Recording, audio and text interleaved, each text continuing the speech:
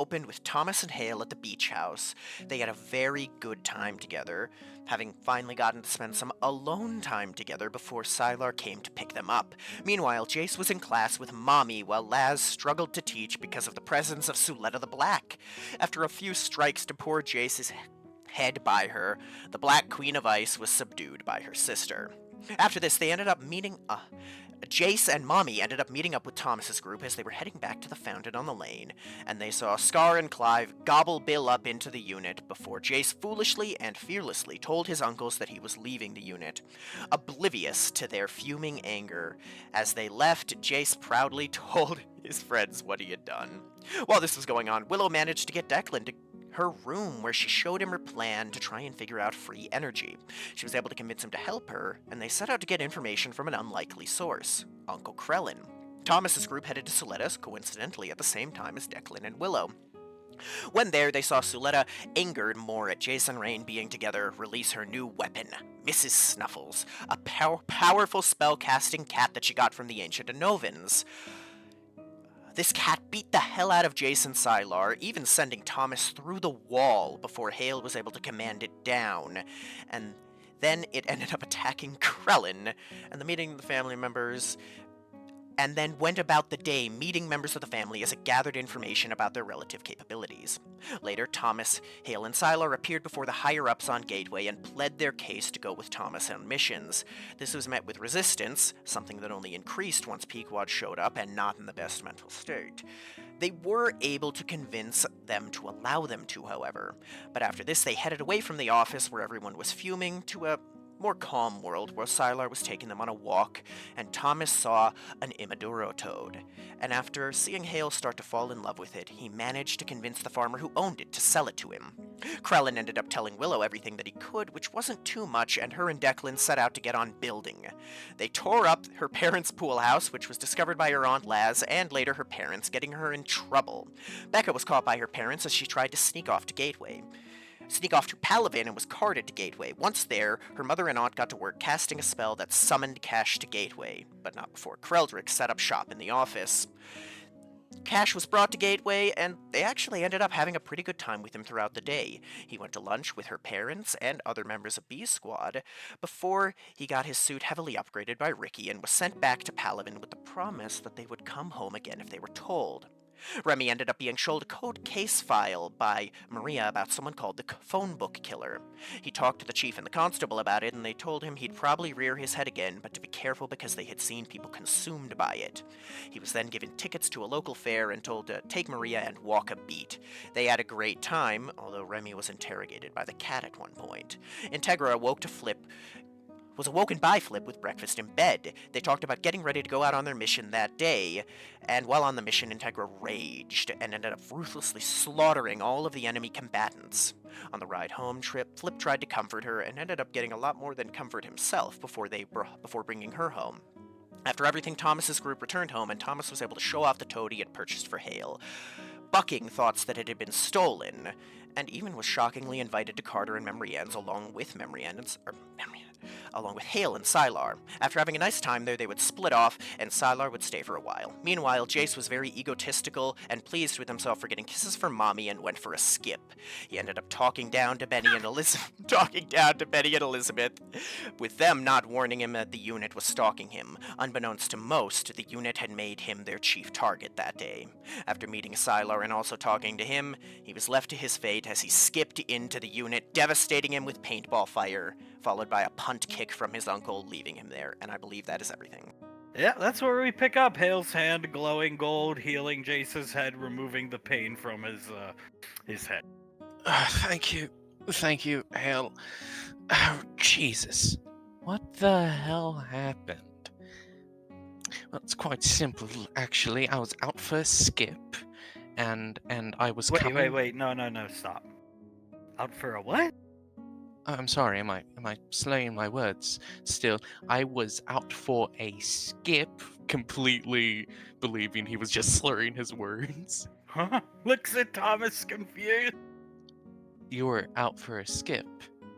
Yes, I was skipping around the lane. I was happy. I was overjoyed. In fact, I got a kiss from Mommy. I was happy, so I was out skipping. Sylar remembers seeing him skip off. I do remember. I said good night to him on the way home after I left Carter's house. He was very much out for a skip. Okay, I'm sorry. Go ahead. No, it's okay. I was out for a skip, and then I came back. Me and Sylar, we talked for a couple minutes at least, and then he went off, and I walked up to right about there, and the entire unit just popped up and started peppering me up with the paintball guns and everything like that, and it was enough to knock me off my feet. I got onto my hands and knees. I was trying to get up, and then Clive, he just came up and punk kicked me right across the face, and well, that I went unconscious, and I suppose that's when you guys found me. Thomas tried to warn you. I did. It was the unit. I understand. I understand. The unit doesn't really like that I've betrayed them, do they? You know who Rain's daughter is? Clive's. So from that point of view, you're a treacherous backstabber who is now dating his daughter. Right. Oh, shit. He shakes his head. Well, I'm sure they've gotten it out of the system, haven't they? Oh, no, this is just the beginning, dude. How long have they been trying to kill Thomas for the crime of existing? So, since he was like 10? I rest Well, my case. yeah. Earlier than that, but yeah, pretty much. So, Sylar has the point there. Right. Well, isn't that just wonderful? He leans forward, he stands up fully, rests his hand against the wall right here. Oh, God. Would you guys like to come in? Just go into the house instead of being out here where the unit can get me? Yeah, why don't you show Thomas Jr. how to skip? Take his hand. He takes Jace's hand. Oh, sure. Let's see if I'm able to do this right now. Excuse me, Sylar. Oh, yes, of course. La di di da di di da di di di da da di di di di di da. Oh my fucking god, as he skips into the house! What the hell? Oh God, that's our brother. Did I forget to mention the singing? I think somebody needs to... Let's go in. I think somebody needs to point out to him that he's probably target number 1 for the unit now. I'd bet what little money I have. I'd agree. Let's. He most certainly is. He walks in with Hale. What you got going on in here, Jace? Huh? Oh, I've some things I've been working on, some things I've already had. That right there, that's supposed to be like a backup generator. I suppose it's a bit on the fritz. It's powered by scrap metal, but if you put in something, it sort of like lets out a huge electro pulse. So be careful and don't really touch that one, please. The group hears something tapping on metal. He looks around, trying to find it. Thomas listening out for, what the hell is that? Tapping her claw on the top of Jace's turret. Oh dear Jesus. Thomas will get in front of Jace, push him back near Hale, and just stand in front of the two of them. It's looking right at Sylar. He's going to move right next to Hale and behind Thomas and Thomas Jr. Blah, blah, blah, blah, blah, blah, blah. Always someone to protect you, Furball. Comes with the territory of having friends, something I don't think you can understand. Blah, blah, blah. I need no friends. What are you doing here? Were you waiting to kill Jace or something? Blah, blah, blah, blah, blah, blah, blah, blah, blah. I heard Norman's declared war on Jace. Well, yes, that is true, but what does that matter to you? Blah, blah, blah, blah. It matters because you're taken care of then. Walking through the house! Blah, blah, blah, blah, blah, blah, blah. Spits on Jace's shoe. You're not my concern anymore. Well, fine. Jesus. Then what is your concern? Meow, meow, meow, meow. Taking over this lane. Strolling out of the house! Oh boy. What the hell? Thomas looks down at Jason's shoes. I didn't even know cats could spit. Ansuletta fucked up big time with that godforsaken devil cat. Yes, she did. Luckily, if it really comes down to it, your mother can kill it. So can your father. And a few others. We have an option. Wasn't that cat brought specifically to fight you and Thomas, though, Jay? Jace nods. She was brought to protect Rain, mostly, and all the other women on the lane from people like Thomas, and of course I got lumped in with Thomas, but yes. Well, not anymore. It's doing what it wants now. Yeah, like trying to take over the lane. Jesus Christ. Alright, Jace. Show us what else you got. Jace clears his throat. Well, this guy right here, I call him Homunculi. His whole purpose is I give him scrap metal and he heats it up inside of his body and then he spits it out and I can use the molten metal in any given mold that I have, such as, well, nothing here has it, but a trigger or something like that. He scratches his cheek. I've been trying to come up with useful things that could, actually bring use to people like generators or molten metal makers, like a portable fire starter, something like that. I was just gonna say, Aunt Sasha always says military application stands for money. That is very true. That is very true. Those two are very much just prototypes, but I had. Well, it's quite easy to make a flamethrower, you understand. Aerosol and a flame can make it easily, but that is much more powerful. It recycles gasoline and water into a propellant that mysticizes, and a small flame sets it off with a propellant in the tube to shoot it out further. That's how that one works. Is supposed to work. I haven't really gotten around to finishing it just yet. It's good to see you finally started applying yourself to something. Mommy telling you have to. Trying to get a job for Mommy, yes. Good. I knew she'd be good for you. She very much is. Well, a military contractor for things like this or not is a very good job, Jace. It's one that will most likely never go out of use. Picking up his little robot. Thomas nods. War is one of the oldest means of getting money. The only profession older is ladies of the night. Speaking of ladies of the night, good word usage.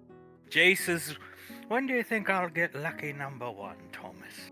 So, Thomas puts his hands on his hips, looks around. When do you think I'll get lucky number one, mate? Almost drops his robot! Careful! There's a thud of Sylar's forehead hitting the wall. Jace. He leans on the workbench in front of him. He's determined to get it before Thomas gets it. Not to make everything a competition or anything, but I sort of want to get it before you even have a chance to do so, mate. I mean, come on. Lucky number one, buddy. Well, Thomas is already on lucky number 2. Liar. Oh, twice. Last night and then the night before. It's true. So he turns around, crosses his arms, looking at Jace. You can't really beat me to that one. So I'm sorry about that. Well, twice is nothing. I'm sure me and Mommy are gonna catch up. Toot sweet, lucky number 3, and a small amount of time than you guys even have a chance to think about it. We've got a lot of catching up to do.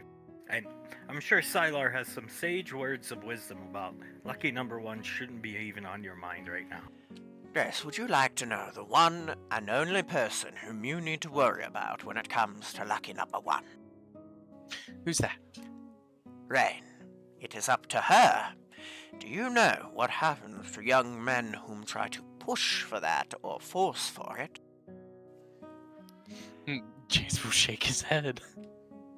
Someone like Mommy will beat them into the ground and then leave them single with only their little homunculi to sit with.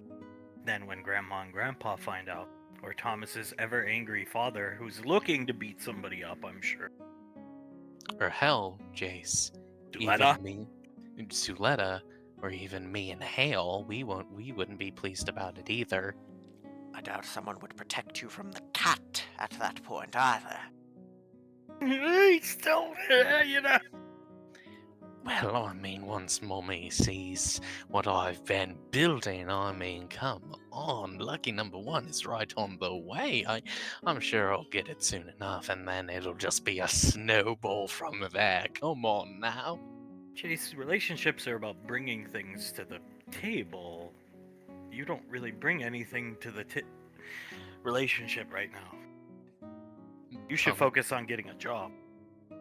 Thomas nods. Right about now, you guys are like, how should I put this? A relationship is supposed to be 100 all the way.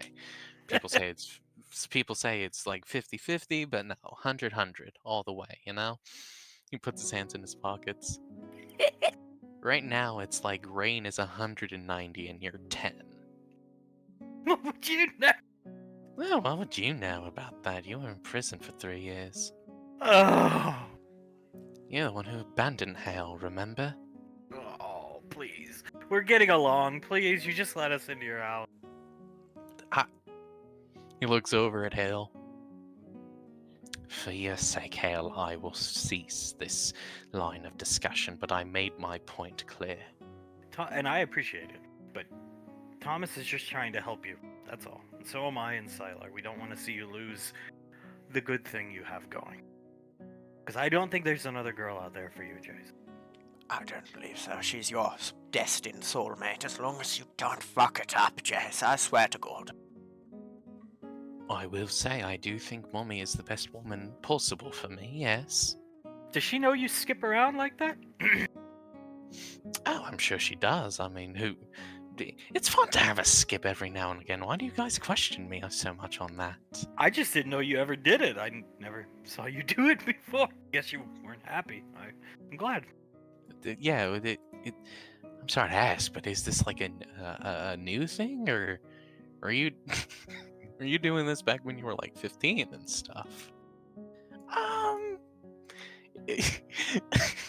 If the mood ever really struck me, I would do it, but you know, as of late, it never really struck me to skip around or anything like that. But if the mood ever struck me, I would skip. Yes. La da dee da. Exactly. Yes. No, it's fun to skip around. You guys should give it a try every now and again. Well, Thomas Jr. liked it. He's still doing it. See, Thomas Jr. knows what he's talking about. Come on now. He puts his hand up for a high five to Thomas Jr. Oh, he loves Jace. He high fives Jace. Hell yeah. He gestures down to him. I like this one. I like this one. Emerald Toad. I like it. Good Okay. Thomas. Yes, Jace gets high fives and I get struck in the head. He looks right over at Sylar. Don't say it. No, nothing. It's fine, Thomas Jr. Keep talking with Jace, please. He doesn't hit Thomas. No, he doesn't. He looks down at the toad. He might see me as one of his own, so he doesn't really want to do it, given how immature I used to be. We got invited to Aunt Memory Ann's last night at Uncle Carter's. And then she called us down to Woodbury today for an undetermined reason. She didn't say why. Jace tilts his head. Well, if I had to make a guess, it would be to kick Thomas's ass, right? That would be my guess. Thomas nods. That's what I'm assuming. Yeah, so I'm sort of preparing myself for a beatdown of a lifetime. I know they're gonna enjoy it, but you know, I'm just preparing myself for it. Jace nods. Well, yes, no, I think I would have to prepare myself for that too. I might call the dragon on you or something as well. Or the homunculi. I'm not letting them touch the homunculi just yet. By the way, be careful around it. Don't give it any scrap metal. It sort of just sprays it out right now. Lucky number one, homunculi! The little homunculi, Hale not knowing it was programmed to do stuff like this, it looks up at her, puts his hands out, and starts clapping. Oh god, this thing is your creation. Thomas has to turn around to start laughing. Was this your replacement for Thomas when he went to prison? Chase looks outside the window and then back at Hale. Yes, sort of. I made myself a little friend and then called it a homunculi and so on and so forth. Yeah, he was my friend for a good long while, as pathetic as that sounds. Well, that's not pathetic. Don't worry, Jace will get lucky number one someday. I will. And it's more healthy than Willow's capping mechanism. Oh god. Way more. Thomas nods. Way more healthy. Looking at the blueprints and the turrets and the homunculi. You're really smart, Jace. You need to apply yourself more. Most definitely. I know you're doing a good job of it right now, but keep on keeping on. I think that's all you need to do right now. That and find a job. I do need to find a job, but this is steps towards that, I suppose. What are your big plans for the day, Jace? Jace looks up. Probably go to Clive and Soletta's, see if Rain's there, and then spend the rest of the day with her, most likely. Well, at least you can walk the lane safely without worrying about that cat. The unit, on the other hand, just be careful, Jace. I'll make sure to be careful and keep an eye out over my shoulder, if you catch my drift. You wanna, I don't know, hang out later tonight? Hook up for dinner, something? Taco Bell?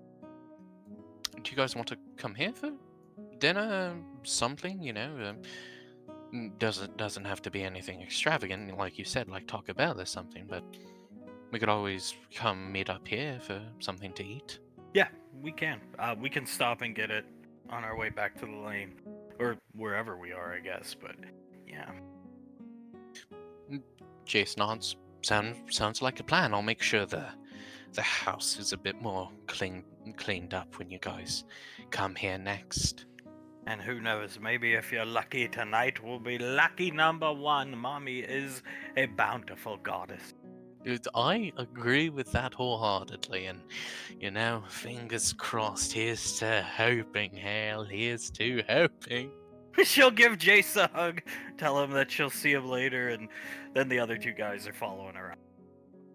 Thomas will pat Jace on the shoulder. See you later, man, as he will follow Hale out. Goodbye, Jess, and remember, beware of camels as he heads out. They're walking, Jace disappearing downstairs. Starts skipping with Thomas Jr. Thomas laughs. La dee dee da dee dee da dee dee da, skips after Hale. If I wasn't the one that set him up with Rain, I swear I would think he's gay. I sort of thought that for a little bit, yeah. He's a twink, and you know it. Thomas starts to laugh. He is indeed a twink. Well, Reginald, that's Alina. It's not funny. Alina's watching King Cobra getting slammed in the face with the riot shield on the VOD. Alina's feet are kicking. She's like pounding the table with her fist. It's a comedy, Mom. No, it's a travesty what happened to that godforsaken man. It's a comedy. His eyes are crossed. Oh, Elena, for God's sakes, he's just some poor guy who got fucked over by your godforsaken grandfather Clyde. That's Scar, Uncle Scar. Is that why his eyes are crossed? No, they were like that before. Carter, deal with your dog. Elena, sweetie, it's not funny. It's not funny at all. His life was ruined by Grandpa, so don't laugh. Don't laugh at it, and do not make comments on his eyes anymore, sweetie, please. I mean, he spent 10 years in a federal Earthcuff prison under the pretense he was a pedophile, which he is not. Thankfully, Uncle Towns got him out after enough time had passed, and he had kind of been forgotten. Oh, I see. She looks at the screen again. Still funny how he messed up, though, hitting him in the face with the shield. I just leave it to Krellin, Frederick, and Samuel with too much time on their hands. No, swatting is a Earthgov offense. You go to jail forever if you do something like that. Apparently not for the Three Stooges. He shakes his head.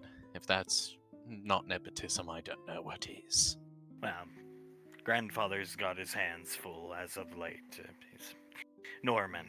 He's got his hands full as of late. The war is on with Jace, apparently. So Mother told me. Remy looks over at Marianne. You don't say with Chase? Yes, not Thomas, the man who nearly destroyed this whole family with one poor decision. Jace. Jace, it would seem, joined the unit to get to Rain, and then he's left the unit. And Thomas and Hale were telling us about it. Remy looks down at the table and shakes his head. That's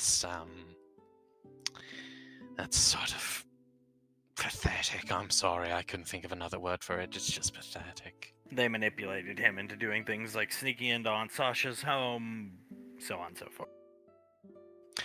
Carter nods. When he was caught doing so, he grabbed his crotch and did the whole unit thing because he was told that was what he was supposed to do in that situation. It's akin to the stop, drop, and roll method. Right. That makes total sense when you're sneaking into someone's house, especially a beautiful woman's woman. house. Yeah, you're supposed to intimidate her by your package's size and heft. Remy shakes his head. Oh, Jesus, He should have gone to someone before he did something like that.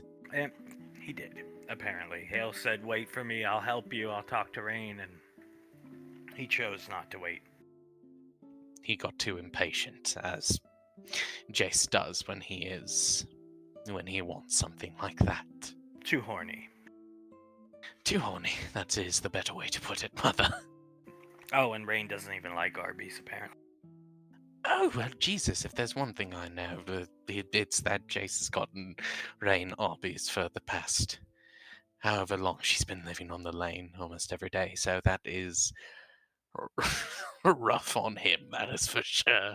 That is Jace, in and of himself. Oh, Jace. Remy leans on the arm of the chair a little bit and shakes his head. Your sister's such a brat. Anytime she sees him, she just laughs and mocks him. Because it's funny, he got Arby's for years upon years when she doesn't even like it. You can't write this stuff. It's a comedy, a natural comedy. Oh, please. Oh. Carter leans back a bit, crosses his arms. She's got a little bit of a point there, honey. Yes, but please remember, he's playing at a deficit. He doesn't have all the tools that most people have. Alina shakes her head, looks back at the wrist computer, continuing to just replay the video over and over again. Still funny, though, even with the deficit or whatever it's called. King Cobra, on the other hand, he was a Lorelei star chef. He was a professional. He was a good man. Very, very good man. Well, from at least what you guys told me about him. Remy leans forward a little bit. I feel extremely terrible for doing what I did. Obviously, I do. I mean, look at the poor man, knowing that my family indirectly caused that. I feel absolutely terrible over it. I could tell, Reginald, your voice is changing. Yes, right. I get the same way, actually, sometimes. What grandfather did to him, or your grandfather did to him, is... Remy nods and looks at his mother. Yes, no, I was thinking, what if I brought him to to the lane. I am sure a job can be given to him here at the academies. The Mama Lan has a cooking staff, but Mama Lan is not a certified chef. He is. I'm sure Grandma and Grandfather would have nothing wrong with it once you remind Grandfather who he is, how he relates to our family. Oh, and kind of what we did to him. Carter nods and shakes his head. I don't think anyone on the family would have any problem with it, especially after remembering all that happened to the poor man. Now, yeah. If you see him again, if he's smart, he's not gonna come back though, because he knows Clive lives here. That's the hitch that I was catching on when I was trying to come up with a plan for him coming to the lane. Clive, that whole issue. Do you think Clive still... He taps his finger against the table. Despises the man? That's hard to say. I don't know. We've never brought him up around Grandfather. That's hard to say. But that Grandfather can't do anything to him if he's here on the lane, besides torture him as he's tortured your father for all these years.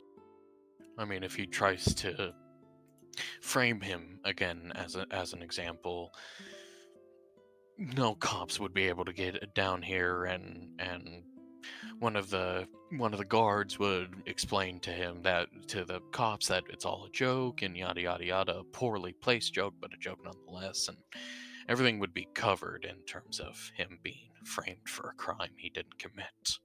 Honestly, I'd bet money on the fact he ends up working with Father. He fits the bill of the unit.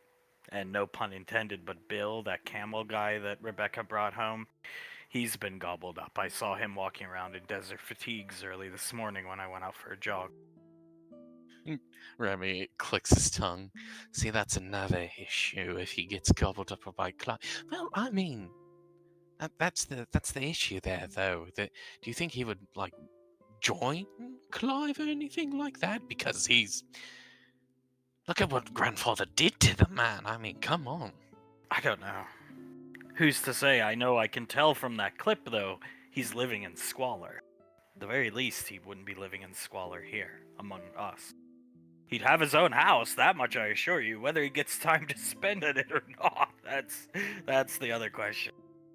Carter nods. Not only that, but he'd have enough money, or not even needing to spend money, to get enough food and other basic amenities that it doesn't really seem like he has in that short video footage that you showed us. So if he was here, he would at least be more taken care of, again, if he was allowed to spend time outside the unit. Ding! Alina's wrist computer going off. A message from Danielle. She will look down at the message and read it. It's that same picture she loves! Alina leans back, her head staring right up at the ceiling, and she starts belting out a laugh. What's so funny? Oh my! Put that! How do you... Carter, deal with your daughter. Alina. He walks over to Alina, takes her wrist computer off, deletes the photo. We'll text you, Danielle. This is Uncle Carter. I'm telling your mother about this, and we'll hold the wrist computer up. You're not getting this back for the entire day. Thank you. Where does Danielle keep getting these photos? Remy, seeing the pictures shot. That was just Grandfather holding a gun up to the bridge of his nose. Oh, God. Here. I'll pull it up. It's from your grandfather's suicide era. You remember? Before The Lord of the Rings. Remy leans back. I remember you guys telling me about it. Yes, I wasn't around for it, but I remember hearing about it. JJ walked in many a mornings to Clive and your Uncle Scar about to kill themselves at suicide. This was one of those times. It got so bad Samantha was just filming everything. Carter nods. Luckily, very luckily, JJ or hell, even Oz or Sam were always there in time to stop something like this from happening. There was Carter looks down at the table and shakes his head. There's one time Clive was sitting in a bathtub, water filled up with it. Scar had one foot in the toilet, and he was about to drop a toaster into the bathtub, hoping the electrical current would carry off into the toilet and electrocute them both at the same time. Helena just loves Clive's face. Just look at his face. He seems so distraught.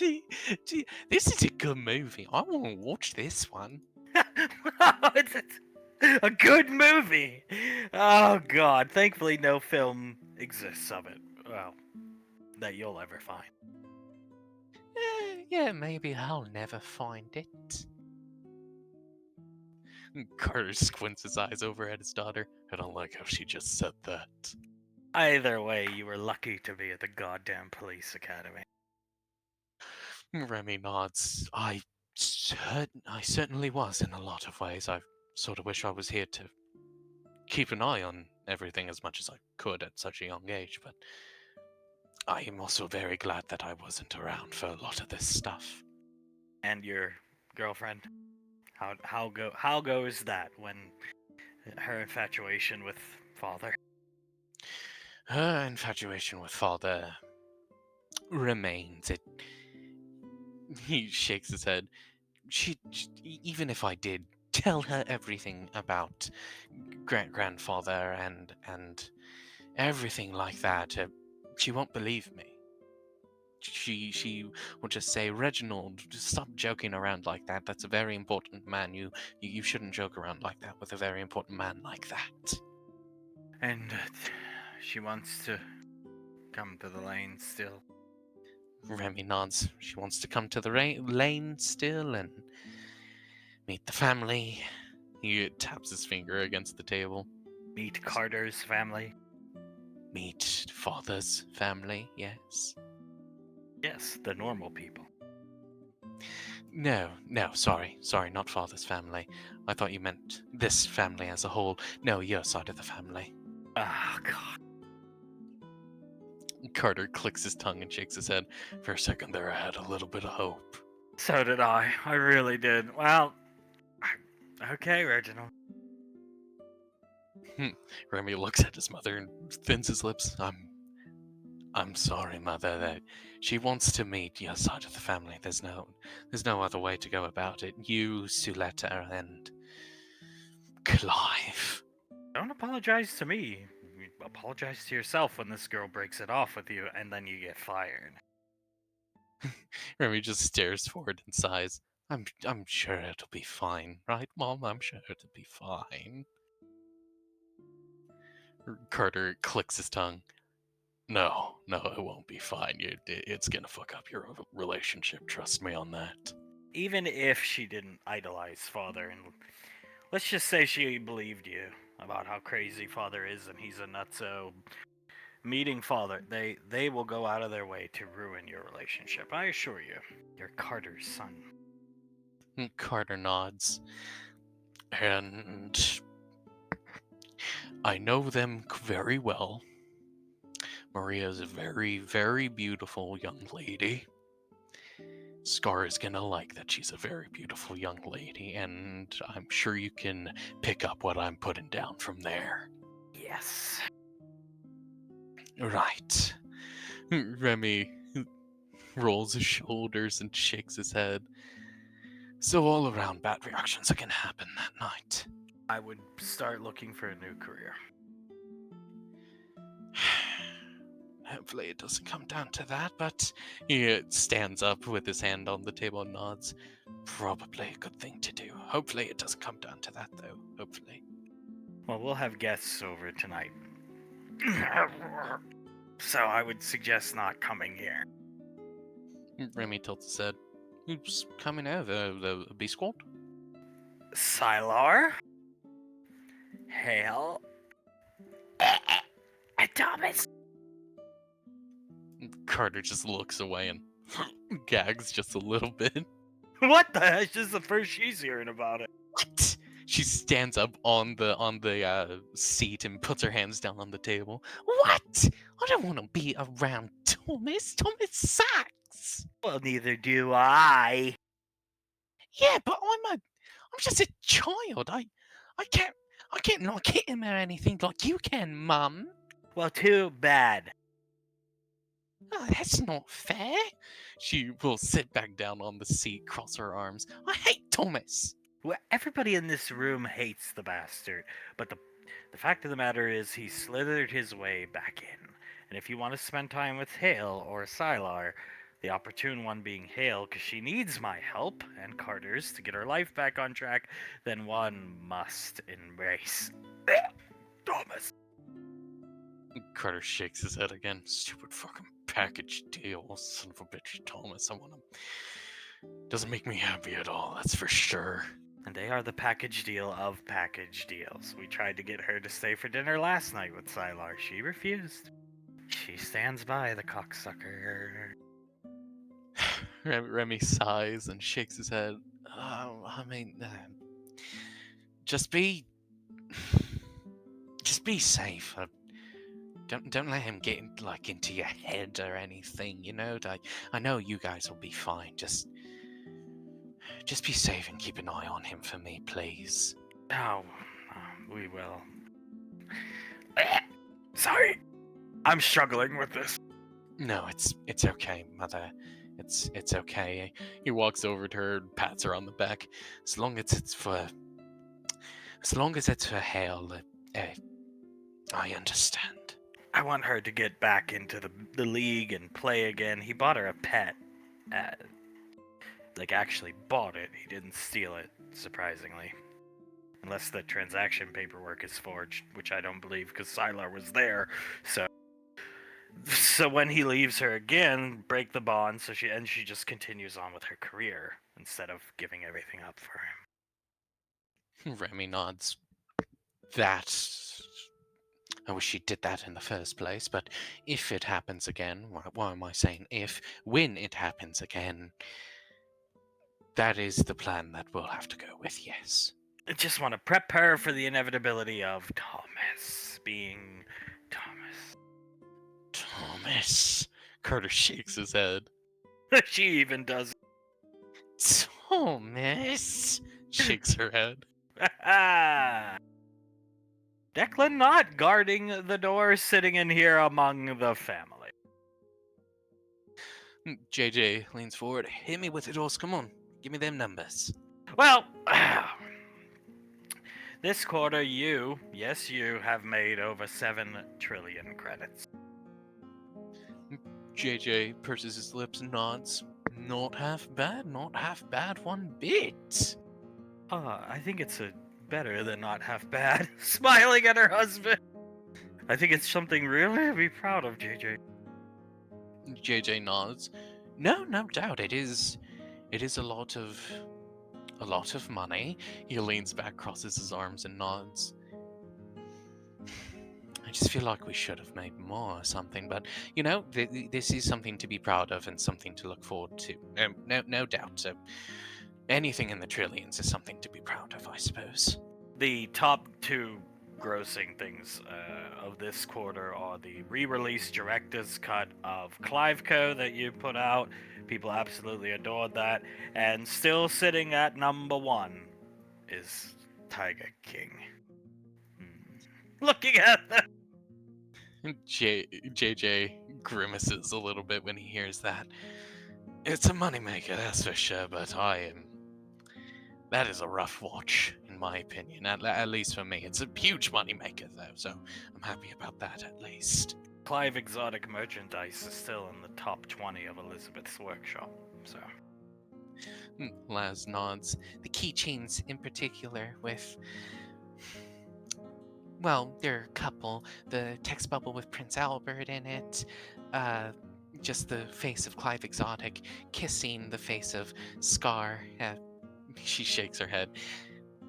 They're big earners for Snarf's workshop, like he said, in the top 20. Yes. So, that being said, you're doing well, but we are re-releasing a lot of old material. We haven't produced a lot of new stuff as of late, JJ. And I understand it's because of the situation that was going on here. I get it, but we're running out of things to reproduce and recut. JJ sighs and nods. We need something. Oh, just fooling about goes through his brain. The lost product because of Thomas. We need something. Oh, God. Oh no. Setting Tanya down, running over, comforting him, wrapping her arms around him. Oh, God, he's just thinking about that thing again. Declan pats his lap for Tanya to get up on it. She'll sit down on his knee as JJ shaking his head, crying. I know, baby. I know, kissing his cheek. It was so much money, Samantha. So much money. Thomas took it from you. He took it from me, the son of a bitch. He took it from me. May I just go out of the... I never saw... it was a really dumb show. Who cares? It made money. It made so much money. You don't think what happened with Clive Go was absolutely idiotic? But at least there's guns and stuff going on and drama. It was just Clive rambling to the disembodied voice of Scar, and then you were sitting behind the computer. I don't understand. It made money. People want to see Clive's insane rambling because they think he's a good actor or something. It was so much money, JJ. It made so much and so many donations. It just made no sense. I mean, it was like Clive would come into the studio. Oh, it's time for them just fooling about with me. Oz. Oh, okay. Where's Scar? Oh, he's gonna do the podcast back at the house. Like, what? Why? We're gonna do it over a Zoom call. He legitimately said that to Oz one time. What the hell is a Zoom call? But JJ will be next to you in the studio. Yeah, he's the host of the show, Thomas. My name is on. Oh, whatever. And then you wouldn't speak at all, and it would just be Clive. I know. It was spectacular. Least amount of work I've ever had to do for that much money. It was one of the easiest, cheapest things we ever produced in the history of this studio. Going back to Pequod being in charge, it was immaculate. It made even more money than all the children's productions combined. Well, for as long as it went, like week by week, it made more than them, and oh God, it was absolutely spectacular. No work. All I had to do was sit there, and sometimes I'd do work on my computer if I needed to. Well, I understand, why we slowed down on making new material, but facts are we're gonna have to. Well, we lost Soul as a director, so we need a new director. Yes, that's a problem. Soul was magnificent. And Grandma Davine only does what she wants to do, so... Yes, a hoity-toity movies, I guess. Soul was great. She'd do anything you asked her to do, but Primarch, Vice PM, and all, kiss that goodbye. Last nonce. She has way too much on her plate right now. I would actually feel bad asking her to do something like that for us. I do have a list of potential new directors. It's not a very long list, but it's a list. JJ looks over at him. Like who? Well, number one is Kreldrick. Sam starts laughing. That's a joke, right? Well, no. I mean, he doesn't have anything else on his plate. Oz, but Kreldrick, he looks around. I mean, oh, shut the fuck up. Oh, come on, that's all he ever does recently. Well, who else is there? That's the list. It's Kreldrick and Kreldrick twice. Well, if there's no better option, then I suppose Kreldrick will have to work, because we need to start producing new things, but he's not good enough. Oz, come on, you, both of us know that. Motherfucker. Pointing down at his wrist computer. Yes, there is one other name on the list. I just didn't think saying it was a good idea. Ew. Thomas. Thomas. No. JJ leans back.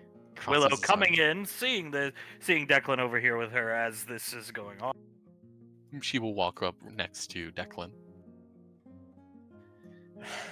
Thomas, with his arms crossed, leaning back. So Laz and I got to talking last night. I've nothing to do. The only reason his name is on the list is because as a child he expressed a lot of interest in doing it, and Hale would write scripts for him, and they'd write them together, and some of them were really fucking good. Laz and I Laz would proofread them for Hale. They were really good, like incredibly good. No. JJ shakes his head. I don't think so. Also, I don't trust him as far as I can throw him, especially not with Hale, but, that's not my decision to make. What is my decision to make is decisions with the production company. That's fine by me. I'm just saying that it's Kreldrick, then Thomas. If you're looking for a new director and you don't want to hire outside the family, those are your options. JJ goes to open his mouth again, then closes it, pinches his nose, and shakes his head. Fuck. It's something to think about, JJ. And please remember, he'd be here. We could watch him. And that means she'd be here. We could watch her as well. Make sure she's okay and taken care of. I'd have easy access to kill him if he ever fucked up royally. Take some load off Sylar. He could, stop having to go everywhere with him. It's a thought. It's nothing to make a decision about anytime soon. But your mother is very talented, and so was Soul. Like Samantha brought up, though, the difference between your mother and Soul is that Soul would do whatever we asked of her and never complained. She was just happy to help. Your mother is a bitch sometimes. JJ chuckles and nods. Very, very true. Very true. We Oswald. have had people demanding, what's this show where Frederick is the fat guy? I can't even remember. It's been so long. They want the third movie. She refuses. They want a TV show. Frederick Albert, whatever the show is, Fat Frederick. Fat. Thank you. She won't do anything. We want her to direct an animated show. No. We want her to do this.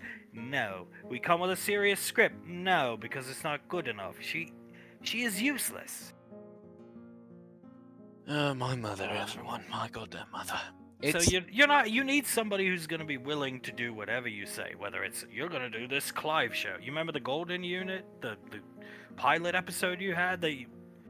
Your mother's not going to direct the series, JJ. He taps his finger against the table. Let's keep it on the table. I can't believe I'm saying that. Let's keep it on the table. It's not a decision we can make willy-nilly, but let's keep it on the table and not think about it further. Deal? You'd have to consult, I think, at least your mom and dad before you offer him a paying job. No, I definitely agree, and I would feel remiss with myself if I didn't inform Julius, and if she's up and about, although I don't know if this would be such a great idea, Pequot as well. How come Davine won't direct? Well, like I said, bitch, Davine is very hoity-toity. You don't know the real Davine. The real Davine is, I'm gonna give my husband a heart attack and nearly murder him because I'm an idiot who can't think 2 feet ahead of me. Tanya nods. I'm gonna walk away from you, and then I'm gonna blame Monsieur Letter for all the mistakes I made. That's what she sounds like. When Hunk Rainfall was being seen in various sports and the New York Yankee debacle. Oh, that's all Davine. It's all Davine. Tanya can explain in greater detail. Tanya nods. So it started way back when in the Alpha 9 days, Declan, okay? When everything was happening in the apartment era, as it's so deemed. And eventually, Davine and Hunk, they had this thing together. I think Soletta called it like sexual tension or something, right? And Hunk was married and all that jazz. Eventually, he divorced the person he was married to, who we call the hag. And then they got together, but not before Davine did something really stupid, like walking away from him right when he was about to offer to be together to her. Fast forward a little bit when they were exploring one of the houses on the lane, one of the first houses on the lane, she walked away from him again, and that sent Grandpa into a very, very steep down spiral into not having any confidence, thinking that Cyrus was better than him. Cyrus was Julius's biological father, who was not better than him, by the way, and then just feeling worthless all around. She didn't like him? You would think. You see, that's where the problem lies. Please continue, Tonya. Oh no, she absolutely loved him. She's just a stupid biatch. Well said, and well educated by my wife and Siletta. Tanya nods, smiling over at her father. Thank you. But anyway, fast forward like 20 years, B Squadron days, as my mom called it. Eventually, things started to reach a boiling point. He would go out to try to get more steroids so he could buff up even more. He was working out every single day and not taking a single day of rest. He wasn't eating. He was drinking very little to dehydrate so his muscles were more pronounced and stuff like that. And then eventually, everything reached a boiling point. The whole Yankees game debacle happened, and then he had the heart attack, where he almost died, and if it wasn't for Clive, he would be dead right now. It's not just Thomas and, Carter who are responsible for Clive going nuts. Davine had a large part to play. Not that Hunk would ever say that. Clenching his fists in anger. Something that Tonya here didn't bring up, not that I would assume that she would know about this, but Clive was only here for about 2 weeks at that point, and then he witnessed the patriarch of the family almost die, and he had to save him from dropping about like 400 pounds on his neck. And while my father was telling him to just let him die. Then he got screamed at by him. Yes, Clive got screamed at by Hunk, so it is definitely not just Carter and Thomas's part, even though Carter and Thomas had a huge part to play in it. Squeezing the side of the desk now, part of it snaps off. That can be replaced. Oh, jeez. She puts a hand onto Declan's shoulder, very gentle, so he can move it if he wanted to. Do you want to get out of here with me? I need to go see Krellin and inform him of the progress we made yesterday. I have some things to throw away. Were you a Davine fan? He nods his head once.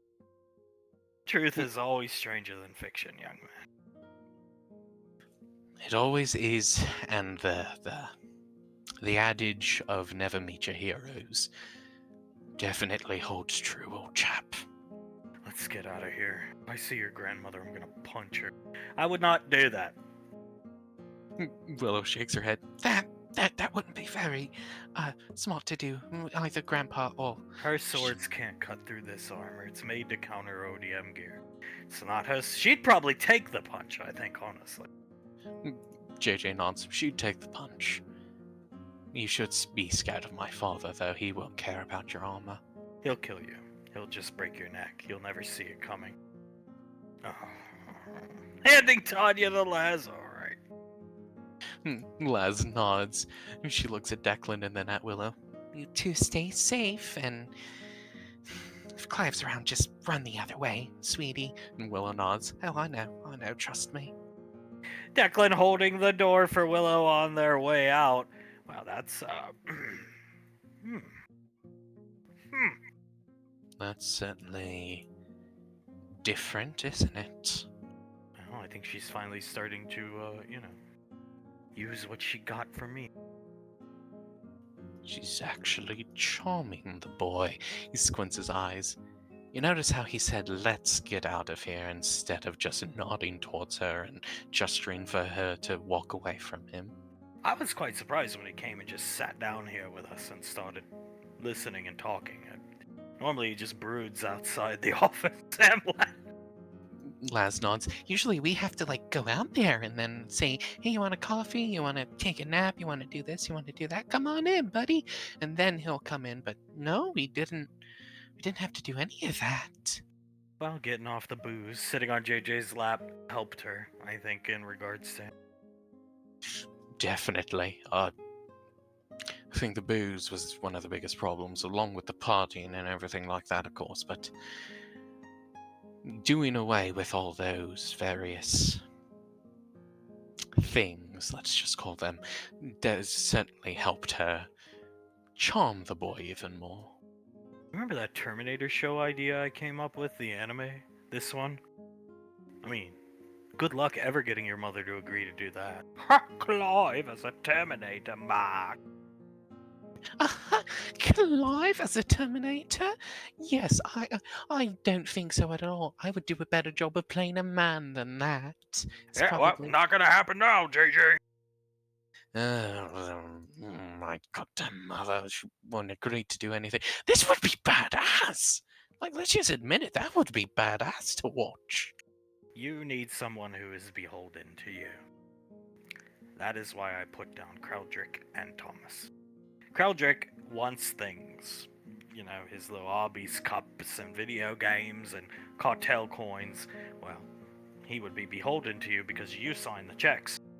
Thomas bought Hale this pet, supposedly. I believe Sylar. He would be beholden to you. He needs money. Something for you to think about. I don't care what you choose either way, but there is no directorial talent sitting in this room. Except maybe Tonya, but she's got a long way to go. I can't direct for shit right now. I'm not good at it. I can come up with great ideas, but... Laz shakes her head. I'm way too busy for it, and I don't even think I'd have a talent for it like my sister. Management was my destiny. I have no talent behind a camera. Or script writing, really. Oh, and editing. I'm good at making Clive car crash compilation. JJ chuckles and nods. You are very good at that, Oz. You are management, and you are acting. Not directing, unfortunately. I wish I was a good director, I really do, but he looks down at the name Thomas and shakes his head. It's something to keep in mind. I'll have to get the wisdom of other people and everything like that, but I'll certainly think about it. You've made some very good arguments for the case. Oswald will say that much. JJ needs to go for a walk, patting his chest anytime he thinks of just fooling about. I usually take him for a walk so he can relax. Yes, please take me for a walk. It wasn't even that good of a show, JJ. It was such a good show for money, Oswald, for money. Integra waking up with more breakfast in bed. She smiles at the breakfast. She looks around for Flip, and she'll stand up, walk over to the door, and open it slightly. Flip, what you doing? Waiting. Hand on his holster. 4? Is there something wrong? Julius. Oh, Flip. She shakes her head. He isn't gonna come down here, Flip. Every single time we're about to kiss and say goodbye, he shows up. I don't have to respect him off duty, and currently I'm off duty, so. And if he comes in here to where I live, Julius, patting his holster. Integra nods. I understand. I'm going down fighting. I understand, but he's not gonna come down here. He's off duty too right now, I'm pretty sure. Oh, I hate that guy. Slamming the door, coming inside. She'll sit down and start eating some of the breakfast he made for her. I completely understand that you hate him, but trust me, right now he won't bother us, and last time it He happened... shows up every time, Integra. Even at your Grand Lane gate, he was just so happened to be there. He was just taking a walk around the lane, and then he was just going home last time. Trust me, I'm not very happy about it either, but he was just going home last time. Man, whatever you say. She sighs a bit, takes another bite of the food. Thank you for the food, Flippy. Julius. She'll stand up, set the fork down, and will take his chin, turn it to look at her, and smile at him. Well, now that I'm awake, you don't have to think about him much anymore, do you? No, that's true. That's true. Something nice to look at. I'd say very nice. Just like you. She gives him a little boop on the nose. Instead of his ugly galleon face. She giggles a little bit. I do take after my mother, don't I? Thank God. Speaking of which, how is your mother? She's doing better. She's talking more, but she's... That's good. It is good. It is very, very good. Her confidence is still shot all to hell, though. Like, Cause Thomas. Thomas and well, my father, of course, and then Carter had a part to play in it too. She thinks she's a bad mother, and Izzy would have been better, basically. I don't get that. All the girls turned out really good. Your sister's Primarch, and your sister directed, I think, right? And she's the Moon Maiden. And then your other sister is in charge of all this important education stuff. And you're a ranger at a very young age. I don't get that at all. She shakes her head.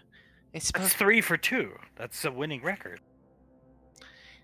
when something really bad happens, like what Thomas did to the family, you focus on the bad stuff you did and not any of the good, I suppose. Yeah, but they're boys. They get it from their idiotic father, who I hate. I know, and I agree, and It looks like the spawn of fucking Julius Thomas, I think. everyone has tried to tell her that. I tried to tell her that. And I think the Carter stuff's completely overblown. None of my friends that went to your academy ever mentioned anything about Carter being this problem child. And Carter is highly thought of among everybody on this station.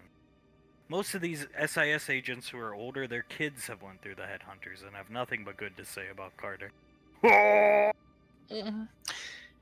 All I'm gonna say is it's not overblown, Flippy. It's not overblown at all. He was an extreme problem child. Before Thomas was the problem child, he was the problem child of my parents. Hard to believe. It's not if you. He really fucked up a lot of things, Flip. If you say so, I believe you. Maybe it's a seeing is believing type of thing. Integra nods. Yeah, when you start seeing more of the effects that Carter has caused indirectly or directly, you'll start believing it, I'm sure. Hopefully I never have to see it. Hopefully you don't have to see it, but, if you ever come down to the lane, just know that is a distinct possibility that you'll see some stuff. Integra looking at the TV, he has it paused, but the TV's faded out. Screensaver. She takes a bite of her food. What were you watching? Nothing! She'll do like a little flinty look over at him. We'll walk over and press play on it. Hey! Oh, Uncle Clive's trip to Beijing, China. Well, he thought he was in various. Here we are in India today. Oh, here. He'll play the clip. So many people with slant eyes. Shut the fuck up! What the hell? Clown, do not say stuff like that. God Maybe me eyes be like this. Clown, don't you dare. Hey, shut the fuck up, girl. Here we are in beautiful, beautiful Philippines. And we're Wow, just... so short, all short men. Jesus, we're gonna get murdered! Oh my god, Scott just wouldn't cover his mouth or something, please. Is speciesization, Clive? You would not know about this. What the hell speciesization, mate? Well, here in China is Asian people. We're not in China, though. This is Philippines, mate. My Spanish? You speak Spanish? No hablo inglés. God damn, I didn't.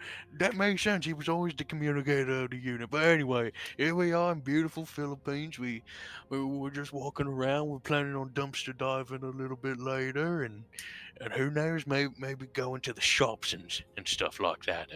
We're gonna stop by Vietnam in a little bit here. Go through the jungles and the trees type deal.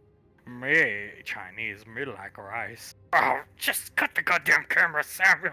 Samuel, cut it. And that's how that vlog ends. Yeah, that seems like all of them. Me eyes slanted.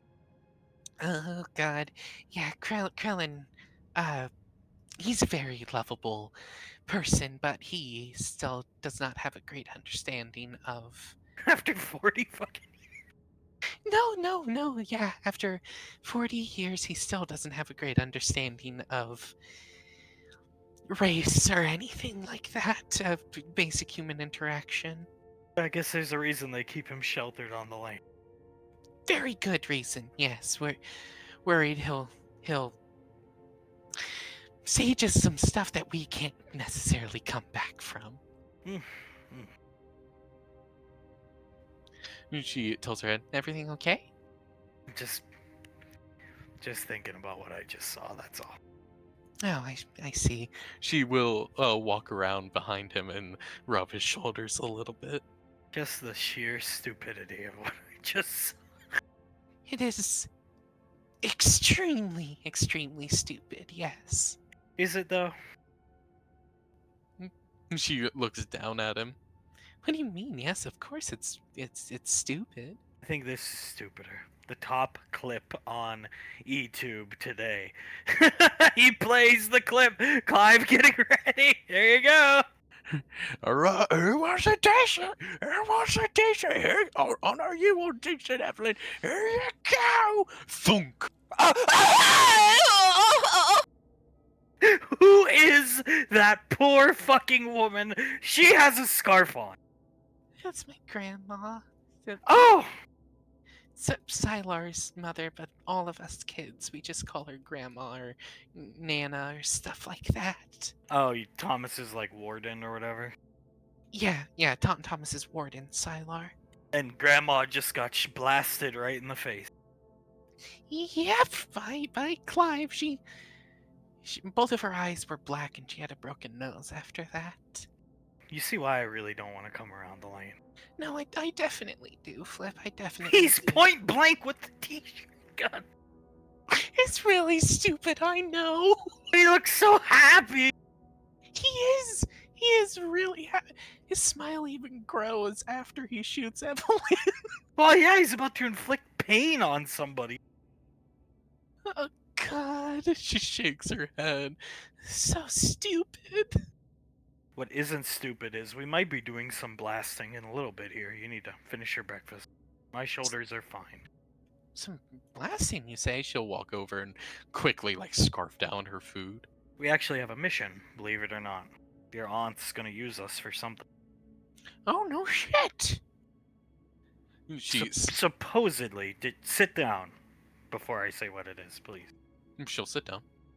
Supposedly, on a colony out on the frontier, some farmers have reported xenomorphs have eaten their livestock. Her eyes widen. And it was smart for him to ask her to sit down because she immediately jolts up. What? So we're being sent to investigate possible surviving bugs. And if so, try to exterminate them if there's not that many of them. Otherwise, yeah, find the cause, deal with it. If we deem it dealable. Tugger nods. Then we need to get there quickly. If it's xenomorphs, then it's... We don't have much time. Just relax. It's a small colony, very few people. Finish your food. I've already got your gear stowed away on our ship. She'll nod. She'll start finishing her food. Oh. Hey. Putting his arms around Colt and Soul. His face palming.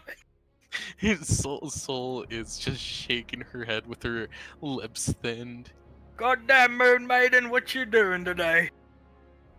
Just here hanging out with my daughter's boyfriend and watching her run a race, which is very nice to see my daughter running a race. Maybe you could have your Uncle Clive come meet your daughter's boyfriend. I hear he's a big fan of me.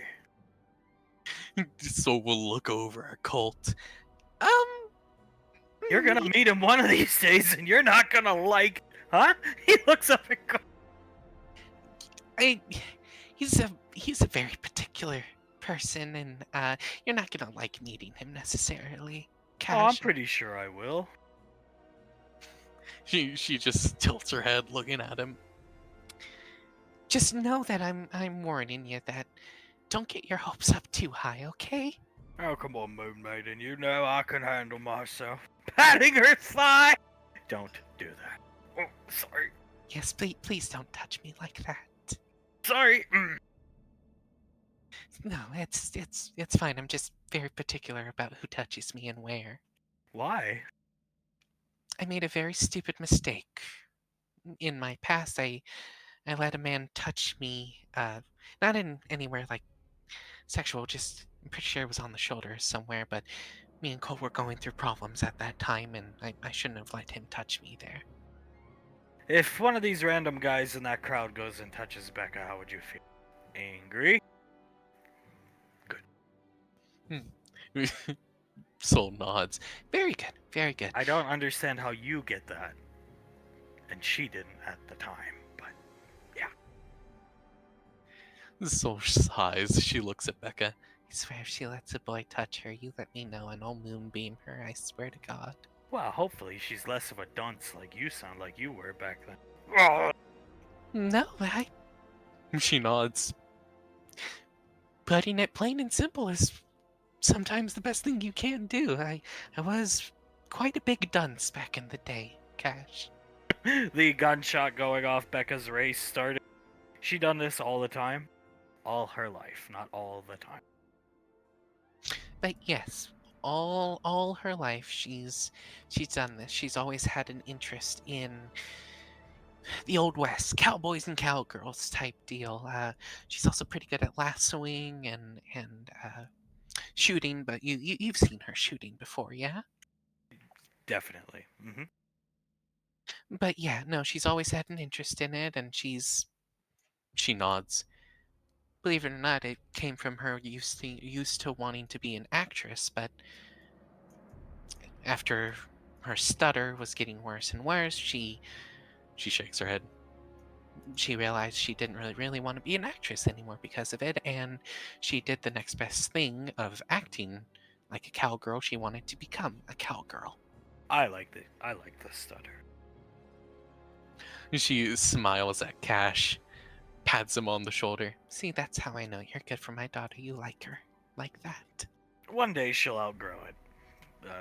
Her mother thinks when she has her growth spurt as a spell could freak out. Oh. Soul nods. That is something you need to be warned about, Cash. One day, she will have a freak out, is what we call it, where a huge surge of power happens and, well, we don't really have control over ourselves during that point. All spellcasters go through it. Carter did, I did. What was yours? Ozzy. She thins her lips. You ever hear about the Moog, Cash? Mm-mm. Well, there was this fight that happened there, a prolonged engagement that happened there. She looks forward. Very bad people were killing spellcasters and skinning them and hanging them up on buildings and so on and so forth. You don't need to know those kinds of details, but we were all fighting one day, and Colt was up in a helicopter. That helicopter got shot down and it crashed, and, well, he was in a very bad shape, and they were all surrounding all the enemies, all the Op 4 were surrounding the helicopter, and I just lost control. And that's when I first discovered I had the powers of the moon goddess, and I moonbeamed them all, and I tore people apart and burned people alive, and so on and so forth, but I had a very large kill count on the milk that day. Sounds cool. She smiles and nods. It was cool in a way, but it wasn't cool at the time, especially with my husband in the shape that he was in. I was pretty bad. Thankfully, they got me back to a ranger medic. So nods, thankfully, yeah. She looks forward. But something like that is gonna happen with her. If not soon, eventually. But I suspect it's gonna be happening soon. I don't know, just call it a feeling. Have you ever stopped to consider what how long it would take to rid Palavin of crime? Nope. She looks at Cash. Well, sweetie, consider it this way. With how stretched out all the EarthGov troops are at the moment, especially on Palavin, and you by yourself, and of course Becca helping out, of course, but with you by yourself, it'll take 30 plus years to deal with all the crime on Palavin and make it as clean as I assume you want it to be. Oh, come on, Moon Maiden. You know this man right here, imitating Clive's face perfectly, can handle Palavin and Becca's freakout, as Becca races by multiple lap race. No, he really can't. Soul looks at the picture of Clive and, oh god. Hey! Cash, what I'm saying is, it's not gonna be a fast thing to happen. It's gonna happen over the course of decades and decades, sweetie. Well, that's okay. No, it's not. Becca's not doing this for decades. Becca needs a job, a career, something. Soul nods. And we would like for you to do something like that too. Get a job, do something like that along with her as well. I don't know what to do. Well, that's a great thing about the Rainfalls, and well, having people you can rely on. We can help you figure that out. Especially I can't even read, which we can also fix. very easily. My sister, Leslie, she's extremely intelligent and has been teaching kids of your intelligence level or Nah, I don't want no lies. I want the ambassador's wife teaching me. Suletta, fine, done. yeah, of course. Soletta would be more than willing to teach you, Cash. She bought him this bathrobe. Look how happy he looks. Oh, Hey! you do that sound so well. Thank you! Holding her hand! Oh god. I modeled myself after him. In every way, shape, and form. We know. Soul thins her lips and nods. We can tell. I originally was gonna... My first costume was gonna be a pair of the desert speckle gear. Desert BDU. He's looking right at Soul. Yeah, you do. What made you change your mind, sweetie? I decided to follow a different path. Spider-Man was my little brother's favorite. Oh. I didn't know that. The hand that he's holding, she tightens her grip a little bit and pats the top of his hand. I'm sorry, I didn't know that. I shouldn't have brought that up. I'm sorry. But goddamn, I was kind of hoping Stormin' Norman himself heard about me and picked me up for the unit. He probably would have, honestly. Looking off angrily. If he met you and came to Palavin and all that jazz, Cash, I'm sure you would have been just the right fit for the unit. Yep, uneducated, can't read, and easily indoctrinated. What does indoctrinated mean? Nothing. Soul pats him on the shoulder. Just something that you'll learn when Aunt Soletta starts teaching you. Hey! Crossing his legs, sitting back as Becca is smoking her competition, continuing her race, putting his arms around Soul and Cole. The cat looking right at Davy. Davine is hugging around Hunk's arm, just staring at the cat. Bell, bell, bell, bell, bell, bell, bell, bell. Understand this, elf. Hey, Bell, shut up. Looking right at Hunk. Would you settle down? Smacks the cat. Wow. Looks right over at Suletta in anger. Davine whispers over to Hung. She has no control over this cat. Oh, not at all. I think this cat might be about to do what it did to Jace to her. She is not your priority. I requested you be born and bred and made to kill Thomas and now Jace. Not her. Leave her alone. Blah, blah, blah, blah, blah, blah, blah, blah. I will be the new leader of this lane, Davine. Looking over at Davine. Excuse me, you feline. Blah, blah, blah, blah, blah, blah. Be a good girl and a good boy, looking over at Hunk, and I'll keep you as my pet. Oh my goodness! Oh dear Jesus, Suletta! You're the pet in this equation. You're the cat. We are the we are humanity. You're the pet. Blah, blah, blah, blah, blah, blah, blah. You're the pet to Suletta. Oh my god, Mark, this is not good at all. She just gestures to the cat. I don't like things ending violently. I really don't. I had enough of it over my career in the goddamn military. But I'm telling you this: you step out of line, cat. I'm calling Nicole. Shirks in fear. There you go. Thank God we have Istrom to back up on. There's no leading here. You're not gonna be in charge. I am in charge with Davine. Get used to it. Otherwise, you're not gonna be welcome in this family. Davine sighs heavily. This cat, this cat scares me a little bit, Mark. You know how little I get scared of things, but this cat scares me. Oh, it's incredibly disturbing. Yes, with this attitude problem you have, you should be chasing after Jace. He's probably off for a skip around the lane. You can easily dispatch him then. Blah, blah, blah, blah, blah, blah. I don't care about that autistic kid.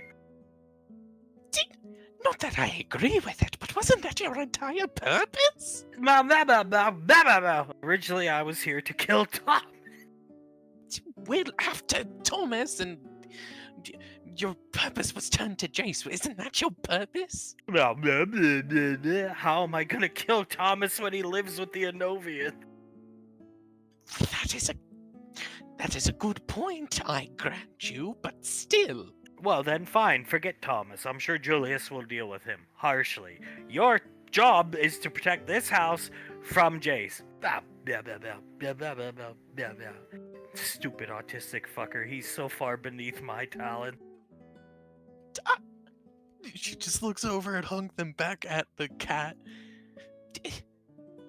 Well, I'm glad you feel that way, at least, so that you won't hurt Jace, but still, Jesus. Blah, blah, blah, blah, blah, blah, blah. If I'm just here to kill everybody, who will be left for me to rule over? Oh, God, get out of here! He scurries off before I call the time deity, you little bitch. Suletta, what the hell is wrong with that cat? What did you do to it? I didn't do anything. I asked for a beast. A very specific beast that could do everything I requested. Davine blinks a couple times. One worthy of guarding the daughter of Nicole. Nicole is seen in this reverential light by the Enovians, in case you didn't know, which I'm sure you did. So therefore, that's what she gave me. Obviously, it gave you something so sick with power, and its ego being so large for its tiny little body that it thinks it can rule everyone here. She did say there may be a problem in the sense of it. It's only really going to most likely listen to other Novians, but I assured her I am the Beastmaster, not Nicole, therefore it will listen to me. Rain's smoking a cigarette, looking at Suletta. Davine looks away from Suletta. Oh yeah, what a lot of good that's doing right now. I am the Beastmaster. She can be the time deity and the greatest spellcaster, all she wants. I am the Beastmaster. Not her, or Clive, or my daughter, or Hale. Me. You are the Beastmaster, dear sister. A skill that nobody else on the lane could possibly hope to achieve. Let's just double back right quick. So she told you this thing most likely won't listen to you. Because I'm not a Novian. I'm not worthy to command it. That's why when Hale would hiss at it, it would run away. Or, for instance, if Hale tells it to go fetch a rat, it will go do it. It's bound to listen to Anovians. But I'm working on it. A little discipline goes a long way. Davine tilts her head. If you give it the stick too much, it'll start hating you as well. Take it from me, I would know. I don't think that any stick would work on that thing. Oh, going back into the kitchen. She goes. Rain still does make a very good point, darling. So they told you it wouldn't listen to you. Most likely. Okay, they said it wouldn't listen to me. Slumping back down to the chair. And you still got it? Thomas is your grandson. I hate Thomas. He stems from you. And Julius. They all do. You created the problem.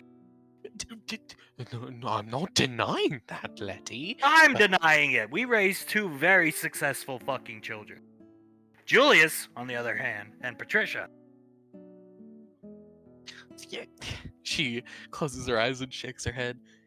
Still, darling. If Thomas came back, which he did, everything would be handled. You know that, right? Why did you have to go out to get the cat? I'm sorry you said everything would be handled, yet he still lives. And walks around this lane with her, buys her pets to lull her into a sense of, and slithered his way into your favorite child's home.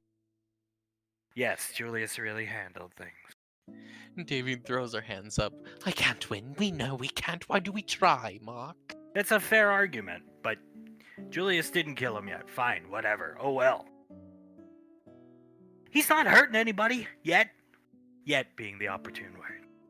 And when he eventually does, then we kill him. No ifs, ands, or buts. Julius has already said so. He'll do it.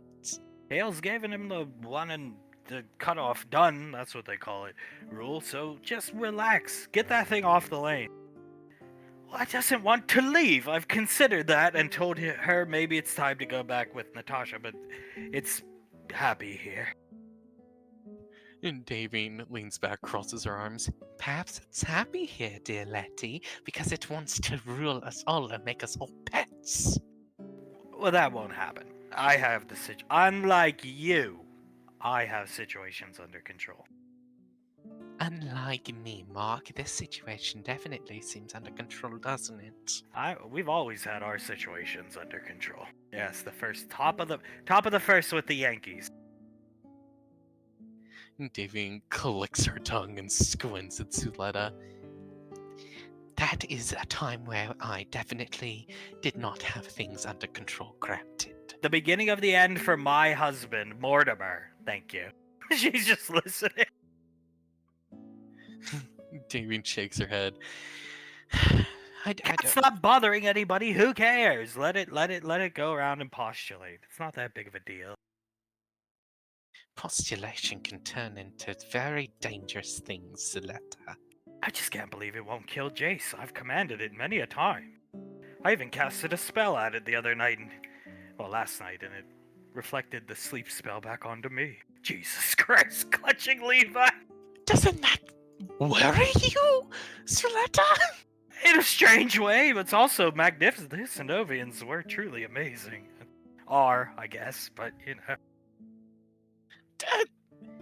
You should be far more worried about this. It reflected a spell from you, Suletta. Well, I wanted a creature that would protect Hale from your hideous abomination of a grandson. Okay? Davine crosses her arms. They're the last two. They're the only two Anovians on Earth, sister. Something had to protect her. And clearly Julius isn't gonna do it, nor her mother.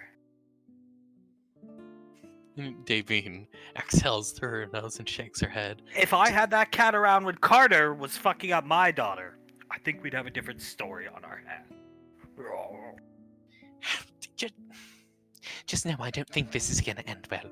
Not one bit, because I think your control over it, as little, very little as you have right now, is going to go to the wayside very soon. I like Carter, for all he's kind of fucked up. I do too, he's good to my daughter, but damage does not need to be done like that. It's For God's sakes, I've been shanked 3 times by my own daughter.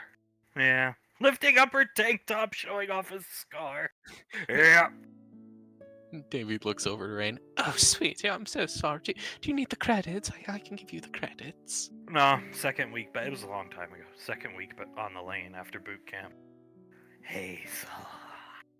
Oh, fucking Hazel. Davy shakes her head. And now it's whatever her name is. What's her name? Jessica. Thank you, Levi. Yeah, Th- Jessica. Thank you, darling. She pats Levi on the head. How do you know about the name? Rubbing Levi's head. Aunt Laz is teaching us about her. Oh, that's good. Already have Thomas in the curriculum, huh? Well, Laz is nothing but punctual, darling. I'll have you know, Rain, Davine had to sit through those classes. She laughs at Davine, Davine looks down and nods. much to my dismay. Now I understand I deserved it. I didn't have to sit through them. Sitting on the table, thank God. Well, darling, I think that's because you're just a touch smarter than us Scallions. More than a touch. You're just smart. No, she's not. She's dating Jane. Well, Davin looks at Rain. Has he done anything to make you regret dating him thus far? I know you only recently started dating, but thus far, has he done anything? Just one thing. What's that? Sure you want to see? Davin leans forward. Well, if it's something that we need to know about, then yes, I think we need to know about it. Yada footage from a security camera on the lane watching him skip around. Davin watches it. What a gay bo. La di di da di di di di di do da. Oh God, that's who you've dedicated yourself to. What a poor choice in men. Davy leans back, covers her mouth. But the thing is, darling, who is he hurting here? He's just hurting himself, to be honest. Why is he doing this? Did Thomas put him up to this? I gave him a kiss and gave him some tongue, and I think that spurred him, if you will. Oh dear Jesus, Chase, oh my God. I wouldn't even be caught around doing this, and when I was 13, I wouldn't be caught around doing that.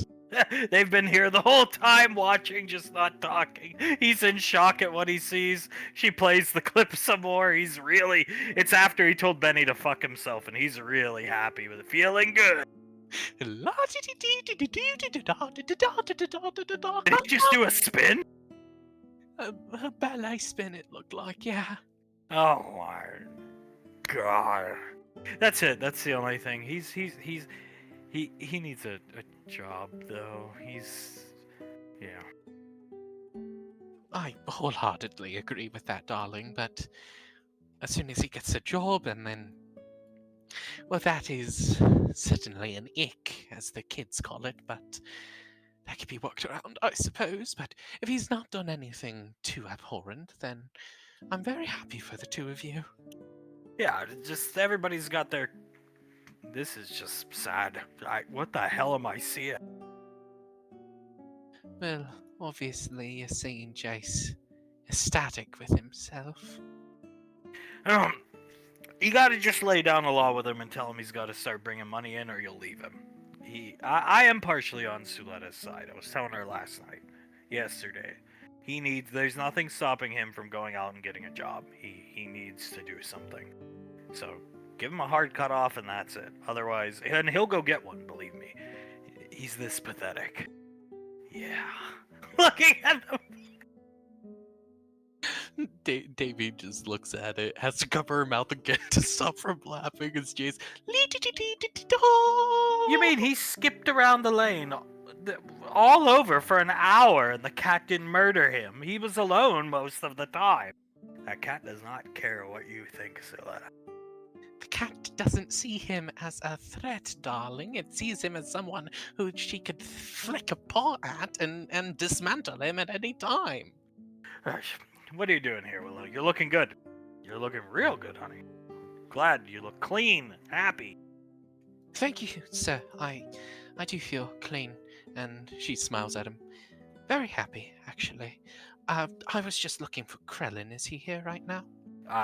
No. Suletta? I believe he went up to Gateway, I think, to talk to Julius about something. I'm not really sure, though. Gateway, then.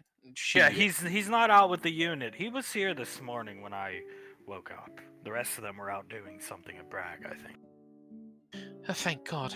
I wasn't going to take Declan to Bragg anyway, but thank God I don't have to go there either. But up to Gateway. Thank you very much for letting me know. I need to talk to him about the thing we've been working on together. Fixing the cardigan for her as they leave. She smiles at they hear her say, "Oh, thank you, Deck."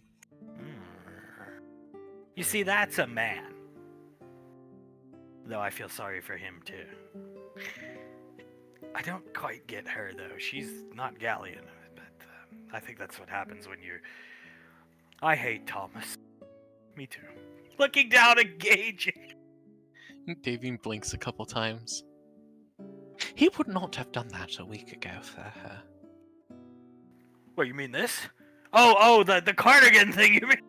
Yes, no, the Declan and Willow. He would not have done that for a week. I was thinking Declan's scary. Oh, that would be a sight to see him in his armor. I'm pretty sure if she develops her relationship with him, he'll do it for her. The women of Sasha's blood are otherworldly in their beauty. No doubt about that, they are. Oh God, those women are so beautiful. Very beautiful. And the men highly sought after. You should have went for a Browse boy. You mean Levi? God, they should have had more kids. Or do you mean Cooper, darling? Coop, yeah, excuse me. Well, he's a Browse boy, partially. Mixed with Soul. Alright, Suletta. Well, yes, no, Levi and Cooper, but, you know, do you want 5-year-old? You could have waited! You live forever! Yes, and then, I'm sorry, Rain, darling, how old are you right now? I'm 24! They would have just had a 19-year age difference, that's it. And what? A 19-year age difference? That is a big age difference. I'm not waiting to be the 40-year-old virgin. Oh, get out of the living room. Be gone with her. She leaves. Yet another point that I cannot refute from Zuletta. Really? That? He's still just staring at Jason. Oh God, this dumbass. It is a wonder that he managed to pull Rain, but It's not a wonder. Hale came in and talked her into it. Probably on orders of Thomas. What if Hale just recognized that he liked Rain and wanted to help out her brother? I mean, she seems happier too, you know. I'm just saying. Minus the skipping. The skipping, yes, she does not seem very happy about that, nor do I blame her for not being happy about it. It is, like I said, an ick, but she does seem happier, Suletta. I think she is. I heard her singing in the shower last night as I argued with the cat. Oh, that is beautiful. She was singing, Mark. Yeah, well, I'm sure Thomas had literally nothing to do with Hale talking to her. Jace just needed somebody in his corner. And Hale is a very good person to have in your corner when it comes to something like this. Is it true she doesn't like Arby's, though? No, she doesn't really like it. It was the first thing she ate on Earth, but, no. Jace. Davian shakes her head. Jace.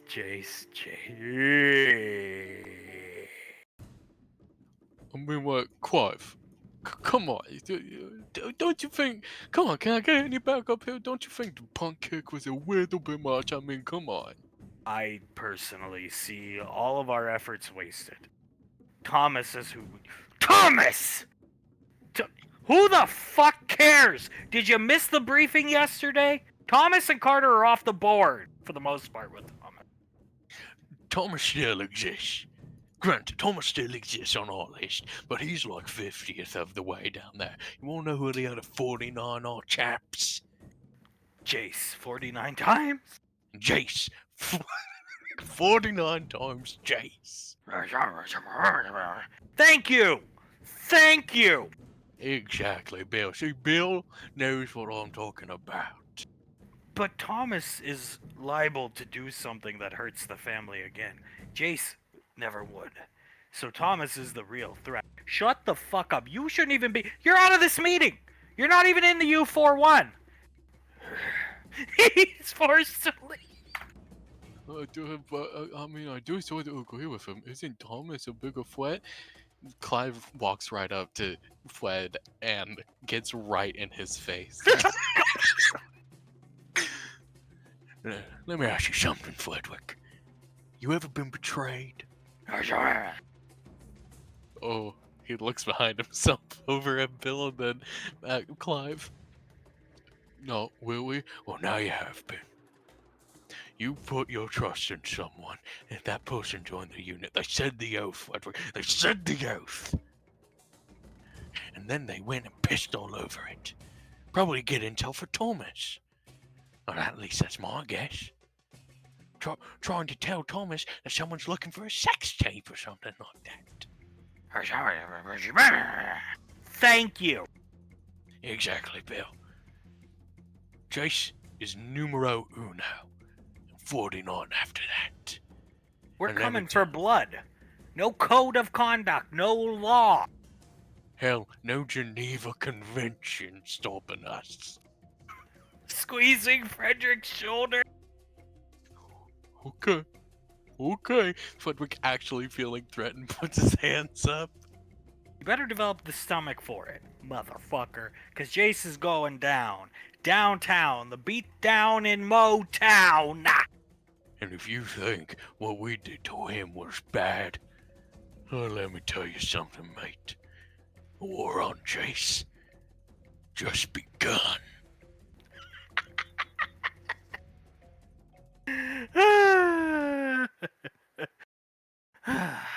Stop laughing, Alina. She's looking at photos of Clyde. Alina is just laughing. He's so stupid. He blew that girl up at the Cancer Foundation. Not just her. Face bombing many women. Many people altogether. He knocked out the entire United Cancer Foundation, sweetie. She starts laughing harder. Oh, Jesus. Carter just looks down. Where the hell does she get that from? I don't know. She pulls up a picture of the unit goblin in action. His face is so stupid in this. Oh. Just look at him. You know that laugh used to terrorize your father. Carter shakes his head. It used to actually put me into fight or flight, and ask your mother, I used to freak out. Your Aunt Samantha, in her former life, I suppose, used to do it all the time when we were on a team together.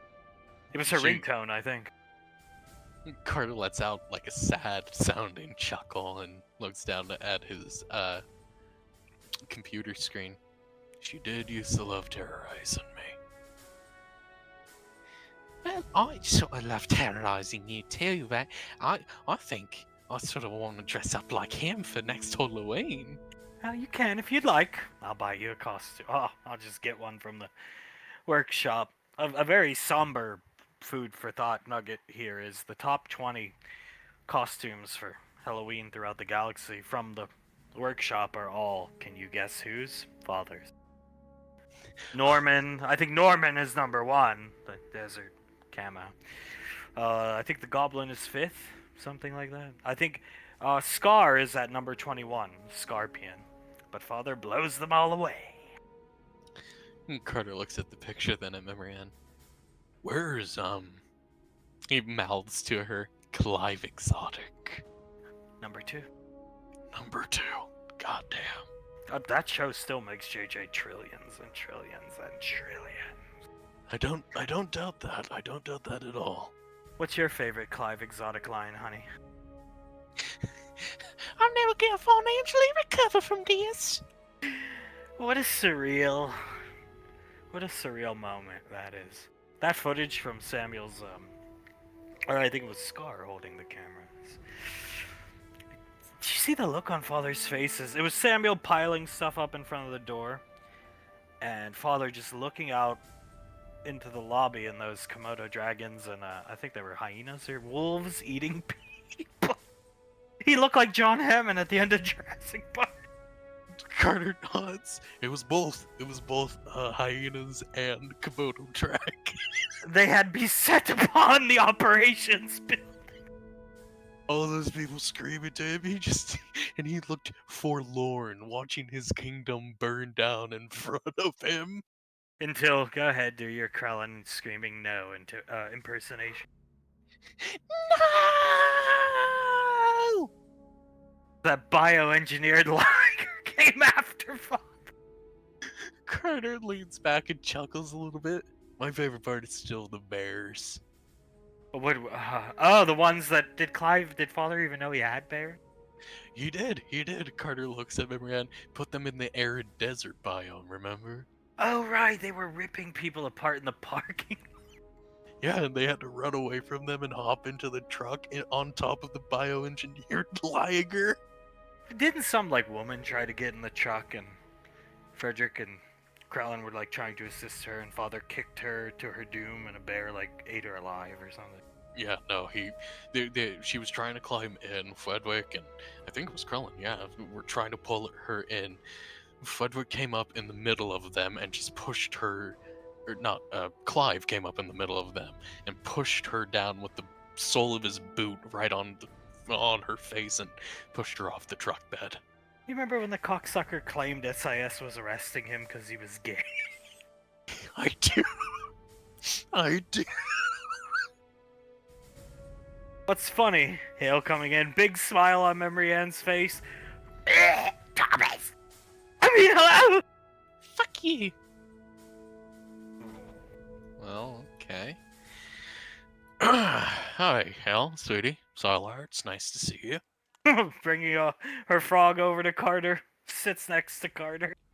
Good to see you too. Nice to see that we're making progress with some people. Pats Alina on the head. Thomas. Good morning.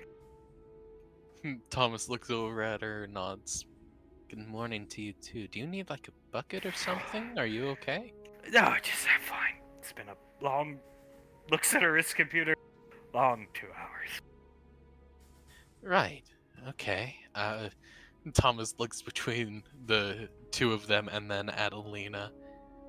What did you call us down here for? Do you need something from us? Carter looks at Memoran and sighs. We need... Would you, would you like to come down for dinner with us? Would you like to come to dinner with us, Tom? Carter shakes a little. Tom, we would love to. Wait, really? Last night you wouldn't let him stay. We need to discuss important things, Thomas.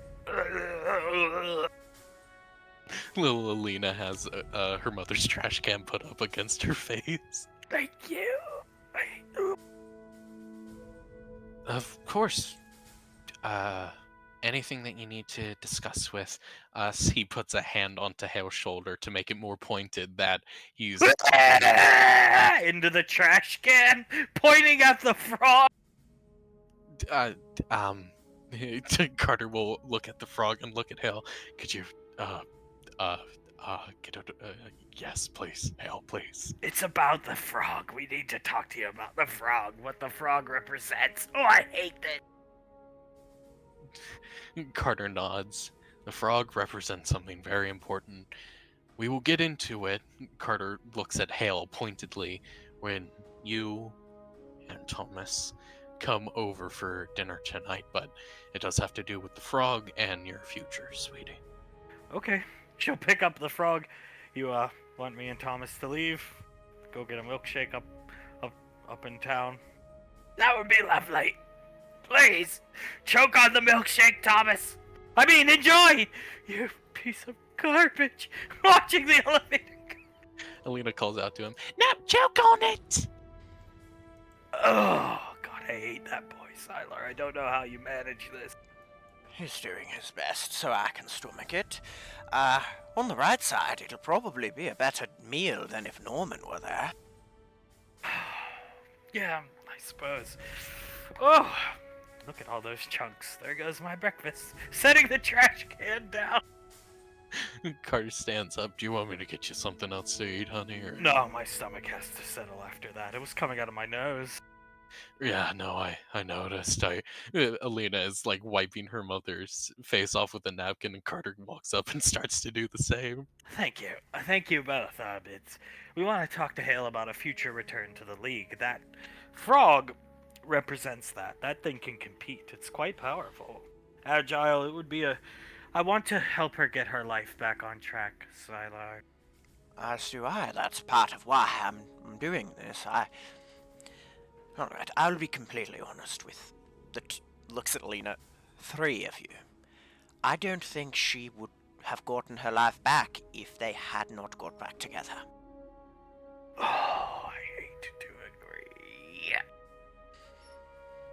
agree. Carter sighs and nods. "I also hate to agree, but you are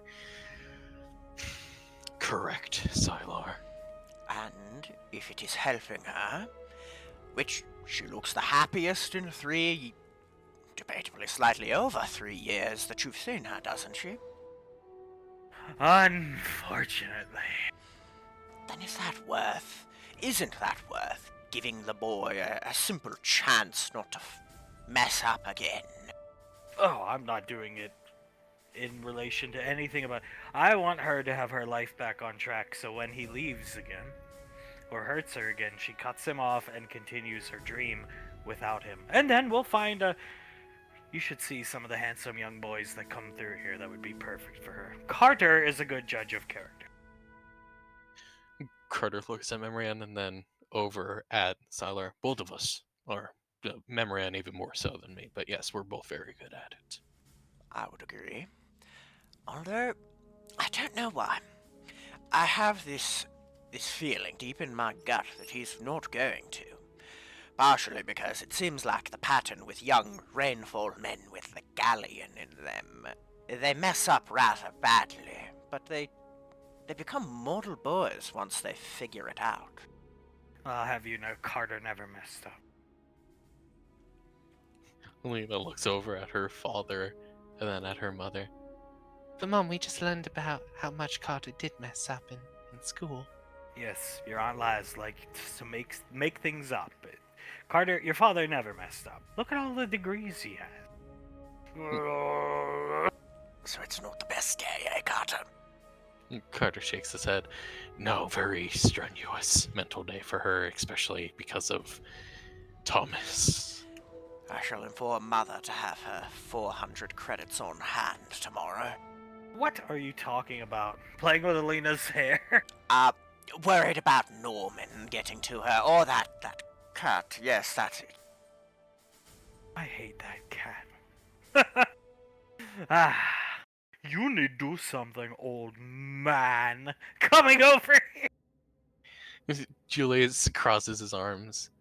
"Has it hurt you in any serious way? And I'm not talking about scratches or anything like that. Has it broken one of your bones or something?" Not yet, but will soon. This cat evil. And fuck you, Kraldrick. Oh, okay, calm down. "Fuck you." Piece of shit, stupid child. Just as bad as Thomas. Talking about saying the one in the fucking rhino costume was so cool now. Oh, excuse me for protecting autistic child of Lane when no one else will. Such a... Yeah, you're protecting the autistic child, but what about you? You're also pretty fucking autistic. Can't even understand you cause you mumble so much, piece of dog water. Oh my god. This is not... Look, I have this beautiful coffee here, but also a large stack of paperwork. What do you want Julius to do? Go down there, do your Mushin thing, kill Cat. Be useful for change. All you do, brood for 3 years. Me Julius, me angry. Thomas come home, you failed to deliver. You like man with erectile dysfunction. Jesus Christ. Julius's jaw sets a little bit, leans And back. your wife doing better from what me hear. He should be killed, because what if she do better, then he break hell heart again, and your wife die? That's enough, Krellin. Krellin, Then family dead without her, you not important. She important. Me coffee. Taking such as... Krellin, I'm not gonna nuke punch a fucking cat. Even Why as not? even as powerful as it most likely is, it hasn't caused any issues. And, oh, I don't know, Krellin. Doesn't it seem like that thing hates Thomas too? But Don't- Jace, you grandson. I'm sure Jace will be fine. It wants to kill Thomas too, as far as I would guess. Your brain clouded by Cyrus. Oh my god. Julius stands up, hearing that. Krellin, I'm gonna ask you not to say that about me again. Is the truth. You brain clouded. You angry with Thomas, but can't see evil cat. Julius starts to breathe heavier and heavier. Think this discussion's over. I think it is. What the hell? Are we interrupting something? Run. Finally, somebody here to talk sense into people. Run, kids. Run while you can. This is gonna turn ugly. I'll have you know, there's somebody here right now who will talk sense into you, Julius. Everybody assuming it's Willow. Okay, what does Willow want to say? I just Fuck you fucking alcoholic. Declan, on the other hand, putting his arm... Oh, Willow, hearing that, will take out a Twizzler and start eating it. Pushes Krelno away. Ah! Willow looks at Declan and nods to him, looks back at everyone. I was just coming up here to find Krellin. I'm sorry if I'm interrupting something important here.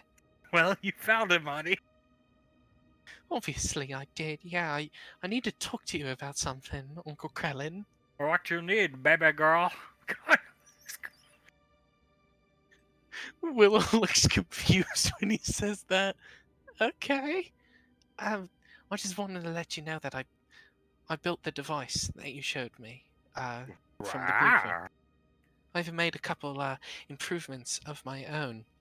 A couple of wires that weren't spliced correctly. I cut down on the energy intake that it would need to actually produce it. But all that I'm actually needing is the matrix shard, Krellin. Wow. Sasha? Yeah, he came up here for a dual purpose. One, to piss off Mr. I'm Always Angry more, and another to give me this list of possible locations. But do not get hope up. Want some coffee? Haven't drank out of it. Yeah, she'll take it. Takes the coffee for rah. Thank you. She smiles at Krellin and then at Declan. Thank you, Deck. Would have taken Julius's coffee, but he no have one. Isn't that just great to know? Getting tired of Julius bullshit, Declan. Looking at his coffee. Well, her coffee. I don't know if it's a good idea to talk like that right in front of him, Krellin. Talk to he about the devil of cat that's out to murder Jace, you autistic brother. I don't like Jace. Oh. Willow chuckles a little bit. I did see him like skipping about just now, so maybe he needs more saving than I thought, but not necessarily from the cat. Hang on. Lowering a piece of paper he was showing Ricky. You said Jace is skipping about? What's the what? Yeah, no. We saw footage from Rain was showing it to Grandma, Grandpa, and Aunt Suletta. It was of Jace skipping around the lane. Here, she'll pull it up on her wrist computer. La di di da di di di di di di da. What? What the fuck is that? Forward me a copy of that. That's the first time I've heard him laugh like that in 3 years. Of course, yes. No, I'll send it to you. Do I His Indian rain dance. Go ahead, Ricky. look at Julius, Sasha, and I see, can I have that to show the Rangers, please? Sure. Giving it to Ricky. He's His Indian rain dance, in case you didn't know, Julius. Me know much of Native American. No, you don't. You know nothing about American. Why is he skipping around like that? no, of course he knows about him. He's friends with the Beastmaster, remember? He is indeed friends with the Beastmaster of the Lane.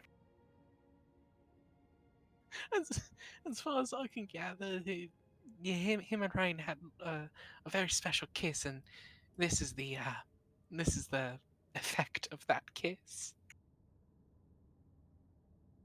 Well, isn't that just wonderful for him skipping around? Oh my god, what a fucking idiot! I had such high hopes for that kid, too. Such high hopes. Better than Yeah, Thomas. Fair. You're better than Thomas, but you're still a fucking idiot. Looks gay doing that. Well, I mean, yeah, he does.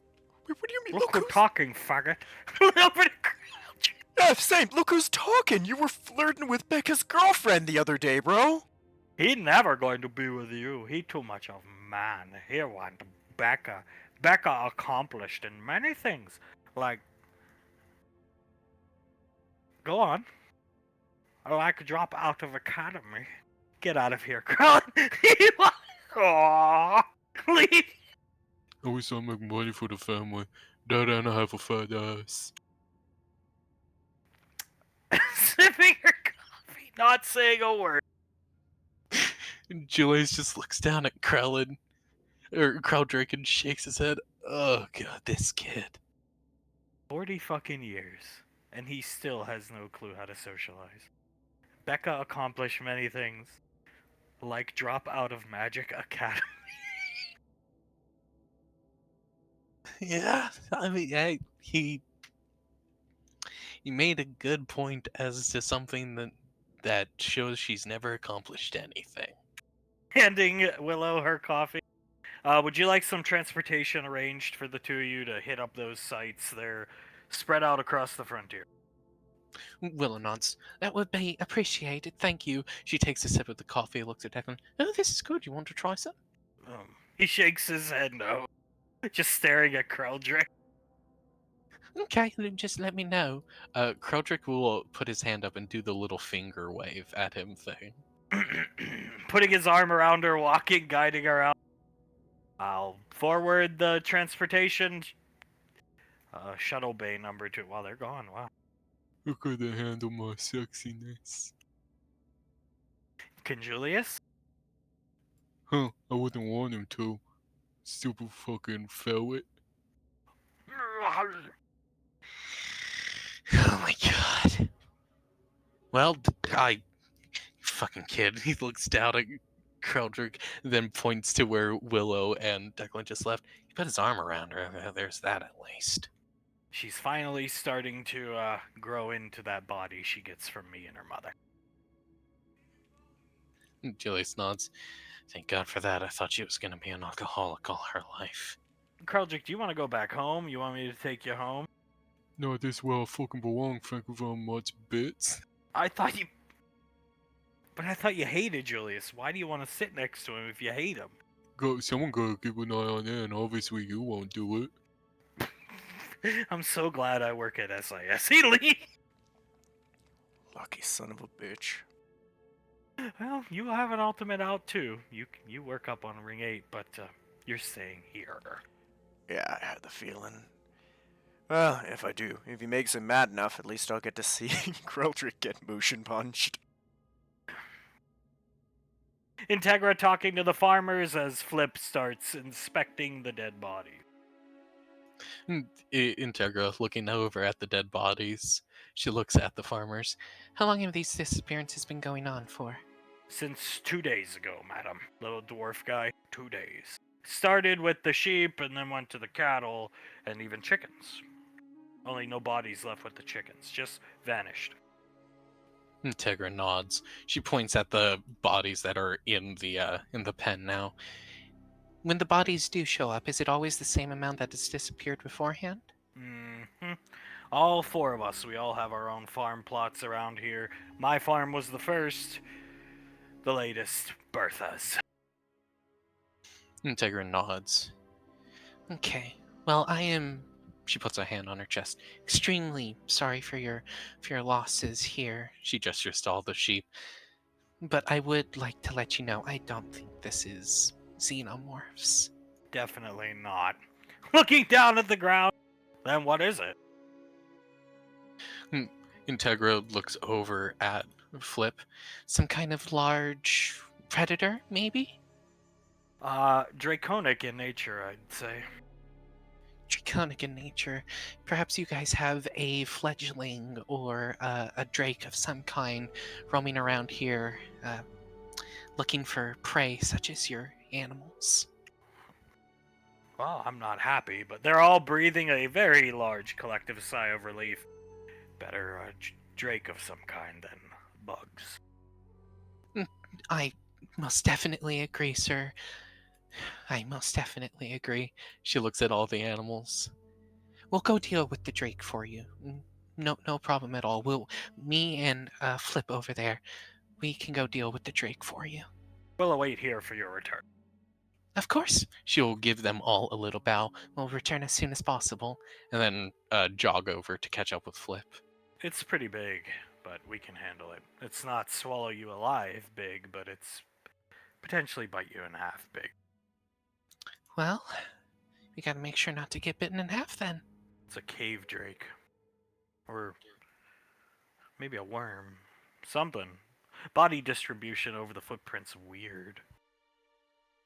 She looks at the footprints and, huh. You're a really good tracker, Flip. Top of my class in SIS. Not that I get to track too many things that aren't other people. Integra nods. Well, now that you're on a team with me, I bet we're gonna do stuff like this way more often.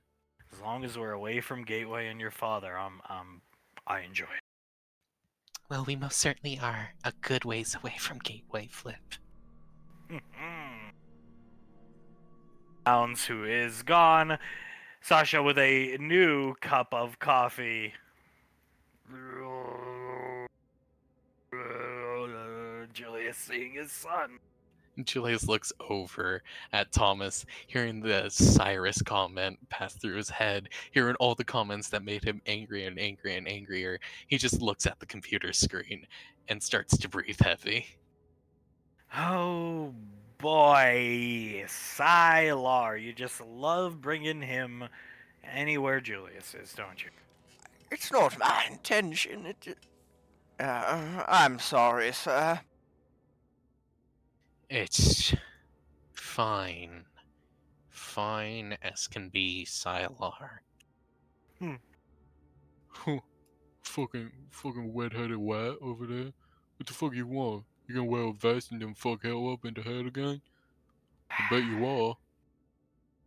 Little bits. Little bits, I bet you stole that thing. Bet you forward something real good. I bet Sylar helped you, fully bastard. Go fuck a horse. Jesus Christ!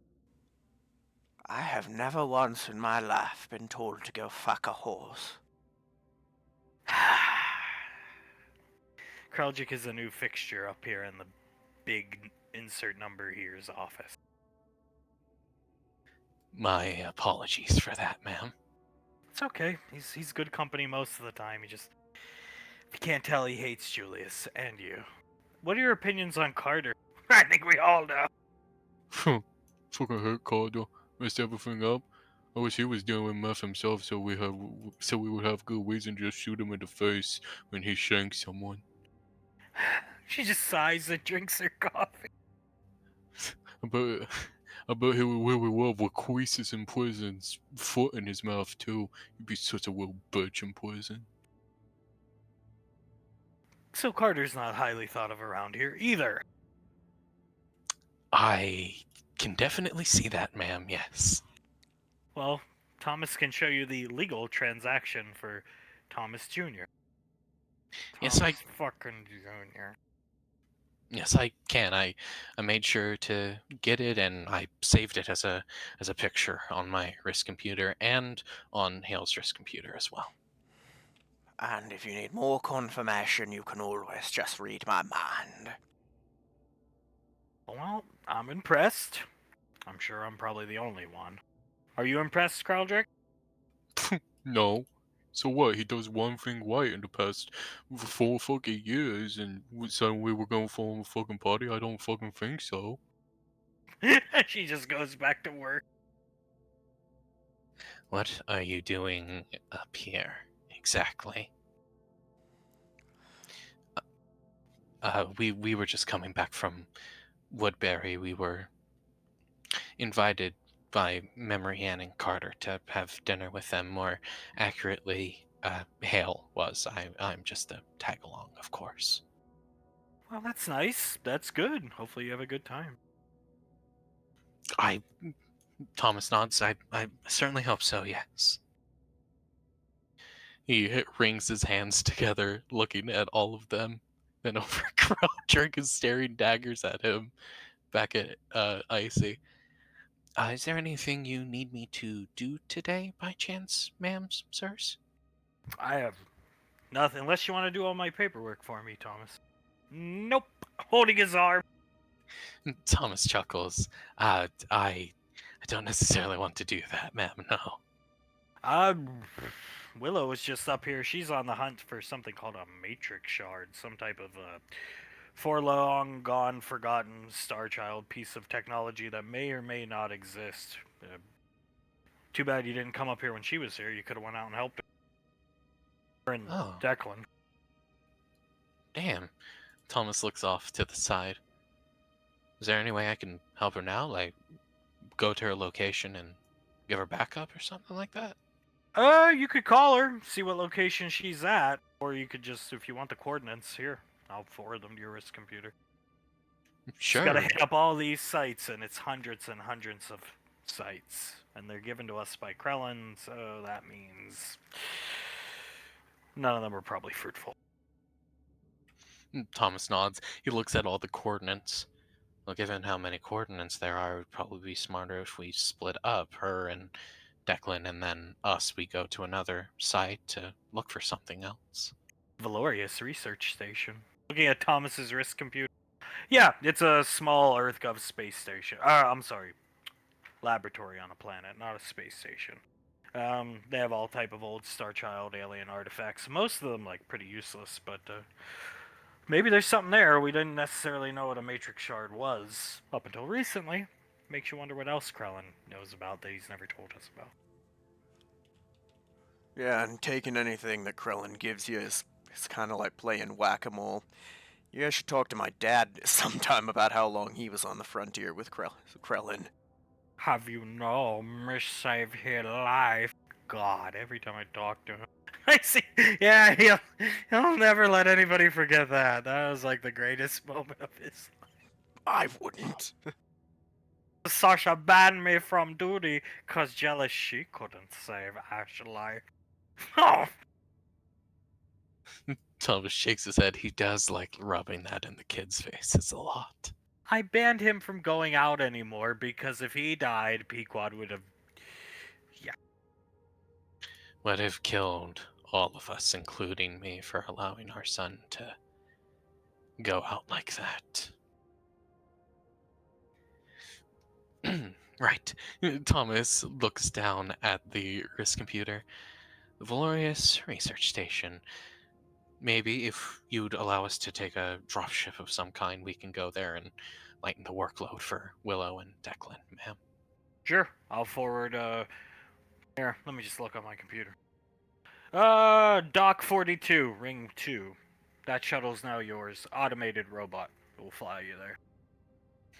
Thomas nods. Thank you very much, ma'am. Julius looks over at Thomas.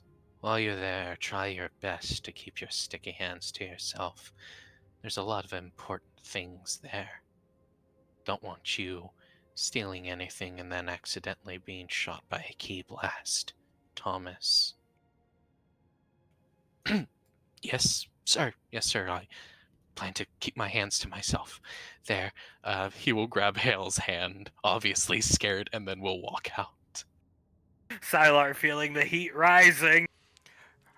Thank you very much. I'm going to go keep them safe and assist them. Have a wonderful time. Goodbye, sir. Watching Sylar leave, disgusted with Sylar assisting Thomas. What fucking idiot? Fucking idiot helping Thomas out. It's worse than you, Julius. Worse than you, in God's my sake. opinion. Yeah, don't for God's sake, me. We're all thinking it here. Oh, Icy just sips her coffee, shaking her head. Jace coming in with Arby's in the back of his mind hears, I don't even really like Arby's. Like Arby's. Like Arby's. Jace stops walking for a second, looks down at the Arby's bag. Shit. Oh, would you look what he brought? Oh, Jace. I'm sorry. I'm sorry. I brought lunch for Rain, and he gestures towards the bag. It slipped my mind. I'm sorry. She has told me, but it slipped my mind. Force of habit, honestly. Coming up, giving him a kiss.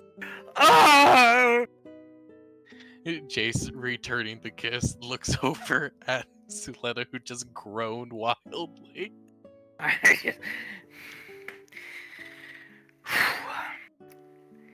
Is that the noise you made when Clive fucked you for the first time? Oh, fuck you. You should have been my man, not hers. She's horrible. Excuse me, me and Mark are very happy together. Thank you, Suletta. Oh, the next heart attack will tell a different tale, Levi. Levi clapping.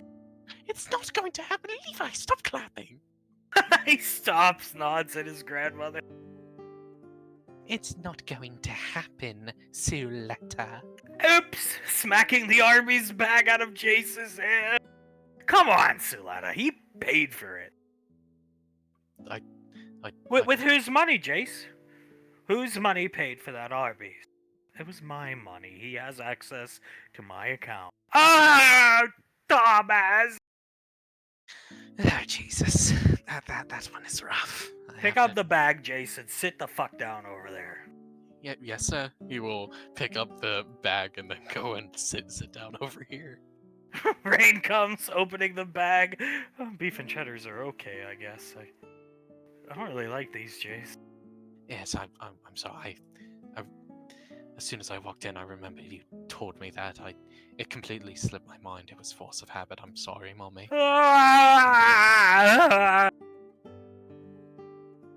Well, this is just going wonderful, isn't it, Mark? Can you stop, Suletta? No. Just let them enjoy lunch together, Letty, please, God. I hate you, Jace. You don't even have a job. It's been less than 48 hours since we talked about this yesterday. Oh, yeah, that's true. Davy nods.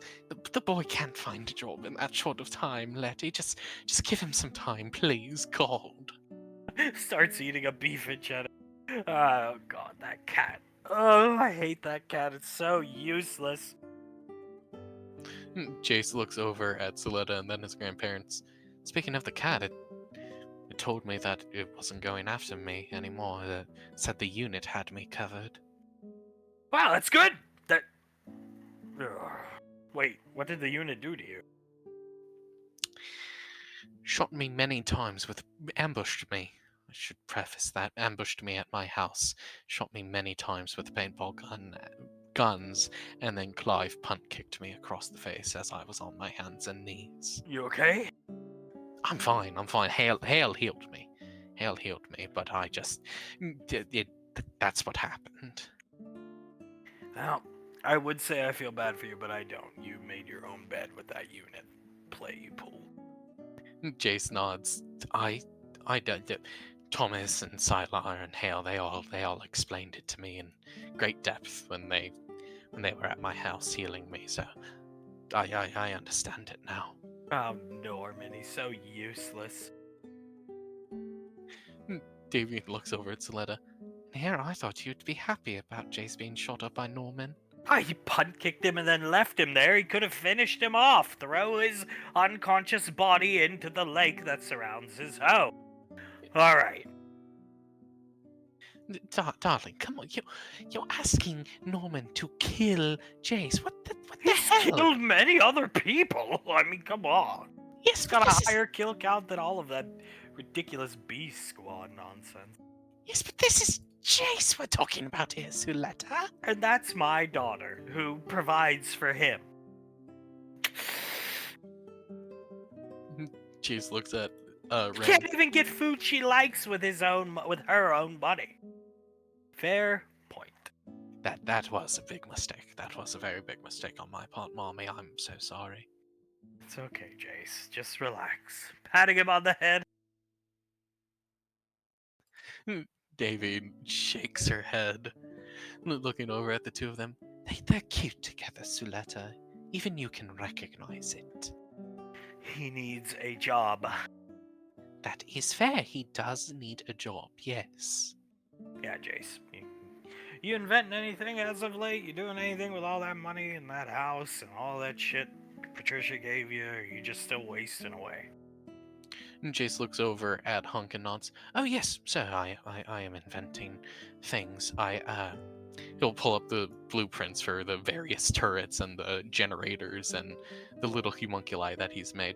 I've been developing and furthering some of these designs that I've worked up. Interesting. Okay. Handing it to Davine so they all can look at it. Maybe somebody said that military application means money, Jace. I believe Hale said that to me. Yes, sir. She is not wrong. Good. This is good. It's good. Jace smiles and nods. It's felt good to invent more things more often, even past my little electromagnet here. He lifts up his wrist and smiles. You got that brain, Jace. You got to put it to use. You can. This is good. Tell you what, and you got the ultimate in with your Aunt Sasha being the Ranger General. So. Yes, sir. Once a more set-in-stone prototype is put in place with the various kinks that they have worked out, I plan to show her at least a couple of the turrets and maybe the cog, power cog is what I'm calling it. I have our relationship covered from a money standpoint for now, and I even have a raise I can potentially get. Potentially. Clenching her fist. Davine looks over and... What's wrong with the race, darling? Would it require you being sent away further away from Earth or something? It would require me working with Thomas. With Hale apparently and Sylar getting cleared to go out on missions with Thomas, Sasha wants me to join in, and I said no. She offered me more money, and then I said no. And as I left, she said it's on the table. Oh, Davy nods. I see, darling. She looks ahead and then pats her chin a little bit. I must say, I would feel a bit more comfortable with Hale going out with Thomas if she was around. I would feel better too. I can look after her like a little sister type of thing, but I don't really want to work with Thomas. Call me crazy. And I trust Sylar to just dispatch Thomas if he ever did anything to her. Sylar's more capable than me, let's be real. So, why do I need... I really don't feel like I need to be there to protect her. And I don't want to be around Thomas. That is very fair, darling. I cannot blame you. I cannot blame you when it comes to not being around Thomas. Just make sure you keep it on the table, just in case your mind changes or something of the sort. Rainfalls do amazing things when they get together, Rain. And rays wouldn't hurt, but okay. I would prefer you take the opportunity. Money and you never know what Thomas could get up to. Sylar is a spellcaster. You could just axe Thomas to death. That is true. Davy nods, especially if you do it unexpectedly. Spellcasters can sense if magic is going on, magic is being cast, but just a physical axe going to the face, I don't think he would really expect that. She did say I'd most likely see more combat, which would be nice, because loading ships is starting to get old. Oh, I bet, darling, I bet. Jace leans forward a little bit. With those designs I mocked up, what if I go out with them as well? I'm sorry, repeat yourself, boy wonder.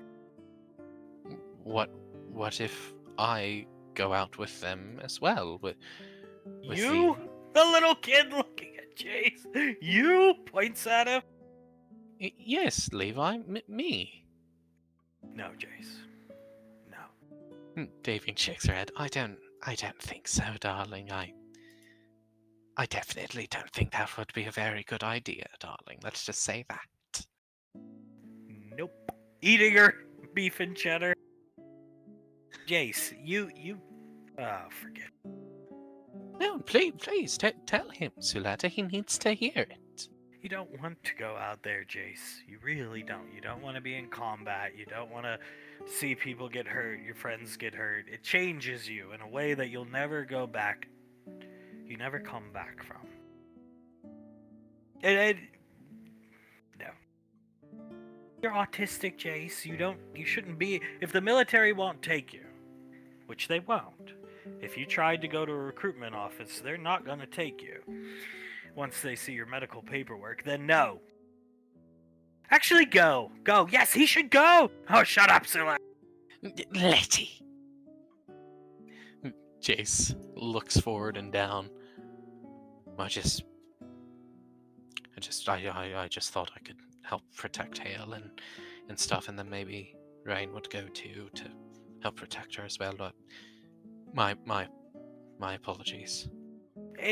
If you wanted to do that, Jace, you should have, instead of hiding in your house, you go to me and say, teach me how to shoot. You go to whoever, Carter, teach me how to fight with my fists, that type of stuff, hand-to-hand combat, fist combat, like, you have to, that's why you train for, a long period of time before you're shipped right in. If you go out right now, it's going to be Sylar watching your back, which, that's great. Hale, which she shouldn't even be out there to begin with. I don't care if she has some type of bug form. She should not be out there. And then you. And Thomas. And I do not trust Thomas to watch your back, Jay. Davy. I trust Sylar, but he's one guy. He's got to watch Hale. Davy nods. And I never went through boot camp, granted, but I have been around many people who have. It prepares you in a different way as well, not just physically, but mentally. It teaches you that you are going to kill people, and it teaches you how to mentally prepare for that, is the best way I can put it, and I don't think you can handle it mentally, darling. When the bullets start flying and Jessica's coming at you with a knife or something, you won't know what to do. Or if you do know what to do, fine, but then what do you do after? And then another person comes up to attack you, or you're not cut from that type of cloth. And those of us who are not cut from that cloth have to go through training to prepare for the cut. If Thomas was more trustworthy, I actually wouldn't see too much of a problem with you going out. So long as you had some of your little toys here to help. Throwing the blueprint on the floor. Come on, Selena. Picking it up. But he's not trustworthy. Jace nods. Yes. Yes, ma'am. Sylar's got his hands full looking after Hale. You could look after Hale all you want, Jace, but if you can't protect yourself, then you can't look after anybody. That is true. That's the only other reason I kind of consider going. It's not the Rays, it's just Sylar and me both can look after Hale. And if dumbass gets us into a fight, which he will, I am sure of that. Davy nods. As the old adage goes, many hands make the work light. I mean, these blueprints are impressive, Jace. If you had some type of, fighting training, then absolutely. But the fact still stands, he's not trustworthy. Thomas, not you. Jace nods. No, I understand. If I wanted to go out, I should have been doing something like this. So I'll asking teach you how to grandfather shoot. I'll teach you. How about that? Jace looks over and nods. Yes, please.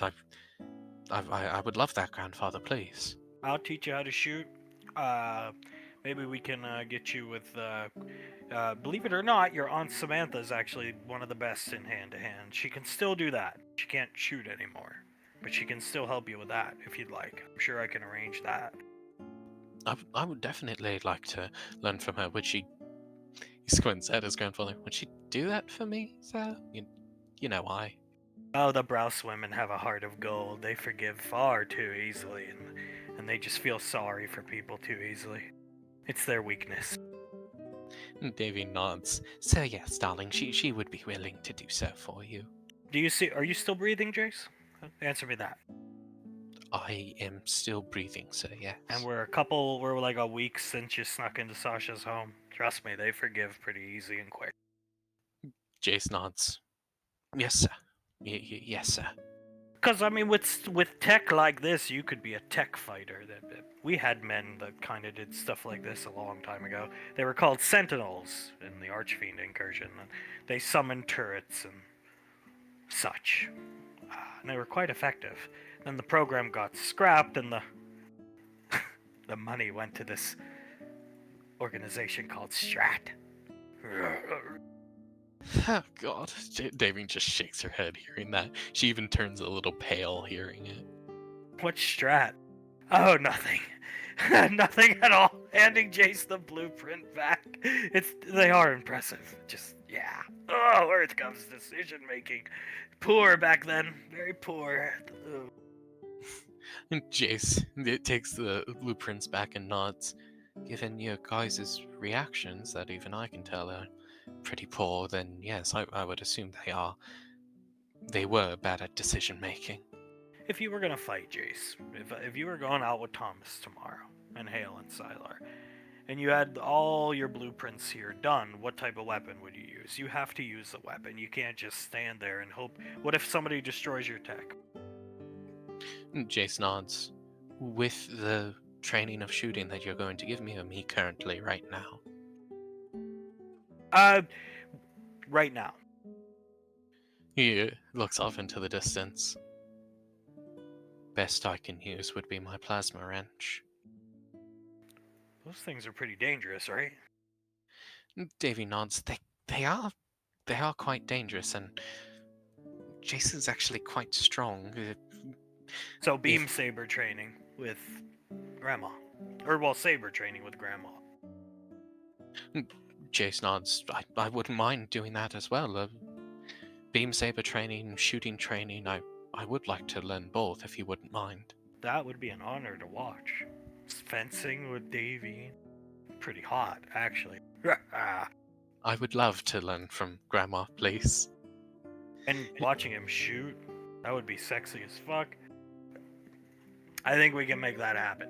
And if whatever, you could take a gun, pistol, submachine gun, whatever you want, and whatever you like, I will have you one made. I might know a guy or two up on Gateway named Ricky.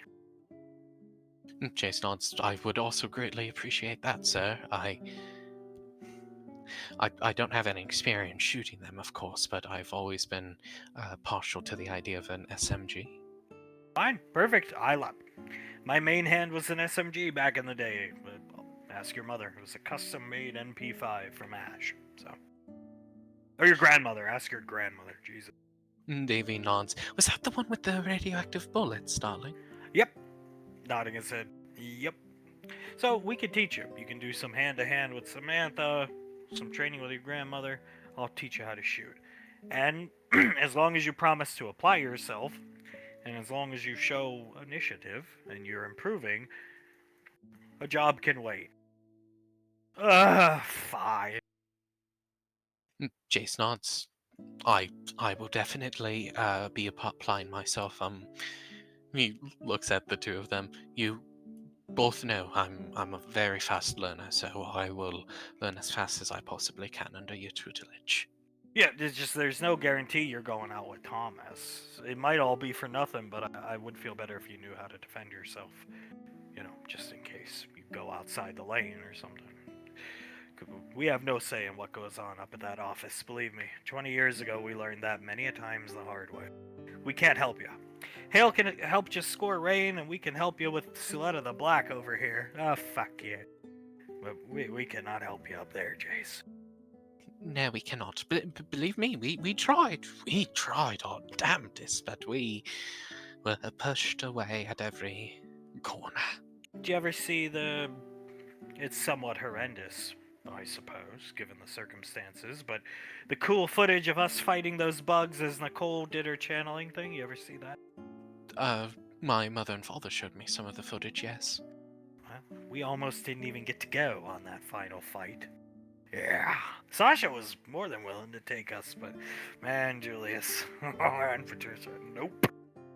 Davy just shakes her head. We understand they want to protect their parents, and we fought for so long, and yada yada yada. Those were our kids. Those were our kids that were on the battlefield as well. We wanted to be there, and hell, it also boils down to we just wanted to fucking fight. They said I was too drunk at the time. You were, That's not hard to believe. as well as suicidal at the time, Letty. Why don't you take your little boy toy out on the porch? I'm sick of looking at both of you. Come on, Jay. Yes, Mommy, he will follow after her. He calls her mummy. So disgusting. I hate him. Carter calls Memory Ann goddess, a Mew Mew, what have you. I'm sure he's called her mommy in the past, I just can't remember it. I'm pretty sure he does. Needless to say, these are quite impressive, Yes, they are. Finally applying himself. Little fucking bird. Monkey, whatever he is. Laz's best son was Monkey Boy. That I agree with. Davy nods. Just don't mention that around Lazuli. She'll end up crying again. I hate seeing her cry when it comes to Monkey Boy. Oh, he's greatly missed. Poor Monkey Boy.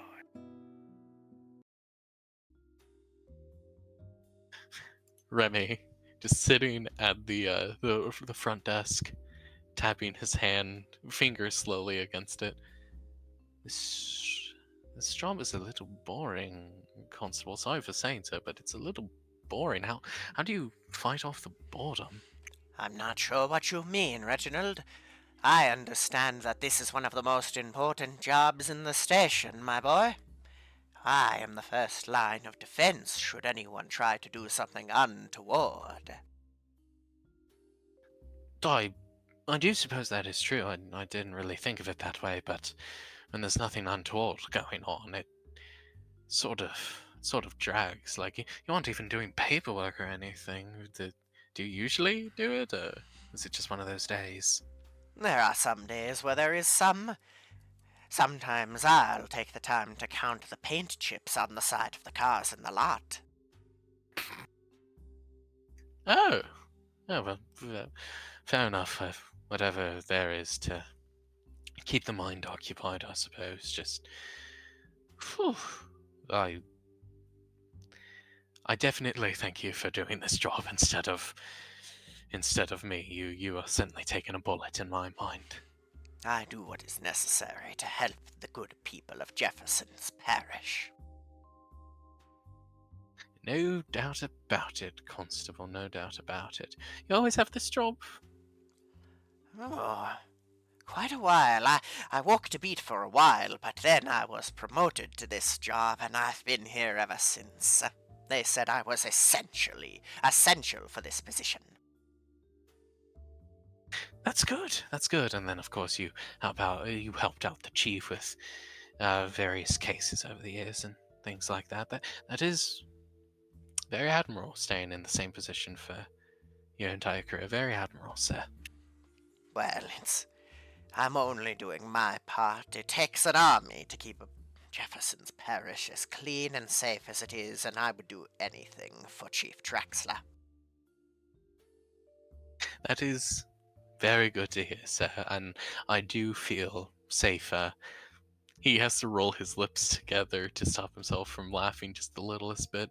I do feel safer knowing that you're here as the first line of defense from whoever comes through that door. Well, I am glad you feel that way, my boy. Puts his hand over Remy's shoulder. I knew I had a good feeling about you when I saw you. Thank you, sir. Thank you very much. I'm just doing my best here and trying to make people proud of me, if you will.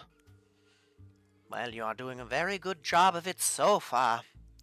You've made a lot of people impressed so far, my boy. Remy nods. Just doing what I can, and what I can't do, I still try at, sir. Oh, Remy's wrist computer dinging. He will look at his wrist computer. It's a notification from the Rainfall streaming service. It automatically pulls up the director's cut of the Heckergate 1 year later documentary. Oh, shit! He The tries- constable seeing it. Oh my. Oh my, Heckergate. Despicable reprobates they were. I agree, sir. I'm so sorry, sir. I didn't know it was this, and it automatically pulls up on my wrist computer. I apologize. I didn't mean to bring up your brother, sir. No, I understand, my boy. My brother, he was a shame to my family name. I very much am happy he's dead. I do my best every day to bring good honor back to my family name after what he did. Well, so with your work here at Jefferson Parish, I'm sure he is just rolling around in his grave as we speak currently, or in hell. Closing Remy's wrist computer. Remy turns to Maria with the look of "Thank God you're here" on his face. Hey, handsome. Bothering the constable with questions about his brother. I didn't mean to do that. It just pulled up on my wrist computer, but I asked some questions about him. Yes, ma'am. Well, you know, he doesn't like to talk about it. Go ahead, constable. No, I don't. And handsome. Well, that's an interesting nickname, isn't it? He's quite handsome. Pinching his chin. I mean, come on, look at him. Yes, I mean, come on, Constable, look at me, and isn't she just absolutely beautiful? Look at this hair. Running her hand through his hair. Look at this little face, those beautiful eyes. Pointed features, sophisticated features. Remy smiles back at her. Oh, mon chéri, you certainly know just what to say to make me absolutely ecstatic. Pinching his cheek, leaning in, Hecker, rubs her nose against his. Hecker leans into where his face is against theirs. Are we having a secret meeting in the lobby? Because that's what it looks like to everyone else. No, we're not. I'm sorry. My apologies, sir. We were, whispering something to each other, right? Yeah, we were whispering something to each other. Yeah. We didn't get to spend the breakfast together. He went home, so.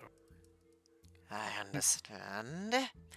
Just, keep the pet names, the nicknames to a minimum. We try to keep our normal, looks around, names. Big, giving quotes with his fingers. And don't touch like that. Yes, well, don't worry. We won't be in the station much longer. I'm taking him with me. Oh, really? Remy looks at her. Taking me where, ma'am?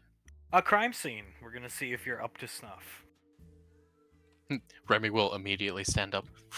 Yes, ma'am. I will get prepared as fast as I can, ma'am. This is your chance to prove yourself to you know who, not me. Yes, sir. To the chiefs, ma'am. I will do my absolute best. Get your gloves, your basic forensic kit, and let's go. He will go to his little desk that's in the bullpen, get everything that he needs, and run back to her. Oh,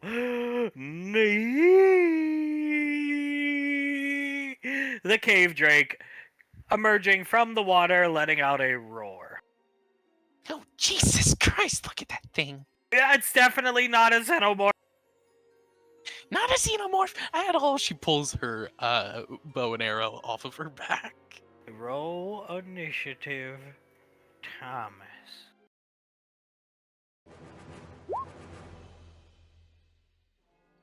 Thomas, I done got a good. Now you all must understand something. A very simple concept. I hate Thomas. As all should.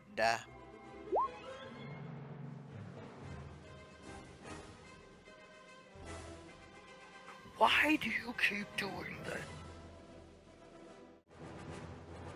Reroll initiative.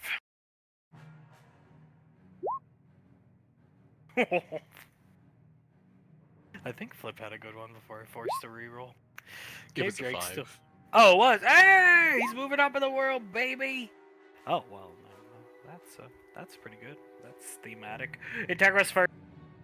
Integra is going to run across this little bridge here, slide across. She's gonna use her bonus action to put her hunter's focus onto the cave drake, and then she's going to fire 3 shots at it. Integral, you think you're special, girl? You are nothing. 2 hit, so that would be 2d10 damage to it. Boom, boom.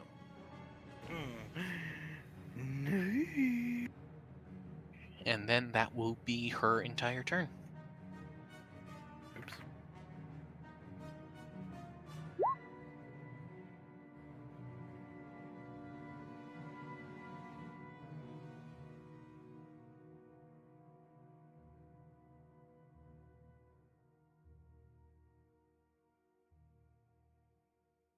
Aha! Aimed at Integral.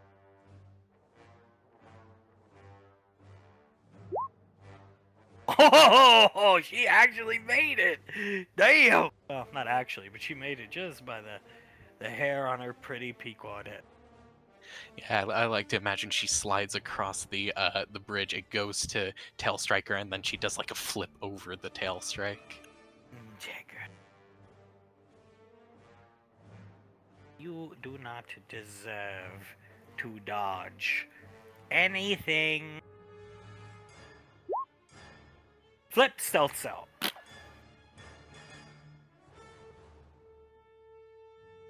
So it's back to Integra.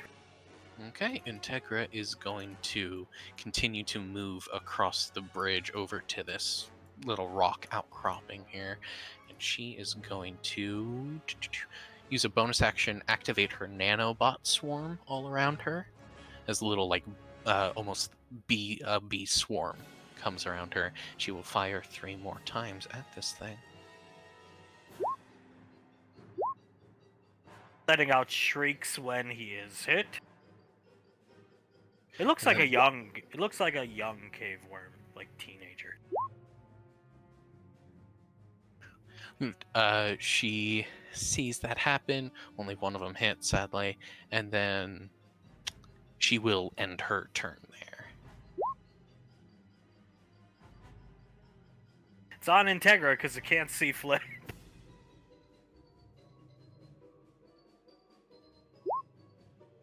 Ooh.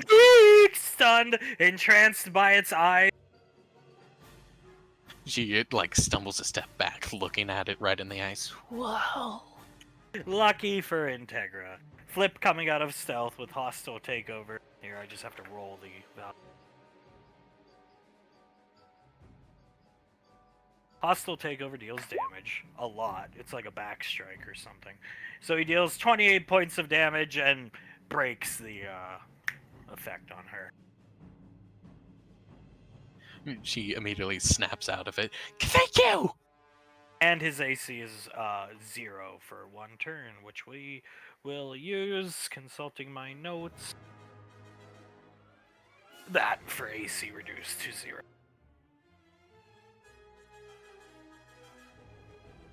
Head in the game, Peach, as it's back to her. Yes, sir, Flippy! She's gonna slide down this outcropping here, and you know what? Yeah, she's just gonna fire 3 more shots at it. Nice. Staggering it back. All that damage gets added onto it as she continues to slide down the little outcroppings. Running over here. It's staggered, but now it's going to use what little movement speed it has to go over there. This is an interesting one. Very interesting one. You'll notice there's no check to make. You roll 1d10. You roll 3 of them. Even you get hit. Odds you dodge. It'll be 12 damage per hit. Oh, integral! Rainfall, baby! Yes!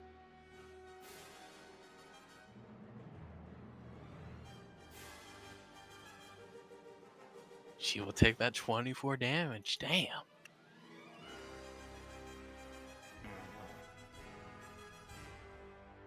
She will take that 24 damage, but does it really matter? When? Nope. And puts her behind him.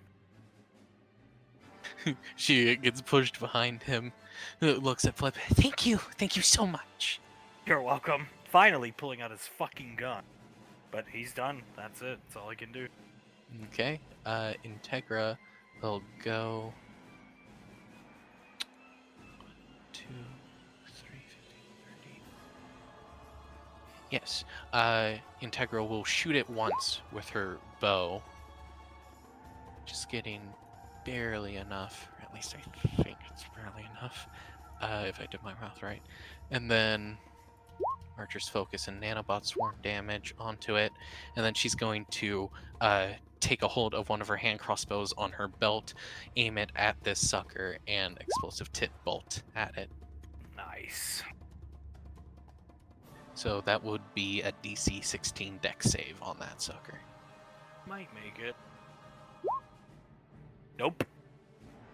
It will take full 29 points of fire damage. Oh, on top of 5 more points of Archer's Focus damage, and then she'll attack it with her bow one last time. Doing that much damage again.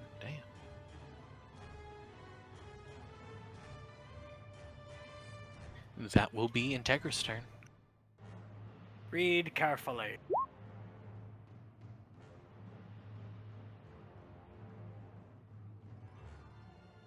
Bees channeling. Tick tock, clock. And the armor is gone now. Her armor is back.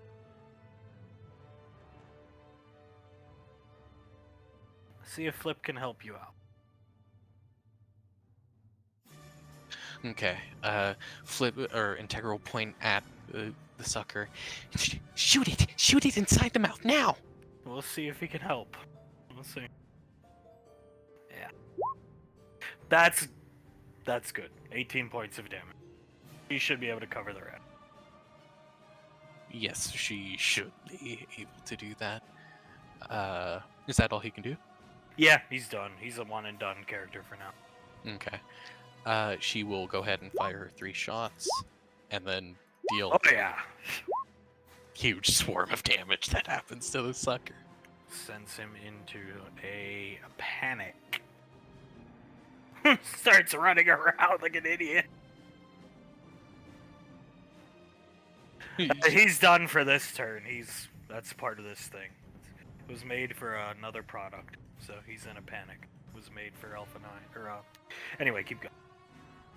That's all she can do for her turn. Well, he's fucking useless for this turn, so Flip's gonna shoot him again. Back to Integra. She is going to. God damn, they are just dogging on this thing. 1, 2, 3. Goes up to 35. And then Nanobot Swarm, Archer's Focus damage to him. Huh. She looks at Flip. You want to move somewhere else or stay here? Stay here on the high ground. She nods. And we'll stay here. And that will be her turn. Nope, not that. The one above it. Only it's actually on Flip. We'll see if Flip can make it. Should be able to. Oh shit. He gets knocked. Oh, Thomas! Flippy! Well, it hits. He's knocked prone. He's done. He's knocked prone. He's gotta get up. So he's getting back up. Back to Integra. Okay, Integra is going to... Can't remember, does this give her... You can attack... Okay, she is going to fire an aim shot at it. Damn. And then fire 2 more attacks. 1, 2. Boom.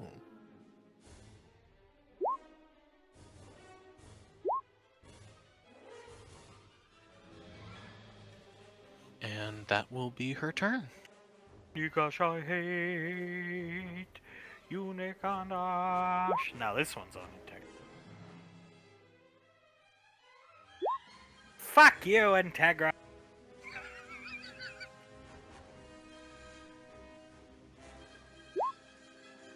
Chucking out his sticky grenade, he swallows it, blows up half portion of its jaw, hanging off of itself. But interesting little note about these things. It's, well, we'll get to it. Its jaw is hanging off. That's all you need. Okay.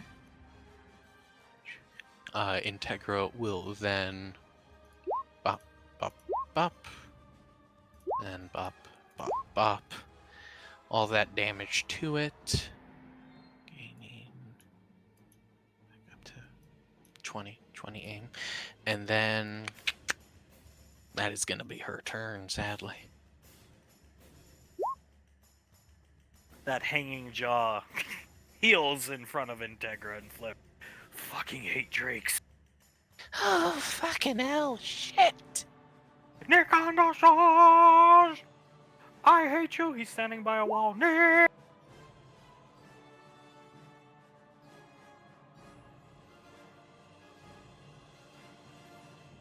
Bring it on, Integral, you little bitch.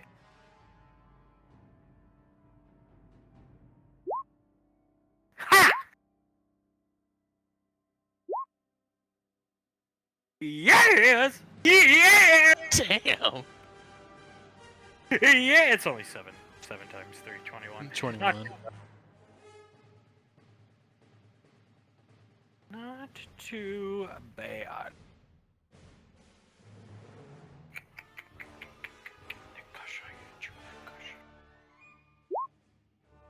Shoot it. Bad roll. 12 points of damage. Back to Integral, who I hate. Integral. Bop, bop, damn, bop.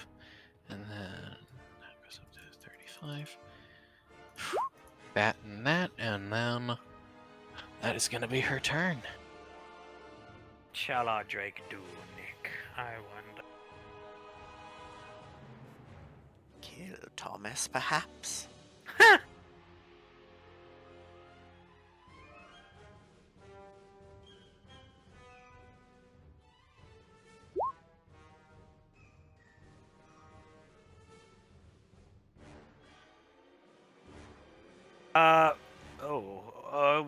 Shit. Oh, this might help. Because I don't fucking know off the top of my head.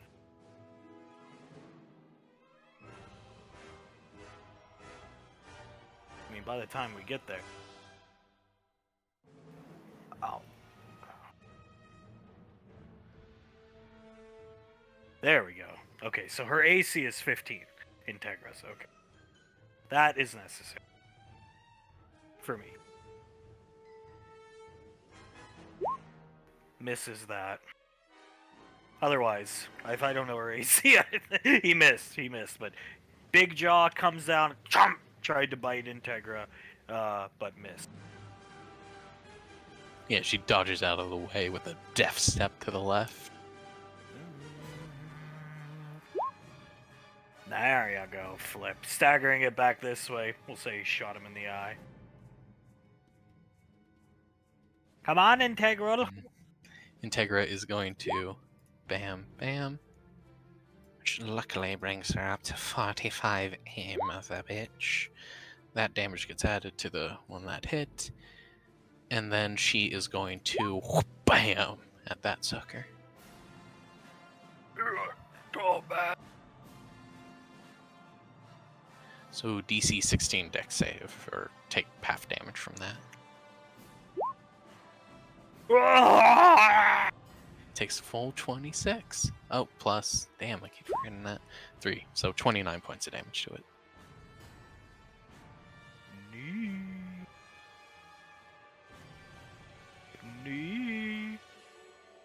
Goes to bite Integra again. Nick. Pushing her out of the way. Getting bit in the shoulder, letting out a scream. TJ, flap! No! Ragdolls flip around in its mouth and throws him back here. Flap! He's out. She's gonna glare up at this thing. She's gonna climb up. It's looking really bad. for it. She's gonna climb up here, run across over to this bridge here, and just shoot it 3 times. Yeah. He has 5 left. So Yeah. how does he die?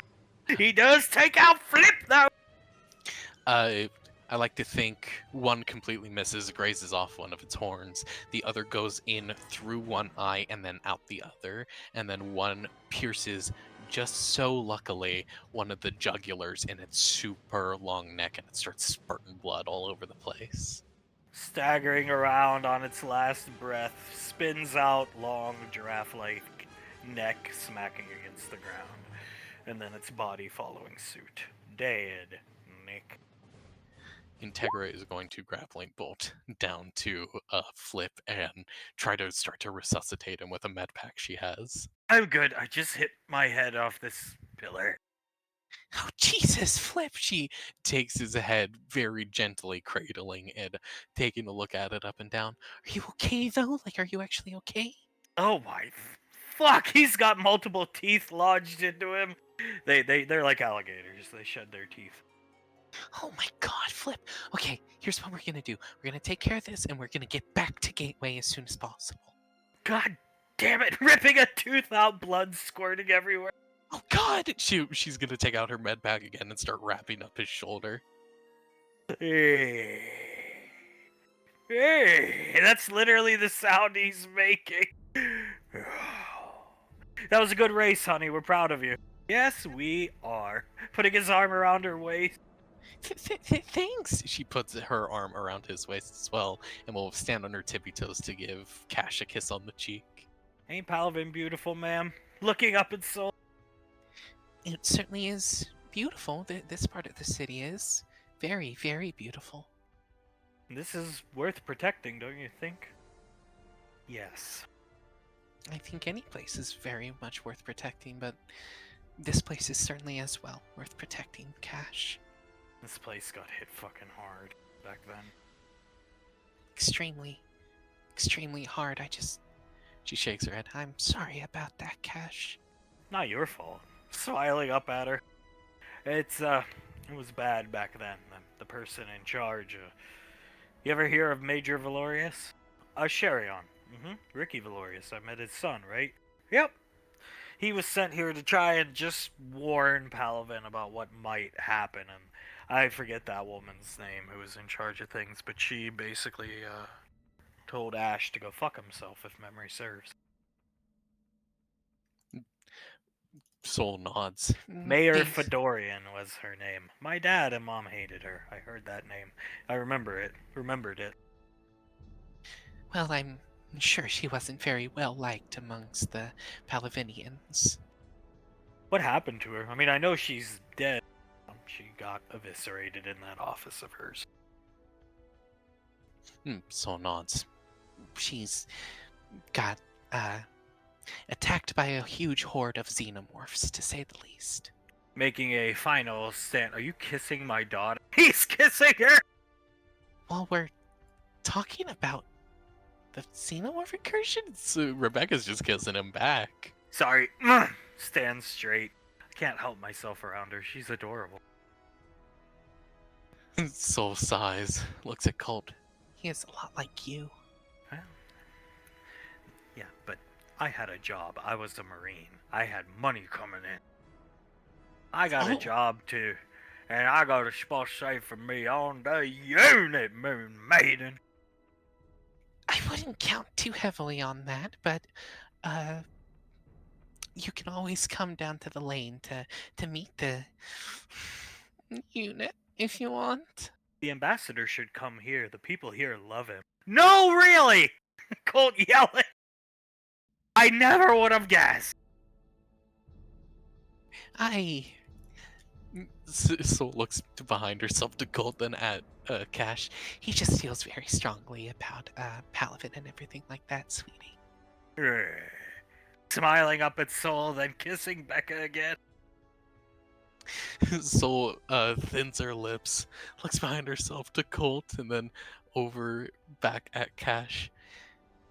So, if you don't mind my asking, if I'm not overstepping my bounds, what do you remember about the xenomorph incursion? Not a lot. Rubbing the back of his neck. Enough to know something bad was going on that day. Gunfights, screaming, screeching. I definitely remember my parents dying. I saw that, and my brother. Then a lady saving me, the next door neighbor's daughter. She was like a teenager. And she died shortly after. And just a lot. I remember the sound mostly. Soul purses her lips a little bit. Rebecca hugs her. Missiles? Hugging Becca back. Lots of missiles. Rebecca hugs him even tighter. Soul places a very gentle hand onto his shoulder. Sorry you had to go through all that so young, Cash. Oh, it happened a long time ago. It's nobody's fault. Soul looks forward. Colt can tell a look in her eyes of everything that has to do with this is my fault. He'll bring her in for a hug, kiss her head. She returns the hug, gives him a kiss back on the chin. It was pretty hectic and crazy, and then it's kind of a blur for the next couple years. It was weird living in tents and EarthGov troops helping out. And then things kind of stabilized, and the city got rebuilt, and then it got even better after your Elizabeth came and donated all this money, and you had more police officers and stuff, so that helped. But yeah. Soul purses her lips and nods. Well, she shakes her head. I'm glad Palavin has someone like you protecting the streets, and I'm glad we could help as much as we did. Elizabeth and Benjamin helped as much as they did, buddy. Nick playing the thug. No, leave me alone. Alright, oh man, you're gonna give me your money right now. You see, that's why I can't leave. Gestures! This is... You see those troopers over there? Look, that guy's busy helping with something. That guy's over there doing something. They're stretched thin. Alright, fixing his gloves, I'll deal with this. Wait! Soul puts her hand up. Huh? You want to see how Moon Maiden handles it? I don't know, can you handle this? Colt, you little prick. His soul smiles at him. I can handle this, Cash. Yeah, watch and learn, please. Okay. Puts his arm back around Becca. No! Soul is going to walk up to just about here, right on the edge of the street, and snap her fingers and moonbeam the dude. Go ahead now.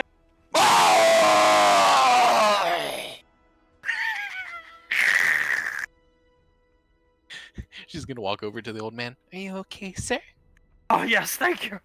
Thank you, the Moon Maiden! Bows to her on his knees. Oh, no, no need to bow. No need to bow, sir. It's just a small deed, the least I can do, sir. Yeah, let me help you up. Oh, thank you. Timely interview. Oh, hello, Cash. Hi, waving at Did that man bother you a lot, sir? Nah, he's a ruffian.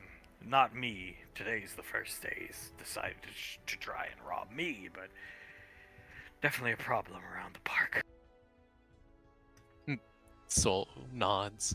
Well, nobody ever has to worry about him ever again, sir. Nope. Nope. Here, take some credits. Thank you. Thank you. Oh. He actually kisses Colt's hand and walks off. Yeah, things are bad here. Extremely bad. Soul shakes her head, watching the old man walk off. That's why I can't leave. You people have to understand. They hear clapping. Soul looks around. Who's clapping? Do you guys hear that?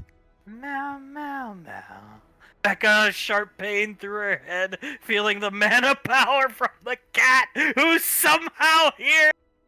Becca leans against Colt Foley, sort of accidentally pushing him back a little bit. Ow, ow, ow! Meow, meow, meow. Well. If it isn't the Moon Maiden I've heard so much about. You must be Mrs. Snuffles, then. Meow, meow, meow, meow, meow, meow, meow. Indeed, I am, putting her paw on her chest. Soul is going to make Rebecca and Cash move back. Oh, they don't want to see it right here. Meow, meow, meow, meow, meow, meow, meow, meow, meow, meow. Quite interesting how you dispatched that man. Justice had to be dealt out. I did as I see fit. Here, let me get in front of you. No, because she can tell the cat's powerful. Soul puts a hand onto Colt's chest. Not this one, Colt. It's just a cat. It's not just a cat. Meow, meow, meow, meow, meow, meow, meow. The sister of Carter Rainfall. That would be correct, and lastly, Rainfall, I am both their sisters. Meow, meow, meow, meow. Let another man touch you lately? Never have let another man touch me lately. I'm not as stupid as I once was. Hey, cat, walking up. Meow, meow, meow, meow. Get away from me, low breed. Whoa. Cash, sweetie, you don't want to deal with this thing. It's not natural. Meow, meow, meow, meow, meow, meow, meow, meow, meow, meow, meow. I just came to show my respects to the Moon Maiden. Oh yes, you seem to be showing me great respects with how you said the words Moon Maiden, Mrs. Snuffles. Spits right next to her shoe. She looks down at the spit, then up at the cat. Meow, meow, meow, meow, meow, meow, meow. A low-breed galleon like you doesn't deserve those powers. Prancing off! What the fuck? Dirty animal. What the hell did Suletta do? It hurt my head when she appeared. What, like a massive power of mana? Exactly. Yeah. Massive mana just invading me. I've never seen anybody talk to your mother like that. Except Lorelai and Arnica. They're about the only ones who would be able to do so. That cat has such a big ego, even when it's just a dirty animal. And I repeat, do not try to fight that thing. Any of you. She turns around, points at all three of them. That thing is beyond all of you. It's a cat, though. She shakes her head. When a spellcaster encounters another spellcaster, sweetie, we could sort of feel the power coming off of them. Carter, for example. Let's use Carter as an example. He has a good amount of power coming off of him. Feels very staticky because a lot of his magic is electric in nature. me or on IC or any of us, we have quite a bit of power. Lorelei, we have a huge amount of power coming off of us. That cat, I would say, leans closer to me, Icy, and Lorelei, though not as strong, nowhere near as strong. That is ridiculous. What the fuck? It's true. It's true. I felt the power. And no, I believe you. Why would she get that thing? He's autistic. Who? Jace, my brother. I don't think it was originally meant for Jace, though, Cold. I think it was meant for Thomas. Oh, Thomas. But what is he doing here and not on the lane where Thomas probably is? I think he wanted to see you. I think so. It definitely said it wanted to meet me and pay the respects to the Moon Maiden, but I think it was just poking for information of some kind. Testing the lay of the land around the lane, I think. That cat is way too smart. Let's is there a good pizza shop around here? Yeah, definitely. No, it just said, let's go get a pizza. We can talk about it more there. Yeah. Pizza sounds good. Thomas. Sylar and Thomas and Hale, all these troopers just standing about, minding their own business, talking to each other. This is interesting. What do you think's happening here, Thomas? Thomas leans forward. I don't know, but they certainly seem to be waiting for something. Thomas has put his coat that he has around Hale so she's not as cold. They're just standing in the middle of a frozen tundra outside the Valorious research station, leaning into Thomas. What's that all about? Is that like what you normally do in the military? Well, sorta, yeah. Get there and wait. You get there as soon as possible, and then you wait for orders for like hours on end or something like that. But at least that's how it was in basic. He gestures to all of these people. What they're doing here right now, waiting around, I'm not sure at all. What's that, Thomas? An alien dropship coming in? Well, looks alien to Hale's eyes, I suppose. Oh no. Silence! Oh, no, it's a coincidence. It's not that one, right? Thomas pushes Hale down a bit further on their vantage point to hide them a bit more. It looks like a dropship of some kind. Sylar, why are you acting like that? Who? Do you know who that is? I may, but I really hope I don't. A shipmaster uses like a dropship just like that. A purple beam coming down from the dropship. Sylar sees his worst nightmare come to life. Him and his elite guard hovering down the beam. Oh, well, we're going to pack it up and go home. This is a good time to leave, Thomas. Let's go. Oh, it's that guy pointing at it. What are you talking? We're not leaving, Sylar. And who is that guy, Hale? That's looks at Sylar. I never got his name, but I heard his species joined EarthGov because Aunt Sasha beat him in a duel. Look at his jaws.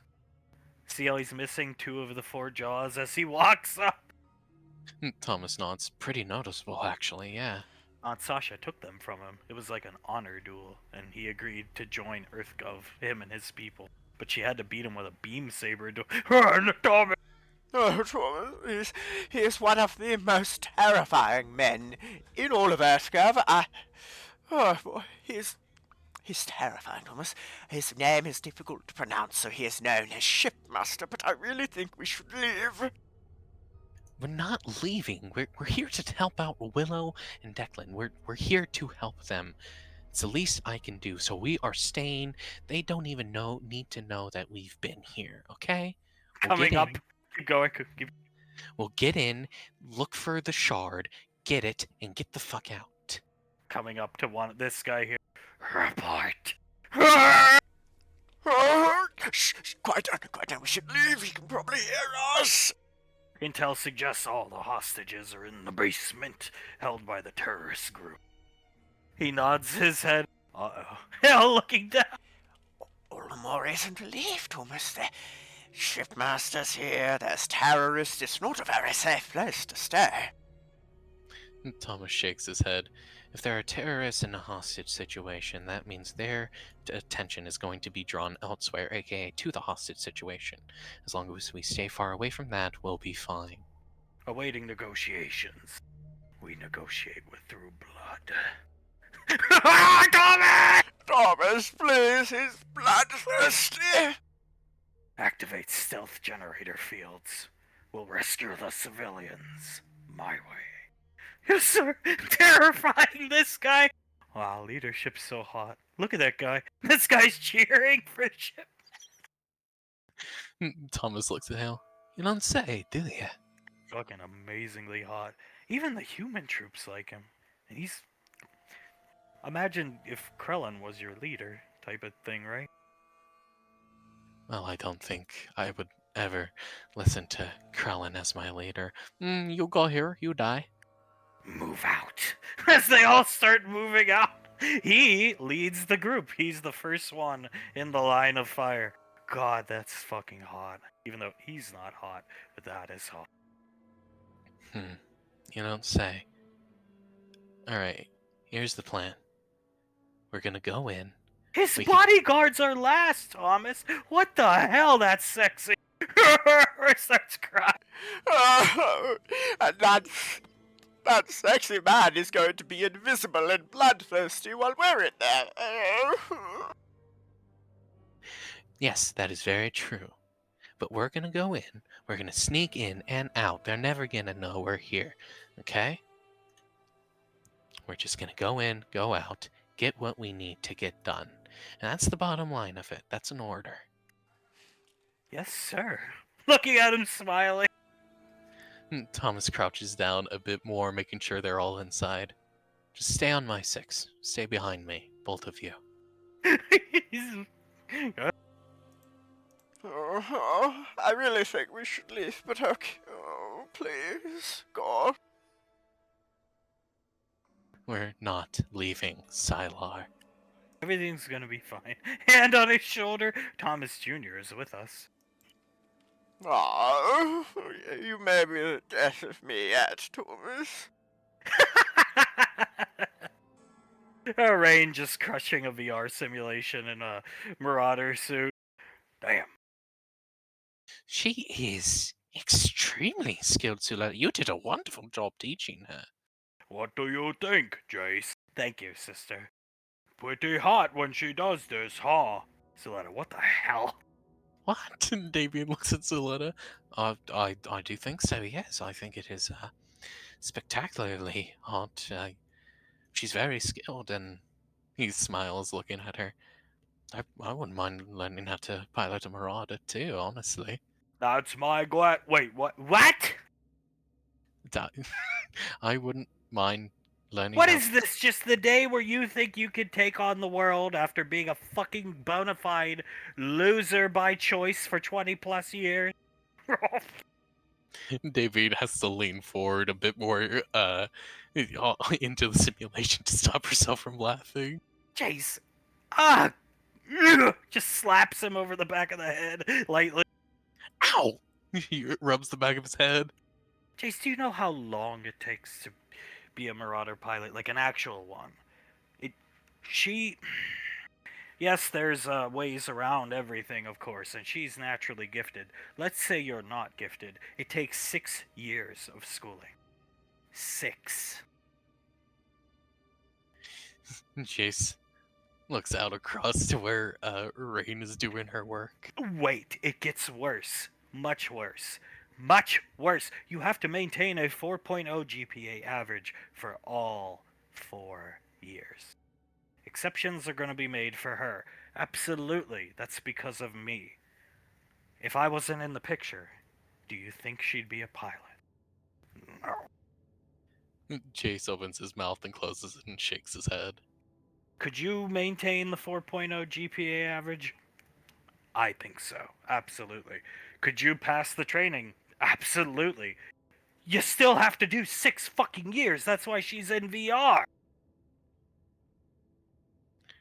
Jace looks out across the simulation. So then this is not a viable option. Oh god. He's just groaning, holding Levi. No, no, Jace, no. It is not a viable option for you, darling. I would definitely not say so.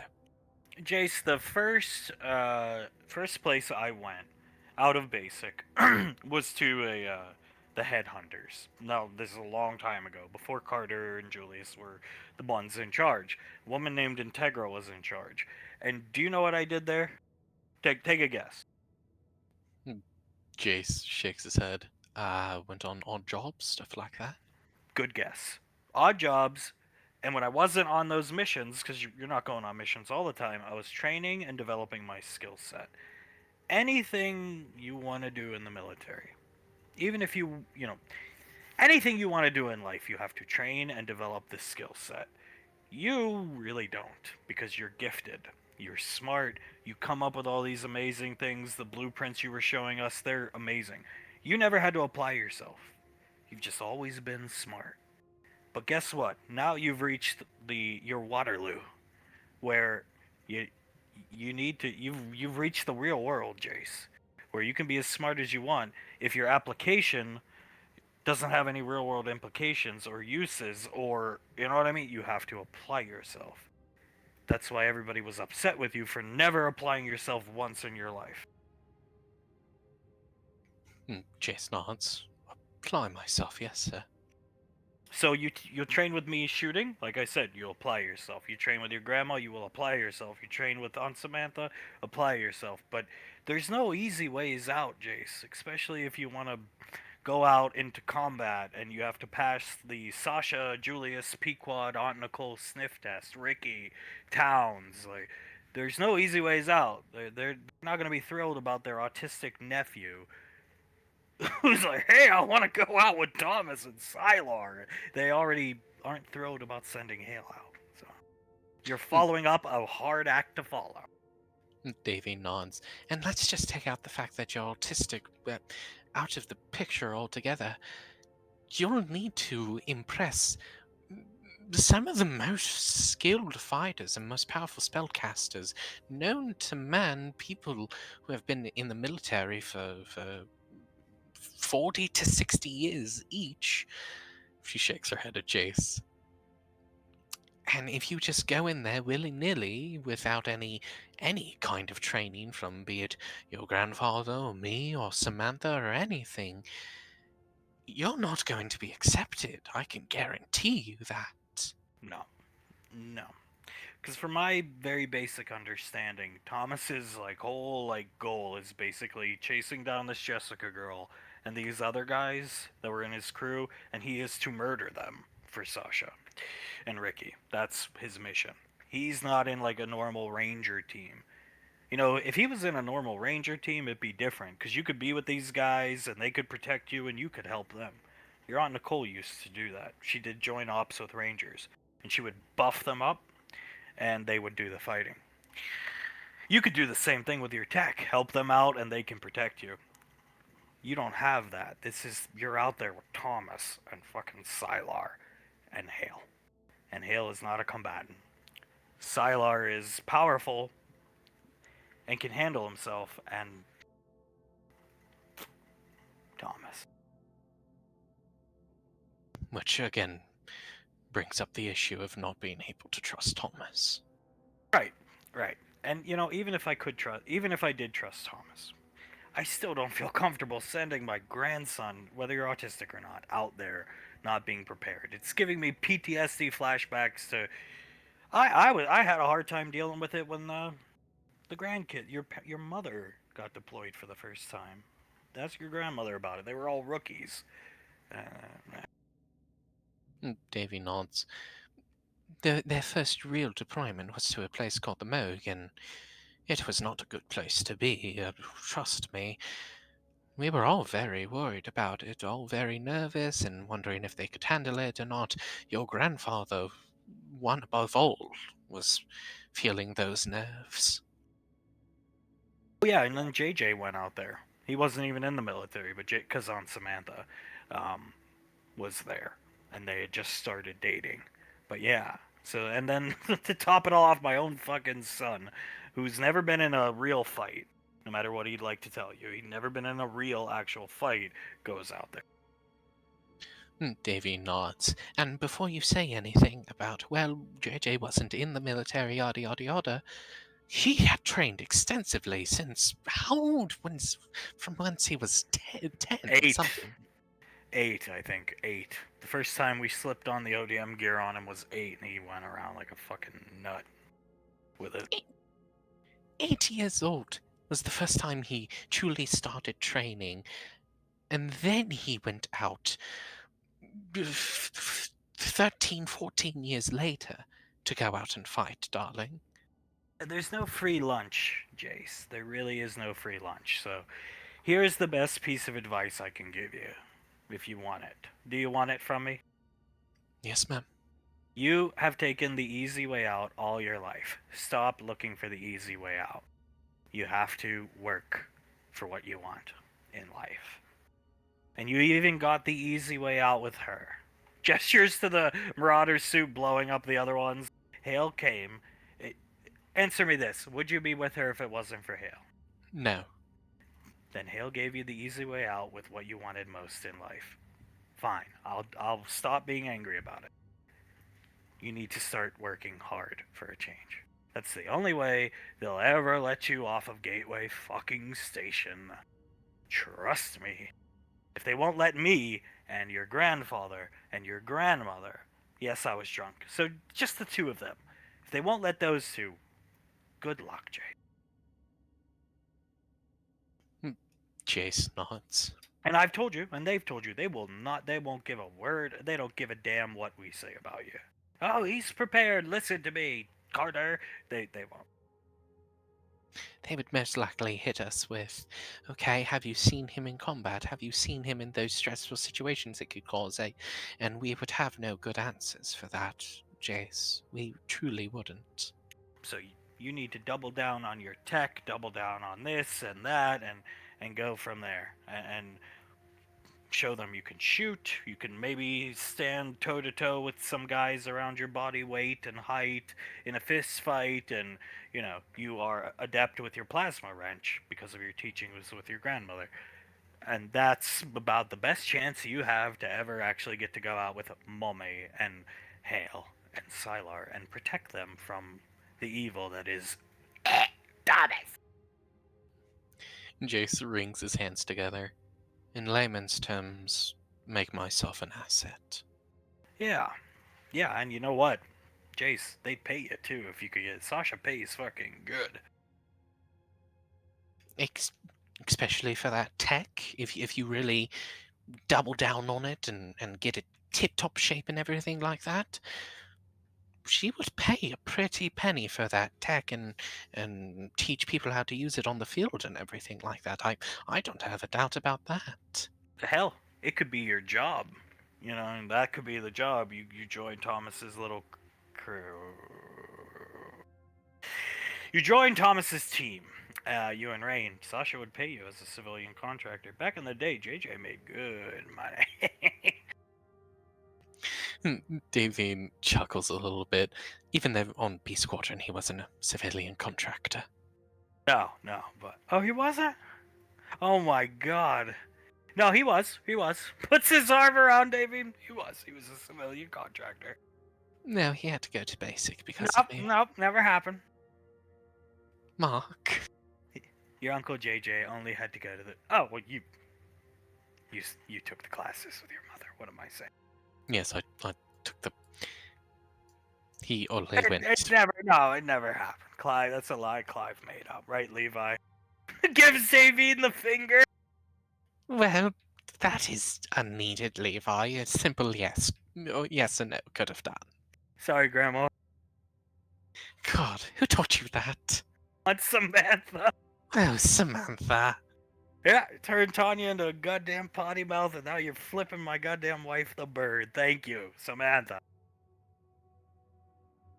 I'm pretty sure she also taught some of them the jerking off motion.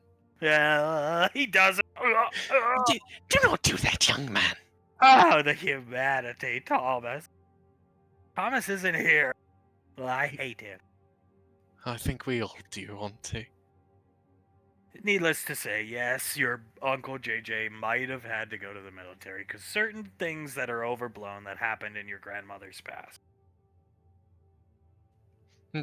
Chase blinks a couple times, like giving you a heart attack. Okay, listen to me. JJ was paid very fucking well for a private first class. That's basically what I was trying to avoid saying. JJ should have been making dog shit money, and Sasha was paying him over 200 grand because of who he was. She will do the same with you. Yes, sir. Yes, sir. I will. Can you join, like, the.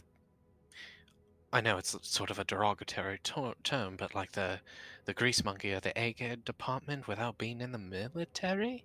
Absolutely. Right now, as we speak, there are Gateway Station is humongous. Hundreds of thousands of civilians working in R&D, mechanics, maintenance, you name it, aircraft control.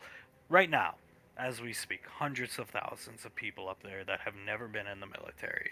Things are a little different. A long time ago, there was no civilians on Gateway, and then it became only essential civilians. So, very smart people and people who, yeah, just very smart, like eggheads or grease monkeys, as you would call them. Then it became essential for morale. So, uh, restaurants. I don't. Anyway, yes. Chase nods. Well, I really get those blueprints into actual working prototypes, show them off, and then perhaps she'll let me join Thomas's team, or just ask me to join R&D. Who knows? It's certainly a next step in my path of progress, I think it would be called. Yes. Yes. Stop looking for the easy answers. Leave the piloting to Rain. She's got that. She's blowing up more of them under control, I think. She is certainly very skilled at it. Yes, she is. Learned from the best. Me. Yes, she did, my dear sister. She puts an arm around Suletta. Oh, they will leave and start making their way out. Little time passes. Rain's smoking arm around, carrying Jason in one arm. Oh my god, look at that. They look so cute. Motherfucker, clap it. They do look really cute together. God. Jesus, thank you. Whoever you are up there that looks out after him. Thank you. He certainly had to put in the work for our son, that's for sure. Definitely threw away the mold, didn't they, Tanya? That is for damn fucking sure. Hey, speak of the devil, and they shall appear. Levi smiles at Sam, turns around, gives Davine the double bird. Oh, puts them down. Yes, we heard that you taught them a couple of things, darling. Yeah, that's my fault. I'm sorry. I did not tell him to do it to you. Sorry, Grandma. It's just okay. funny. It's Here, okay. watch this. Oh, you little prick! Gives you little. Tanya starts laughing, pointing at Levi. Do it. She gives the finger to Hunk. Hey, come on! Give it to her. Look at the way she's dressed. Ah. Okay, she'll give the finger to Suletta. See, it's not because of you. They might have saw me doing it at Thomas at one point in time, I think. Right, well, that is quite a rude hand gesture, darlings. Doing the jerk. That is even worse. Tanya does the same thing. Yes, Tanya, please. That's enough. Grabbing her head. Oh, sorry, Dad. We were just actually talking about you, Samantha. Oh, yeah? Looks over at Hunk. Yeah, Jace is looking to... Well, speak for yourself, for God's sake. I'm looking to start making myself into more of an asset, to put it in simpler terms. Grandfather's going to teach me how to shoot a couple guns. Grandmother's going to teach me with beam sabers and other beam-type weapons. Would you mind teaching me some hand-to-hand combat? Yeah. Only if you promise to actually apply yourself. But yeah, I'm not gonna waste my time. Yes, ma'am. I'm going to apply myself as best as I possibly can, ma'am. Sure, then yeah, absolutely. I'm sure JJ will enjoy watching. Smiling at JJ. And JJ smiles at Sam. I do enjoy watching you work, yes. You're gonna leave sore, bruised, and hurt. Just get used to it. That is fine. Whatever I can do to make my stock value go up, if you will. Why, though? You don't need to do any of that. You're smart. You should use your brain. That's where the problem comes in. God, Damien looks away. I want to start getting better and better to possibly join Thomas's little team in the future. No. Samantha. Samantha, Damien looks at Sam. He actually wants to do something and is asking for your help to do that. Well, then he should join a Rangers squad. Then you get a yes. Not with that bastard. Not with Thomas. Don't go out with him. It's bad enough Sylar and Hale have to go. Well, even then, it would still be good for me to learn, even if I don't get sent out with them, because I'm not asking to join the military or anything like that, but it would still be good to know how to defend myself, Auntie. It all started putting out the cigarette when she saw Laz, scrunching her nose up. It all started because your mom asked me to join Thomas's squad, and I said no, but it's still on the table. I'm considering it. So Jace now wants to. Oh, God. Jace shrugs. It takes a village type thing to keep an eye on Thomas is another way to look at it. Well, I do think Thomas is like conniving and evil, and I hate him, but you're smarter than him, so it wouldn't hurt to have you looking out for Hale and Sylar. I can't believe I'm saying this, but it might be a good idea to bring Jace along. It's always a good idea to have an extremely smart person around. Yeah, I'll train you. I'll train you. I even still spar with Elizabeth. For some reason, she keeps coming back as if she can ever beat me.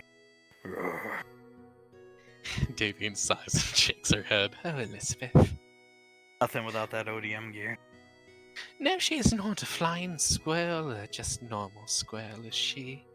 The last time they sparred, we actually saw Elizabeth fly without the gear. Samantha had thrown her up in the air, and she just sailed through the air. Benjamin watched her sail. He said, "There goes Elizabeth."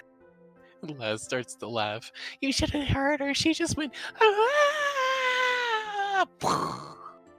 Yeah, I'll teach you.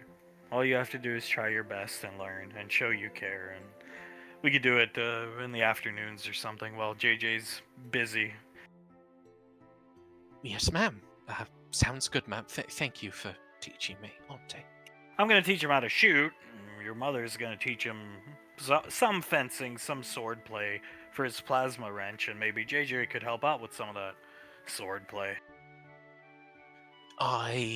He looks at Jace. You don't seem like the dual-wielding type, which is my specialty, but I would not mind at all teaching you how to do some sword play at all, buddy. Especially if it's to protect others around you. I'm proud of you, son. Yeah, that's good. Apply yourself. That's what need be done. That's what we've been telling you for 20 years. Jace, please. Sighing, looking at it. Jace nods. Yes, sir. I'm doing my utmost to better myself now. I've been developing many blueprints and trying to develop prototypes. That's not going too well at the moment, but I'm going to keep trying at it, and I'm doing my best, sir. That's good, or she'll leave you, Jace. Yeah. Oh, God. Laz looks over at Rain. No, Rain. You'll leave him, right? It'd be hard, but okay. Kissing him on the head. I will make sure to do my best, Mommy. We have to protect this head. This is the money shot, the head, the brain. Thank you, Mommy. He smiles at her. Laz looks at Oz. I don't know, the look in her eye, it seemed like she meant that literally, protect the head. I have been thinking about getting you a helmet. Oh my God. Oh my God, Oz! What type of helmet? He'll get a combat helmet. I have tons of combat helmets. Ask your grandmother. They're beautiful. Oh, Rain. I want to get him one of these. Especially if he's after the unit attacked him. The unit attacked you? Yes, sir, the unit attacked me. Serves you fucking right. Your mother has some choice words for you for joining the unit. Please set him down to face judgment. Drops him. He gets dropped, stands up immediately, and will walk up in front of Laz. You dumbass, why would you join the unit of all things? Yes, you were desperate, yes, you were this, but you had other options. We were going to all try to talk to Soletta, and yes, as great as that would have gone, obviously, she gestures to Soletta the Black. You still had other options. I'm sure you could have gone to Hale or anyone else. Hale did offer to help him. She said, wait a couple days for me to get back on my feet. He didn't want to wait. Coming over, standing next to Laz. Oh, she sold you out, you little bastard. Oh, you impatient little fuck. Slap him upside the head, Oz. Hard slap. Ow! Oh, come on. Come on, what? The boy joined the unit. All you had to do was wait for your sister to help. Why couldn't you just wait? Instead, you go perusing through Aunt Sasha's lingerie drawer. I didn't know it was the lingerie drawer when I opened it, and Then you grabbed your crotch in front of that woman. I was told that was the emergency. Sorry? I was told that was the emergency thing to do. Him, lad. Laz will slap him across the face really hard, the opposite side that Oz did. I was told it was the emergency thing to do. Like stop, drop, and roll? Yes, exactly, like stop, drop, and roll. When you get caught, that's how you intimidate them. Get him, Tanya. They both start flipping Jace off. Tanya flips him off and then does does the like hitting your forearms against each other to flip him off thing to him. Yes, I agree with Levi and your sister, Tanya. I know it was very stupid of me. He says, rubbing his cheek. Well, whatever. You got your mommy. Picking Jace back up. Jace wraps his arms around her. Yes, I did get my mommy. And how is Aunt Suletta taking it? I've got bigger problems. Well, holy shit, that's the best you could hope for. I have bigger problems, issues to conquer. The godforsaken cat. I've heard about that cat, yes. JJ looks at Suletta. Yeah, where is that cat currently? I don't know. She doesn't quite listen to me. Nah. Appearing back here. Oh, there you are. Come to my side now. Walks right by Suletta, disappearing.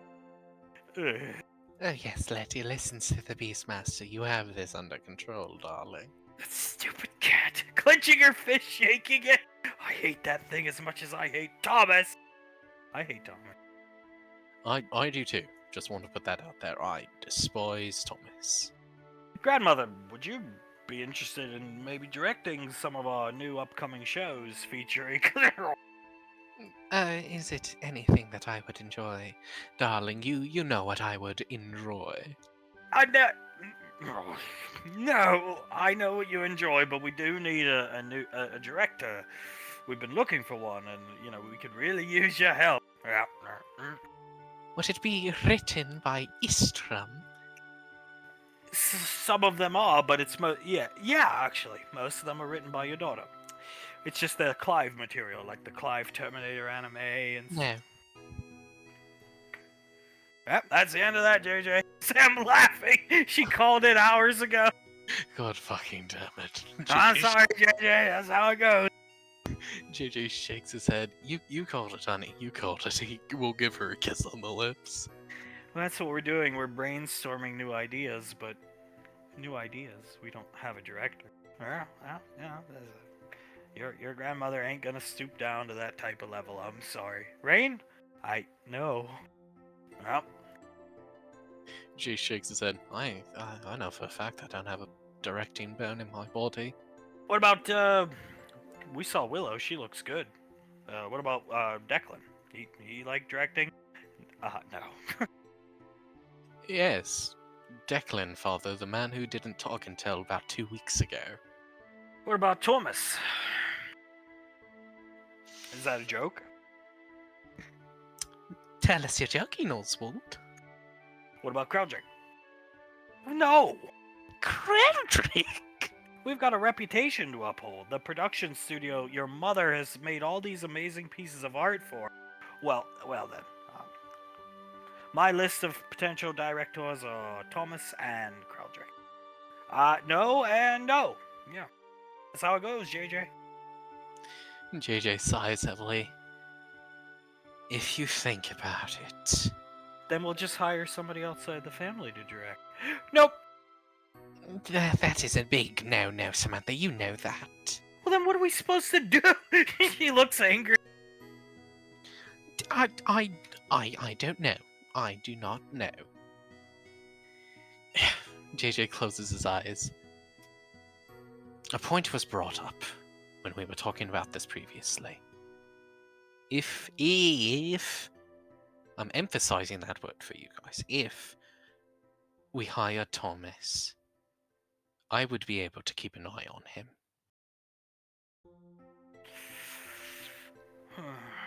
Looks at Davy. If there was one person I wanted dogging Thomas, it's our son. I'm just putting that out there. And Oz and Laz and Samantha. That's of all the houses in this family, besides ours, honey. If there's any 4 people other than Sylar that I would trust to keep an eye on him, it would be these 4 right here. I really don't care why Julius didn't kill him. It's not my business. I'm not judging him. But we won't hesitate. Maybe Julius did. We won't. I agree. I'm more than willing to kill him.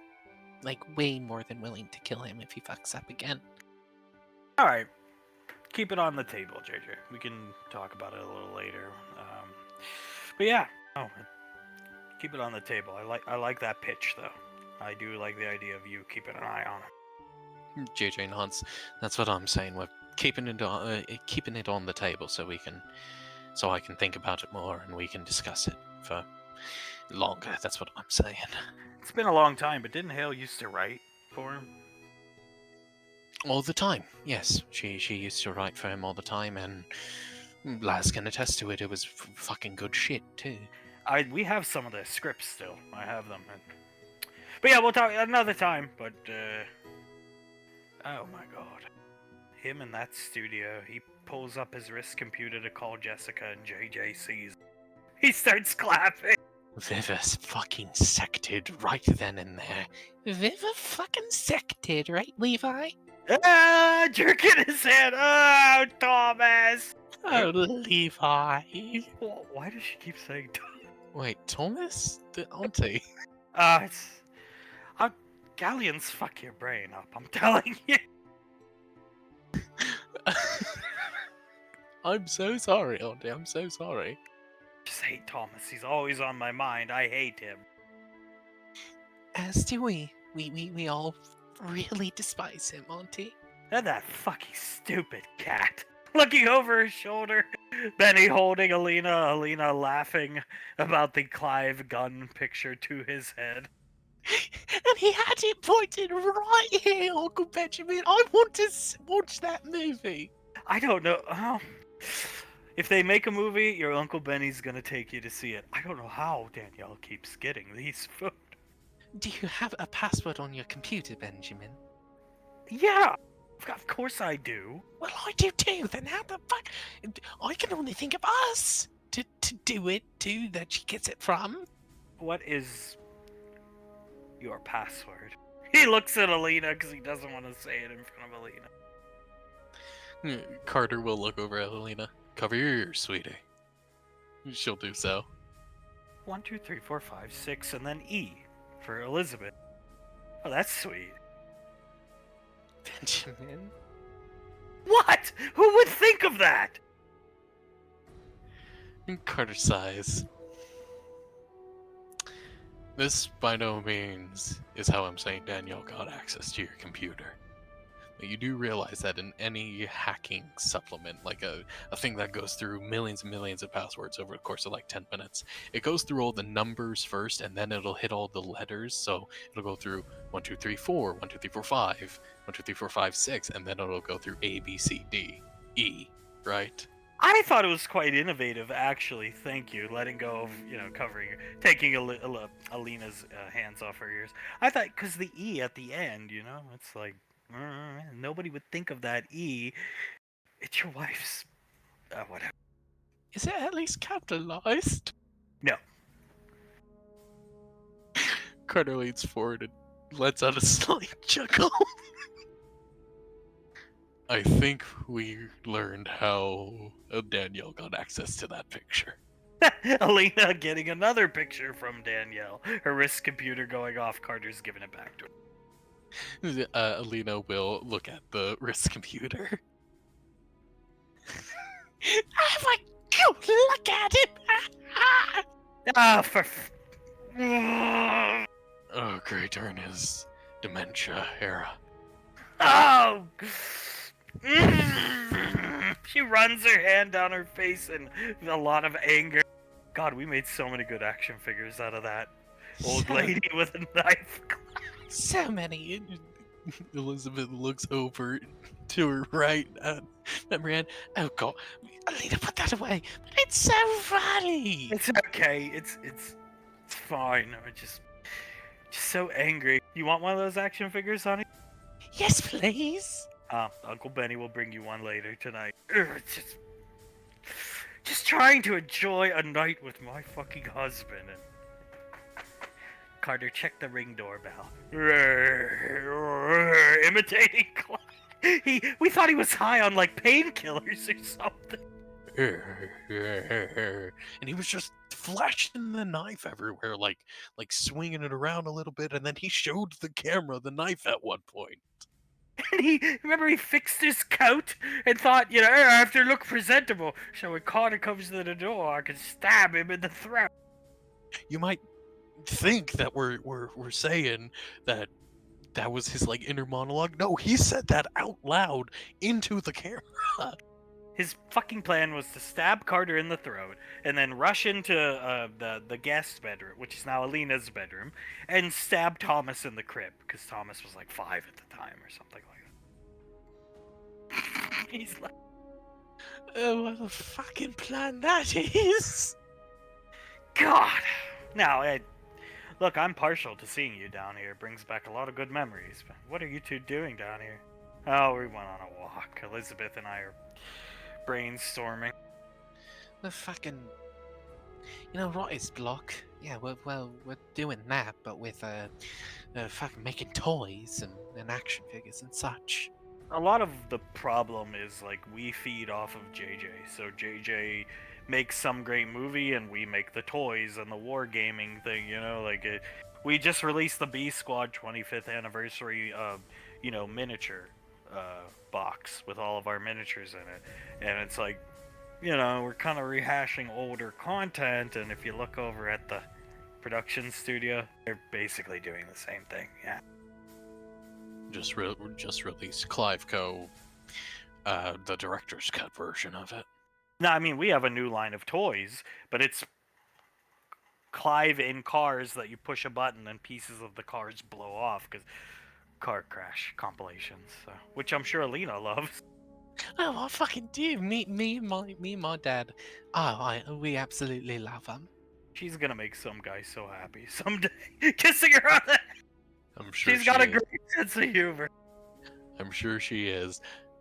Can we get a couple versions of those toys, please? Absolutely. I'll bring them over tonight when I bring over... You want the... There's 2 editions of this Uncle Clive figure you like with the knife. Do you want the normal edition or dark edition? You know what dark edition means. Dark edition? Okay, I'll bring it over. Oh, God. She has all the goddamn Krellin action figures in dark edition in her room. My dad, he put up a big old shelf that spans across one entire side of the room just so I could put up my action figures, my Krellin and Clive action figures. God! And they're all the dark editions, Thomas. Elizabeth looks down at Memorian. You feeling alright today, ma'am? She'll put the back of her hand against her head. Oh, God, the morning I had. Well, the night I had last night, Carter and I. We, so that toad, this toad that Thomas had bought, invited Hale and Thomas over and tried to get Hale and Sylar to stay for dinner, and there's no talking to her. Thomas has to stay. I want Thomas to stay, and we said no, and so she said, that's okay, I'll leave with Thomas. And don't you basically do the same thing for this piece of shit? What are you talking about? Carter blinks a couple times. Then he leans back and crosses his arms. Shit, Benny, you got a point. I mean, for real. Carter... Carter is an accomplished man. Thomas nearly killed the family. Carter has all these degrees, gesturing to her degrees, all these awards. Stop with your little games, Benny. One of those days, huh? One of those days, it seems. Carter nods. One of those days, indeed. Anyway, we want to help Hale get her life back on track. That pet, that thing can take you places in the Battle League. So to have her come over and talk about it over dinner, one must invite Thomas. It's the package that is Thomas. I just can't believe how she could stand by his side. Oh God, what's wrong with her? I ask myself that sometimes when I look at you. Before she better elbow back. Elizabeth elbows him in the side. I ask myself that about some people I've met too. Glaring down at Carter. Carter nods, like he's just now thinking about this, and he nods. Yeah, I do too. But you know what? It doesn't matter if that's what love is, and they love each other. Then who am I to question? I just don't want to invite Thomas over, though. Well, then don't. And then that means not being able to invite Hale over. We all have to accept necessary evils and people we don't really necessarily want to see at times, too. I guess so. It was hard. We invited him. I vomited multiple times. She vomited like a lot, Uncle Benny. I had to hold up the trash can each time. It's one of them mornings. Saw a lot of these back in the day. Yeah, one of those crazy mornings, if you will, Uncle Benny. My corn dogs are done. I can hear the microwave. Excuse me. Oh, God. At least she eats them fully cooked now.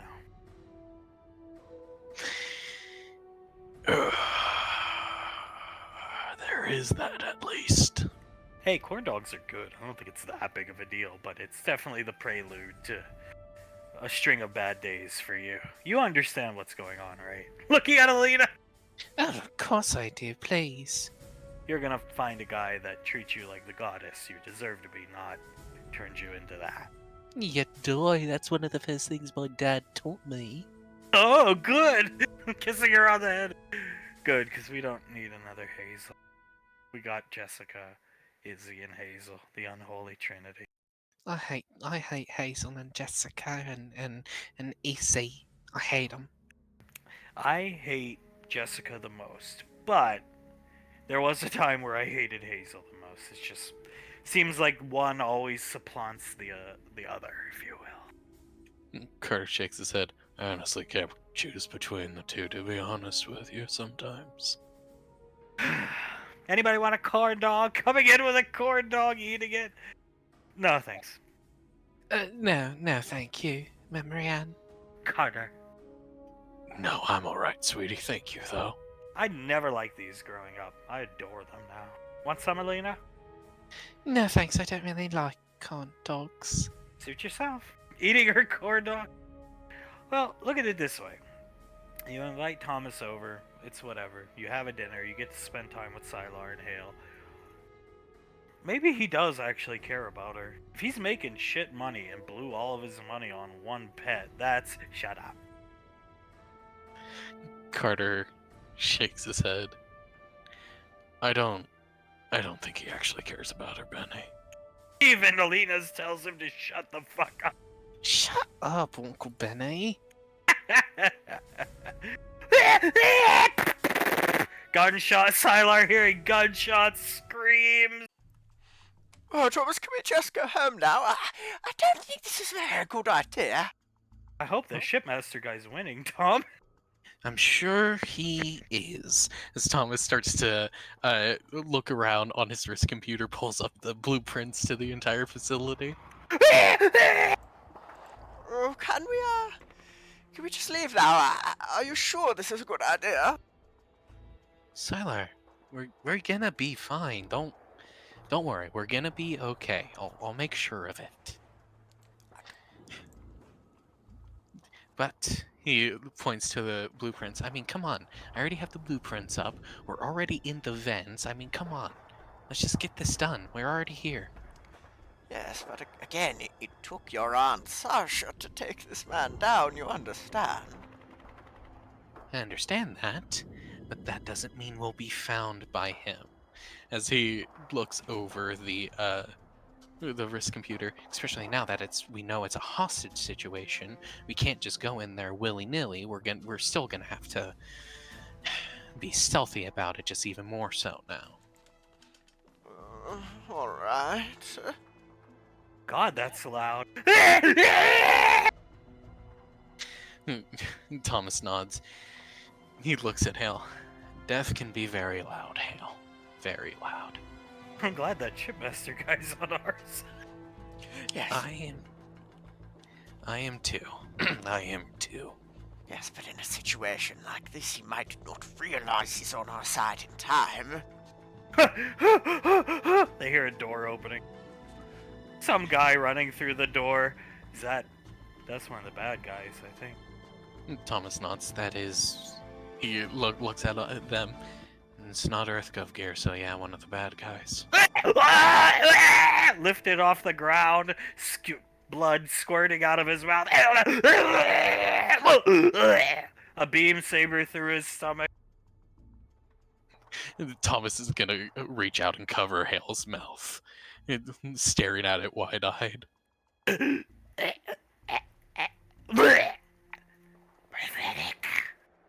Pathetic. Awesome. That guy's following him. Sylar, upon seeing him, is going to use his free hand to cover Hale's mouth as well over Thomas's and then cover his own. Both the hands over her mouth. Thomas looks at the two of them, puts his finger over his lips, and shakes his head. Only a lowlife would take and hide behind hostages. He's purposely making his death as slow as possible. Thomas, looking at it, just mouths, Jesus! He's covered in blood, his troops covered in no blood, because he's doing all the work. Die. He lets go of his throat, his body hits the ground. Then he'll step on his head and crush it. Nice. Nice. Thomas just, oh my god. Lets out just a very slight, oh my god.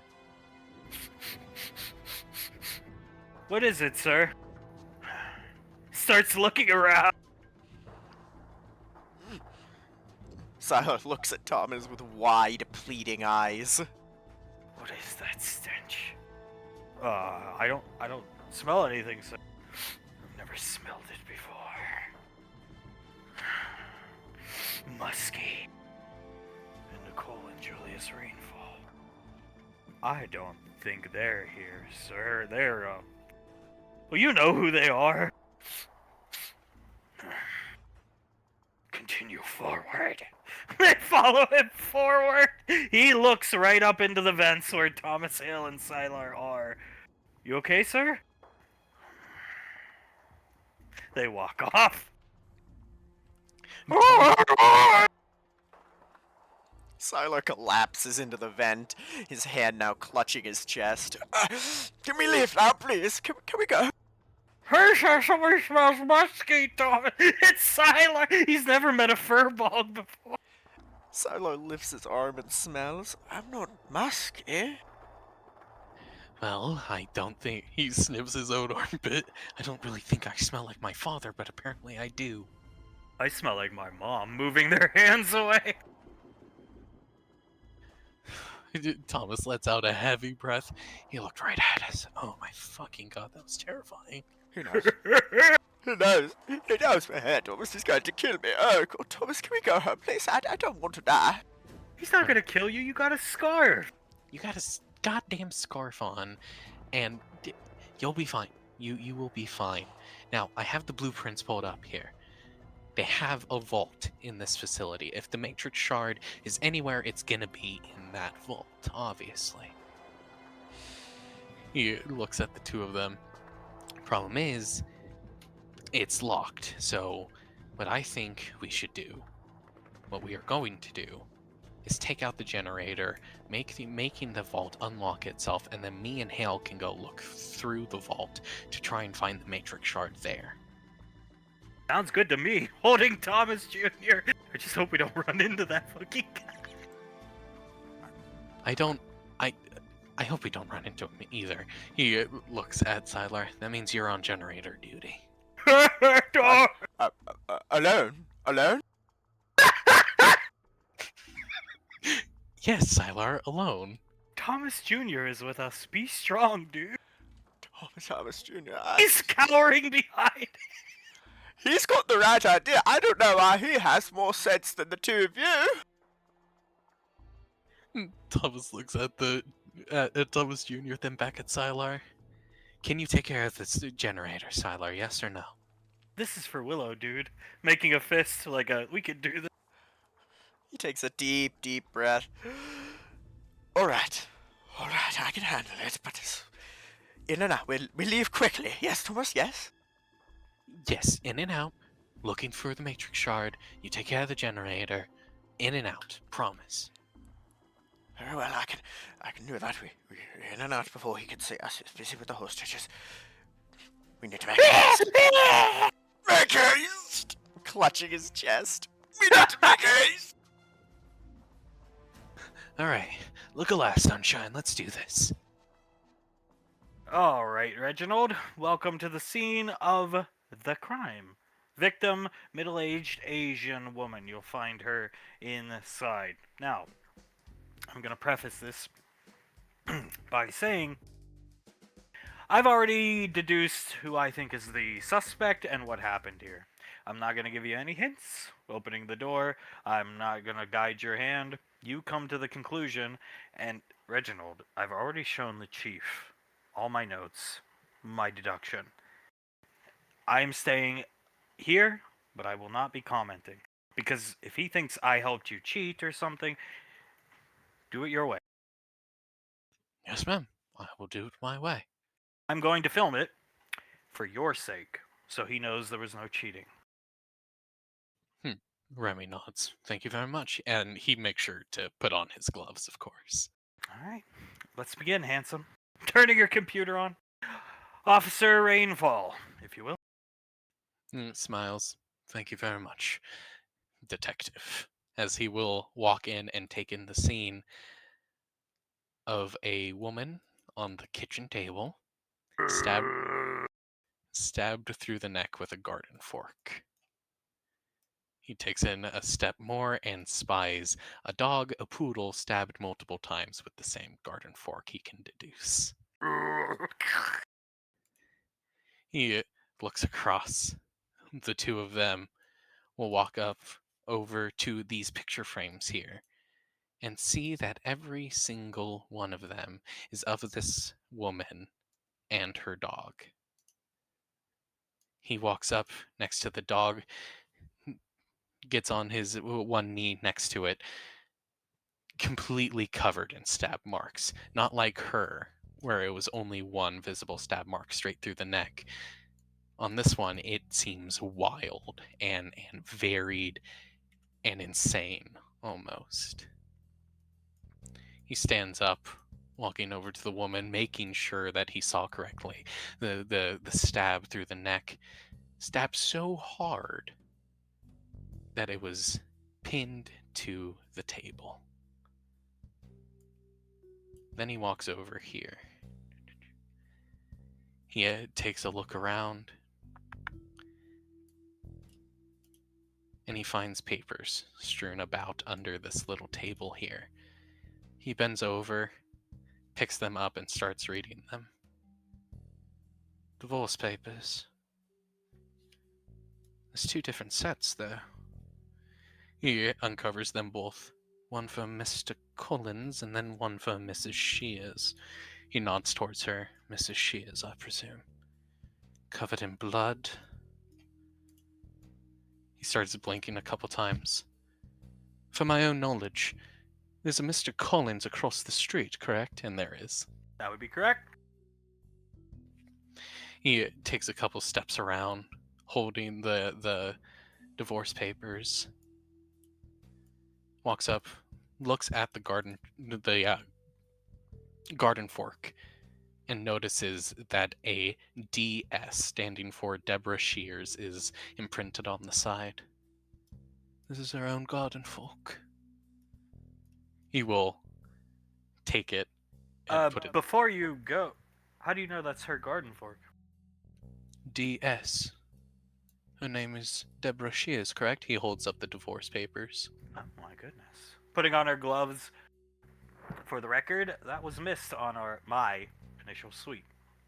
Setting it back down, coming over here. He looks at her, walking away, keeps an eye on the garden fork for a couple seconds. Then he blinks a couple times. Walks over, still holding the divorce papers, over to these pictures over here, starts looking through all of them, and notices glass shattered onto the table and onto the floor. He bends down, reaches under the desk, pulls out another photo frame. Huh. I think I know who did it. He looks up at Maria, stands up, and will walk over to her.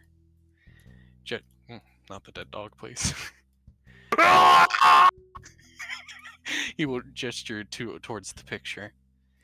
This seems to be Mrs. Shears, Mr. Collins, George Collins is his name, and then 2 others, who I presume to be their spouses. He looks at her. For some reason, they decided to get divorced at the same exact time. Mr. Collins, Mr. Shears, and Mrs. Collins. That would mean, in my mind, an affair. If we contacted either Mr. Shears or Mrs. Collins, we would probably find that they are, in fact, together in the same household or in the process of marrying each other, given the divorce papers. And you deduce who did the crime, then? Between the 2? Remy nods. Not either of them. Mr. Collins did. He gestures towards the papers. They needed each other. Now, signing divorce papers, I've never had to do it, granted, but I would take it that it's more of a personal thing that you do in the lonesome of your own home, but they needed each other. Or at least he needed her, and she wanted to comfort him in his time of need. So they signed the papers together, she comforted him, and he, presumably, made some kind of move on her to further their relationship. Past that, she obviously, well, not so obviously, refused. Told him to go away, and on the way out he spotted those pictures. All of them with her and her dog. Only one of them featured her own actual husband. And even then, it was a group picture. He saw those pictures, and said, "She loves that dog more than I do, more than she cares about me." And he snapped. His own wife cheated on him. She refused his advances. He shakes his head. He went out to the back, grabbed one of her garden tools, came back in, violently stabbed the dog. If you look at the blood splatter, it pulls away suddenly and comes over here. Presumably she tried to stop him, because of course she would. And then he slammed her on top of the table, bam! And stabbed her through the neck. The papers got strewn over there at some point, maybe when he slid the papers off, and they just so happened to land over there instead. And like most crimes of passion that involve passion, after the adrenaline high came down, fled the scene, because, oh my god, what have I just done? Remy nods. Exactly. Didn't even take the time to clean up, because, oh my god, what have I just done? Handing her notes to Remy. Most line up except for this. I did not notice her initials on this. It's somewhat inconsequential, I know, but it shows you have a tighter eye than me in some respects. Remy smiles at her, looks down at all her notes, reading them all over. Nods. I would even presume that Mr. Collins, trying to minimize his suspicion, quote-unquote self-reported, saying something along the lines of, I heard screaming just now, could you please send someone to check on blah blah blah this house? I have an undercover, well, black and white, but an undercover one tailing him. Remy nods. He thins his lips. If we back this up, I can almost guarantee you there's going to be fingerprints on that. Doing so as we speak. Turn the camera off. He will go ahead and turn the camera off for her. I've been here all morning to come to my deduction. She laughed. He looks at her with an eyebrow raise. Yeah? He'll walk over to her. It's pretty good, Reginald. It's pretty good. Thank you. He looks around and smiles. Thank you very much, Maria. I would kiss you, but not. I mean, come on. Please not here. Yeah, no, not here. But that was pretty hot. Thank you. The time in the Crua did you well in some respects, I suppose. Oh, the Crua. Ah! A lot of memories have been tainted by what Thomas did of the crew, yes, but a lot of good memories were there as well, and I did start to hone my eye for things in that crew, yes. I think, as I said, I have an undercover black and white tailing them. I think you should bring him in. I would graciously do so, ma'am. Thank you for the opportunity. He looks around, making sure no cops are watching. More sherry. Biting her lip, looking at Remy. We probably shouldn't flirt here. Can we get out of here? Yes, please, God.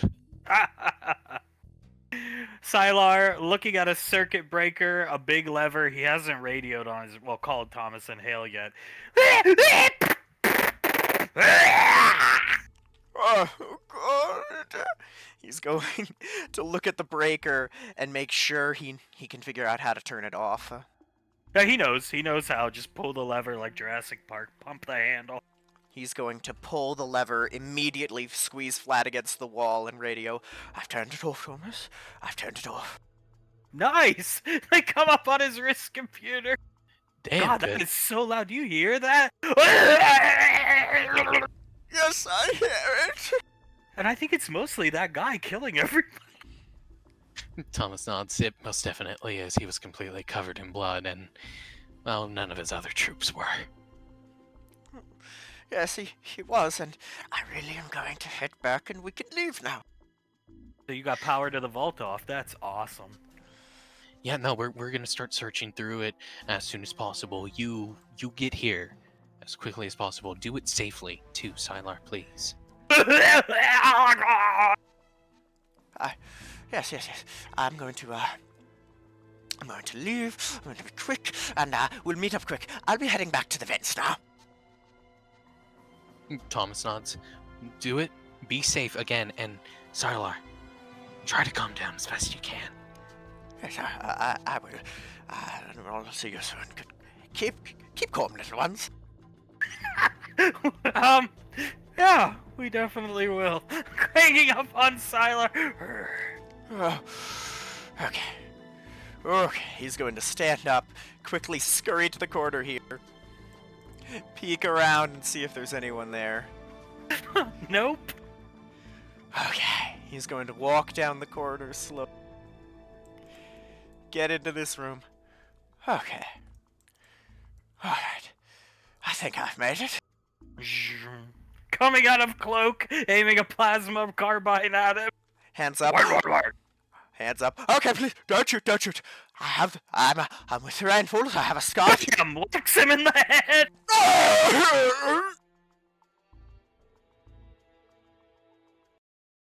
Are you more comfortable over there now, Crowdrick? Hell yeah. Good. Happier now that Julius has left because he went on one of his angry walks. So good not to smell a ferret around here.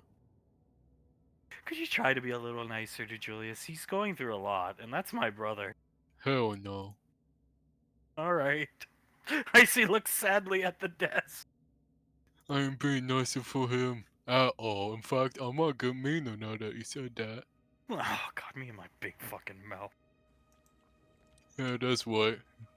He looks down at his drink, acts like he takes a sip of it, does not, making sure it's still completely full, and leans back in his chair. Oh! Integra coming up with Flip. What the hell happened to him? His shoulder all fucked up, all the way down his torso. It's a big mouth. Cave Drake happened to him. Please, Auntie, heal him.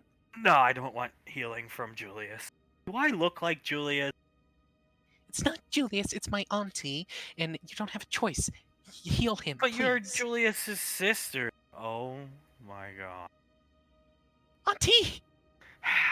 No, please, no! She grabs his head and heals. Oh, it does feel nice. See? Laughing at him. The Integra spins around, glares at this dude. Drops the skull, they leave. Thank you, boys in blue. As they leave. Kid, what's the big deal, man? I get the Julius stuff, but she's probably the nicest person in the damn universe, bro. I just don't want to feel like I owe Julius anything. Well, you don't. And you don't owe me anything. I'll heal you all the time, handsome. Patting his head. You are nice. I feel bad that you're Julius's sister. It must suck. No, it doesn't. Oh my god. I'm seeing an ally here! Yo. Hey, come here. Come here, man. Wait, who the fuck are you? He looks over. I'm your best friend. Come here. Fucking get over here. What the hell's he doing in the... sure. Comes over. You and me? He grabs him by the back of the head, puts their foreheads together. Oh, okay. You and me can do great things together. I'm not a fan of Julius, the Izzy stuff, and I find the Primarch very attractive, therefore her beautiful daughter attractive. How could you ruin somebody like her? That's what I'm saying. Gave birth to Thomas and Carter. I fucking hated both of them. No, I don't really find my grandmother attractive. You, on the other hand, you're a worker, buddy boy, but let me tell you something. You and me, when it comes to taking Julius down, we could do wonders together. Get him away from him, fucking Ricky. No. Yeah, buddy, you might want to move back before I have to physically move you. I don't want to anger my superiors. Ricky is one of my superiors now that I'm joint task force with Integra on team Julius. Frederick watches him walk away every step of the way. Damn. Do not listen. Do not listen to the blob next to me. You're a lot better than that guy, kid. Okay. Can I just ask? What is he doing here? He's on an extended visit to the office, apparently. I don't know, man. I think he's built a nest under one of the chairs. He's come to keep an eye on things up here, because who else is going to do the tough job, right, Crowder? Goddamn right. You see? Finally speaking some sense. I see. I'm here to do the job that no one else wants to do, buddy boy. Plus, there's a lot of attractive young men who come through this office, and he is a fan of them, as he is yours. Goddamn Oh. right. Jesus. Integra will hug around Flip's arm and glare at Fludwick. Fludwick hisses at her. Oh! So what's your name, buddy? I'm Queldwick, but you can always see You look my... like you look and remind me of Frederick Rainfall. That's Frederick and Krellin's son. None of us understand how, dude. You just gotta roll with it. He just appeared one day. That's how Star Children mate, through the mind, and then they conceive through somewhat of a what would be construed as like the power of the mind. He's a gift. Goddamn what? I can show you how much of a gift I am if you want to come down to my room later. I don't want to come down to the lane, too much Julius and Thomas, you know what I mean? Oh, fair enough. Why do you think I'm up here right now? Where Julius works! Hey! I'm here to keep an eye on him, granted, but him being away from here, this is a fucking break for me, that's for sure. Okay. Sasha, please. Right. The xenomorph problem was some type of worm? Like wyvern something? What is that? Cave Drake, ma'am. We went, investigated. I asked questions to the farmers as Flip tracked down tracks that he noticed around the sheep that we were investigating. No xenomorphs there, I can almost guarantee that. But we did go and find a cave drake in its own cave, and we dealt with it. We dealt with it, ma'am. Not without a couple injuries, but we dealt with it. Now, this is the only thing left. Go ahead, Ricky. I'm inspecting the skull. It's only the skull, remember. Just the two of you, huh? This thing's got a pretty good-sized dome on it. Integra nods. Yes, sir. Just the two of us. It had a long neck like a giraffe, huh? Yes, Flip nodding. It's a Vespine drake. They're another one of these Thomas Jr.-esque species. Lived underground. Xenomorphs kind of took over the underground. They all disappeared one day. To escape the xenomorphs taking over underground, you come to the surface. Makes sense. I'm just glad it wasn't actually xenomorphs. Sasha, thank God. Yeah, these guys are tough suckers, but I'll take 100 of them over fighting a bug again. Now, how do we end up with the teeth lodged into your very handsome boyfriend's chest? It went to bite Integra and I pushed her out of the way. Oh my God. Integra sighs, which please be more careful, Flip, but yes, that's what he did. It's different. You're a Rainfall. Oh, well. Integra just sighs and shakes her head. If that's what you want to say, then fine, but please be more careful. Well, that's a discussion for you two to have in private. I'm not interested in hearing that one out. Good work. I knew you two would make a good team. Just try not to get hurt on purpose.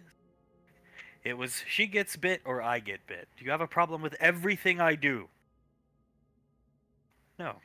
She looks at her table. No, I don't. And I'd much rather you get bit than her. Thank you. Hey, I don't get to say shit. I kind of did the same thing on B Squad, so good on you, kid. He'll pat his shoulder on the way by. I'm not gonna let a Drake bite my girlfriend. Do I look like Julius? Julius never let a Drake bite his girlfriend. Let a raptor. You two are dismissed. Now, Integra. Thank you, ma'am. Here, I'll levitate the skull. Thank you. Have a good day, everyone. She just gives him a salute. I hate Julius. I know, Flip, I know. Oh, that kid knows so much. I see crossing her arm. I like him. Of course you like him. He hates Julius. Hey, he's not gonna take shit from any of you. You included, Time D&D. I don't want to give him shit. I just want him to be safe. He's important to her. You could tell. Look at the way she looks at him. Yep. Hey, I get it. He's pretty important to me if he keeps walking away from me like that. Look at that ass away. What the? Looking over at Girl J. She does. When I see her look at him that way, it reminds me of the headhunter days. Be quite looking at Julius. And he's basically Julius, just with better manners and a lesser of a worse attitude. And not the skill set Julius had, unfortunately. Honestly, I think he's a good kid, and I mean, I probably dislike Julius almost as much if all I'd heard is the bad shit like that kid. Exactly. Crossing her arms in anger. Thomas and Hale up in the, but they're not talking yet. Igniting his halo beam saber, looking at Sylar. Round him, turning off the power. Just breathing, looking at Sylar. I'm not one of those terrorists. Check my risk computer, check my information. I am not one of them. I'm with the Rainfalls, please. Comes down face to face with Sylar, tugs on his scarf. It's from the Rainfalls. Yes, it's one of theirs. Please do not kill me, Shipmaster. Please, I know who you are. Please don't. Do you know how many people out here try those scarves? Anybody and their mother can buy these things.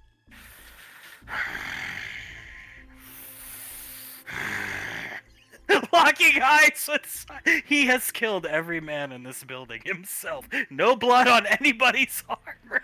You are a wise and good leader, Shipmaster. Look into my eyes and then check the wrist computer. It'll have my information on it, I promise you. I grow tired of these Jessica games. Jessica? Hale! Thomas and Hale just got here. Jessica? What the fuck? To Sylar! We have to do something. I think that guy, Sylar was right. He's gonna kill him. Yep, no, we're doing something right now. Kinesis chair, and then, you fight him. Yep, deal. Go! He's gonna hop down and pull his gun and his knife out. Hale coming down, spinning around. Thomas Jr. Hi-ya! Kicks him in the side of the head. He does not move. No. Thomas has his knife and his gun out. Leave him alone.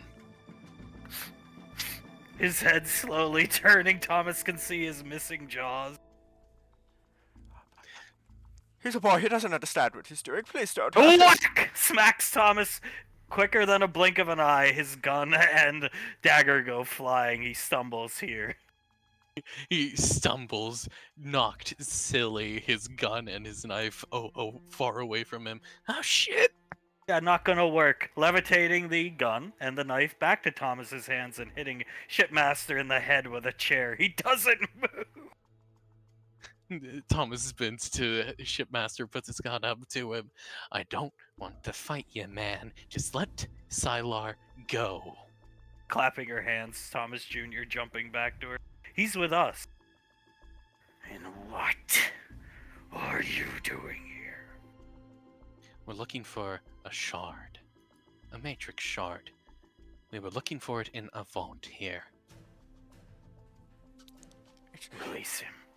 This guy comes over, letting Sylar go, taking the handcuffs off of him. He will immediately back up here next to Thomas. Bowing. Thank you, Shipmaster. I apologize for this. I did not mean for the intrusion. We are here on Rainfall business. I am sorry. Move. Pushing Sylar all the way over here. Oh. They all move out of the way. Hale comes up. Move. She moves back in fear. Oh, God. Thomas sets his jaw, forcing himself to stay near Shipmaster as he slowly lowers his gun. So you're the failed son of Julius. Clacking his two jaws together, locking eyes with Julius Jr. And Thomas's eyebrows go up. Yeah, that's who I am. Sniffing at the base of his neck. What's it like to not live up to the legend? Thomas, watching him sniff his neck, feels bad, like I failed terribly. Terribly. They all laugh when he laughs. Thomas blinks a couple times. You talk to my father a lot? You're free to go. He walks away.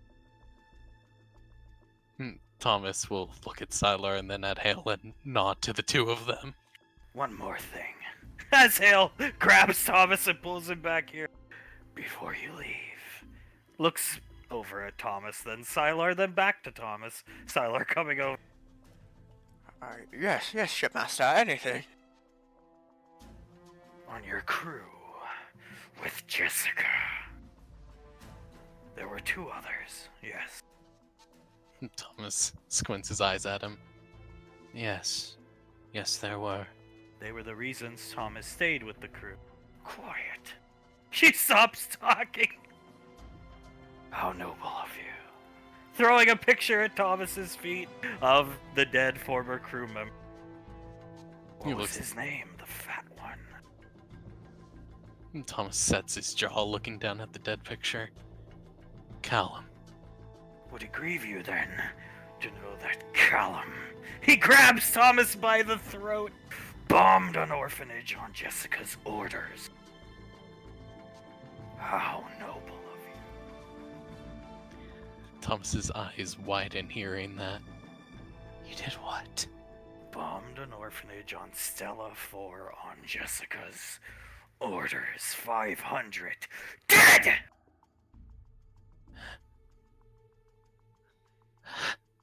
I didn't know that. Unfortunately for them, he throws Thomas into the wall. We got to him too late. I made sure he suffered before the end. You piece of trash! Igniting his beam saber. Sylar better stop this, cause Hale's gonna try and it's gonna go badly. He is going to come up next to him. Please, shipmaster, do not kill him. It is his father's place to be the one to kill him. After everything he's done, I think his father has earned that right. Please. I'm going to kill Jessica and make her suffer under orders. And if I ever see you again... Thomas, whose head was looking down at the ground, he looks up at Shipmaster. How'd you kill him? The picture with your kinesis, little one.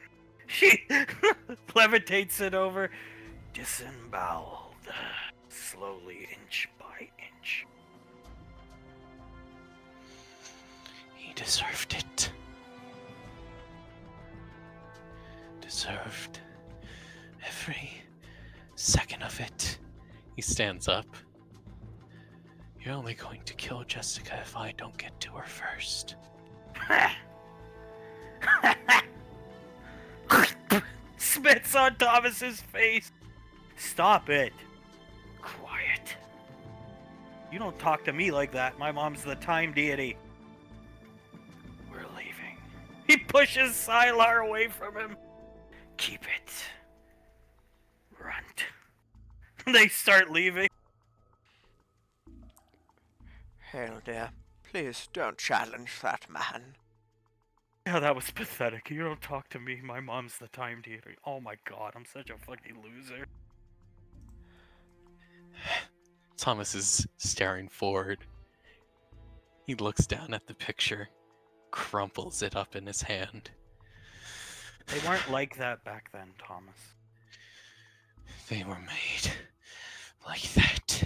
They turned into that, and I allowed them to live by protecting them.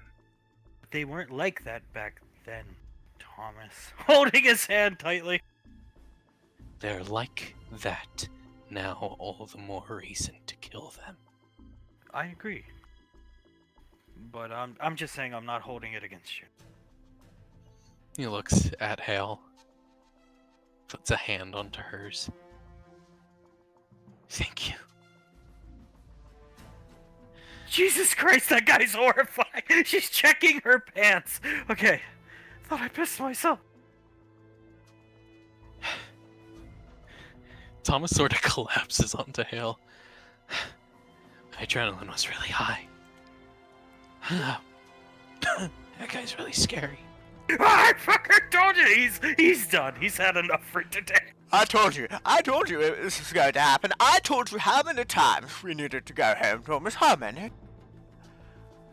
More than I can count on two hands.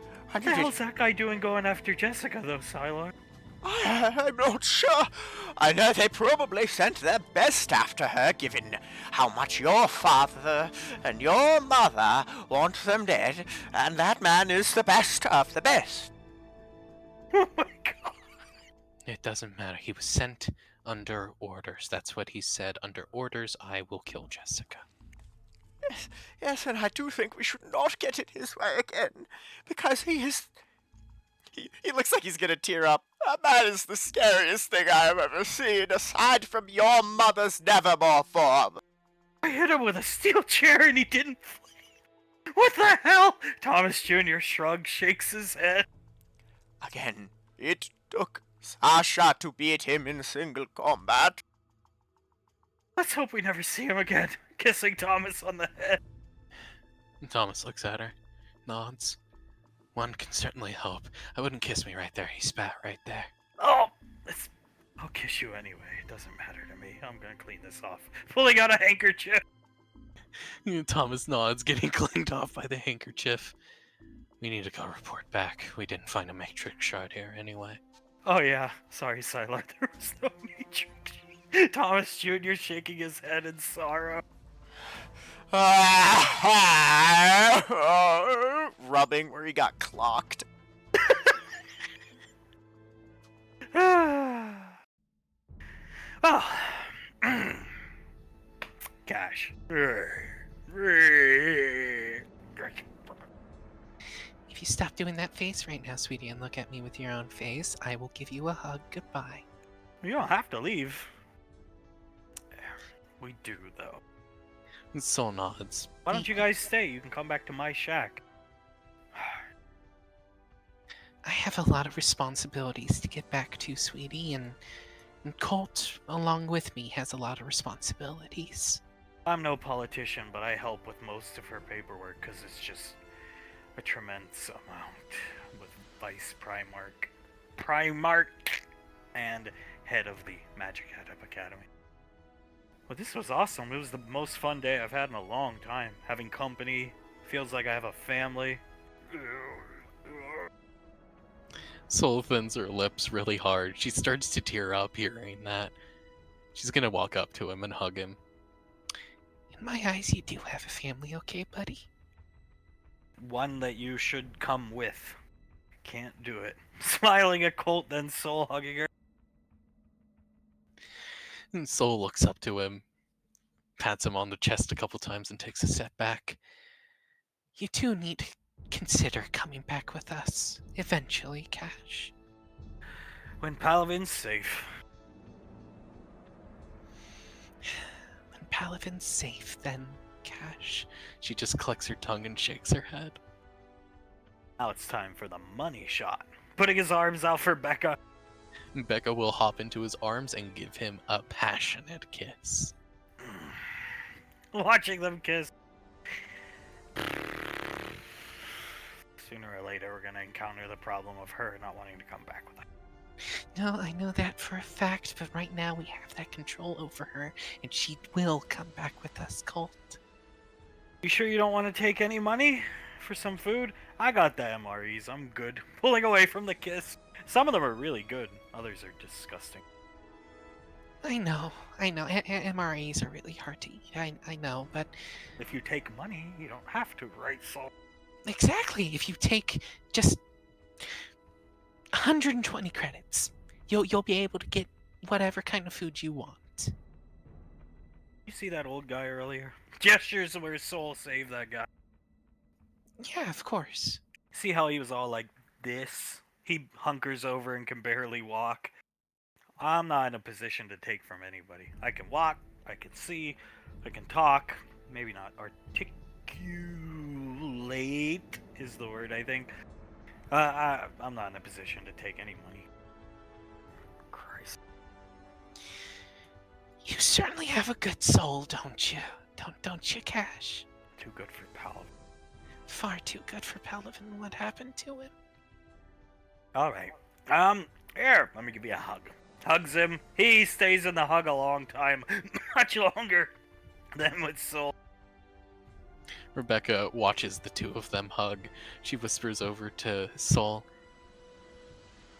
I think he misses having a man in his life. Sol nods. I think so too, sweetie. I think so too. She just watches the two of them hugging each other. So, working on the large Starchild old computer depository systems, Declan's scanning the area. Willow typing on the depository sighs. I don't think we're gonna find anything on this one either, Deck. What's on this one? Just, the usual stuff. Documents, what seem to be like just useless paperwork. I hereby declare we transfer this many, whatever that symbol is, I can't recognize it, to this account. It seems to be their old currency. Me hereby transfer 5 bananas to you. Willow starts to laugh. She looks at Declan. I didn't know you could do that good of an impersonation. Do you think they all sounded like him? Is it just the culture of WoWs? I mean, either that or Krellin was just specifically retarded. Comes and sits over here. Tell me about Jace. Willow looks over at him, realizing there's nothing on these depositories. She walks over next to him. In 3 years on the lane, guarding your house and stuff, I think I saw Jace a total of maybe 30 times. And I think that's being generous. And then he scored Rain, who's obviously very good looking. And then he skips her. La-da-dee-da-da-dee-da-da-dee. Tell me, what about Jace am I missing? When she sees Declan doing that, she was taking a drink out of her water skin and she spits the water out. Tell me about Jace. He's autistic, I get it, but on the orphanage on Mars, the center, there was tons of autistic kids, and none of them Jace is. There's something more or less to your brother, who I hate. Fair enough. He's certainly a tough personality to like. She leans back. Way back when, and I'm talking when, all of us were pretty young. Before everything happened with Thomas, he was always supposed to keep an eye on Jace. Thomas was. If Jace is the brains of the situation out of the two of them, Thomas is the street smarts and every other kind of smarts, to be honest with you. Handing her some Starburst. She'll take the Starburst. Thank you. She'll pop a couple out, hand some over to him, and pop a couple in her mouth. But other than that, she swallows it. He's just always struggled for direction in his life, I think. And then... Really? La-da-dee-da-da-dee-da-da-dee-da. Willow chuckles a bit. Do you know about the whole Samantha story and stuff like that? Uh-huh. But oddly enough, it wasn't the four of them talking about it. It was usually just your dad mumbling to himself about how much he hates Jay. He certainly does hate Chase because of it, but yes. I know the feeling, believe me. I've watched other men hang off of you. She thins her lips and nods. That whole thing was going on, right? And to me, it always seemed like Jason needed someone in his life. Be it Thomas when he was really young, or Suletta, or Samantha, or Sasha. Most of those being women, granted, but he's always needed someone in his life to give his life some kind of meaning. And granted, that is not healthy at all, but who am I to talk about healthy coping mechanisms? She shakes her head. I think Rain provides that for him in a way that nobody ever has. She gives him more purpose than he had before, especially before when he would isolate himself. And I know we say because of Thomas a whole lot, but it's because he lost what in his mind was his best friend and all his other friends, and he just felt like he didn't have a purpose in this world anymore. At least that's my guess. I haven't talked directly to him about it. What a charmed life. Looking up at the sky. She thins her lips again and nods, fixes the cardigan around herself, and looks up at the sky. If I had that attitude, I wouldn't have lasted 20 days on that lane dealing with you. Thank God you didn't have that attitude then. I honestly don't know what I would do without you. You'd be fine, probably. Maybe. She purses her lips and sort of shakes her head. I don't think I would. I'm sure they could hire somebody to take care of you. Money talks to most people. No, I don't think anyone would put up with my bullshit as well as you have, Declan. Well, you're hot. You were hot when we met, and then you became less hot rapidly. Not in the looks department. She blushes a little bit and then looks at him. What's my hotness level now, buddy? Extreme. She blinks a couple times. But you are still my employer's daughter. She'll look at the starburst, then back at him, and shrug. You know, I saw your face when you first hopped out of that Jeep on that day we met. I saw your face. She shakes her head. I knew I liked you from the very beginning as soon as I saw that. Maybe if you just put down the booze. She nods. That certainly would have helped our situation, wouldn't it have? I get it now. I think it was, you're like Jace in that respect, I guess. And you lost your friend group and fell apart, but it doesn't resonate in my brain. She nods. I tried to replace things with other things that just wouldn't work, so I just kept on trying to do it. A quantity over quality type thing. AKA drinking myself silly every day. AKA 10,000 credit stakes.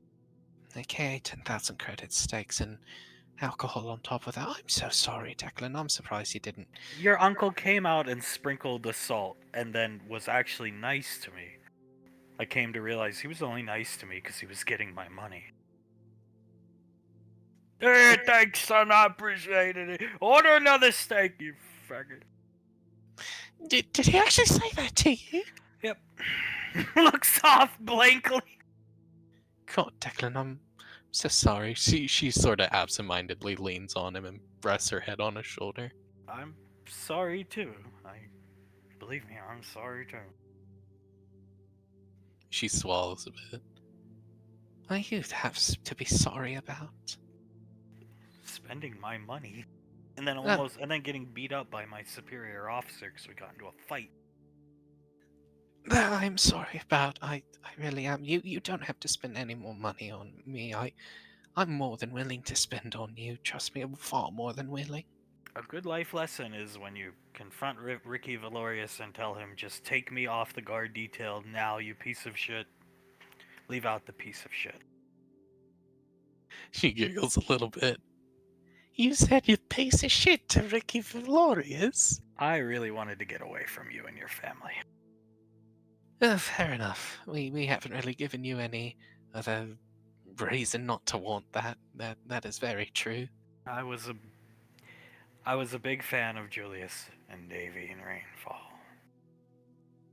And then you learn more about the family. Well, today you learn more about Grandma, too.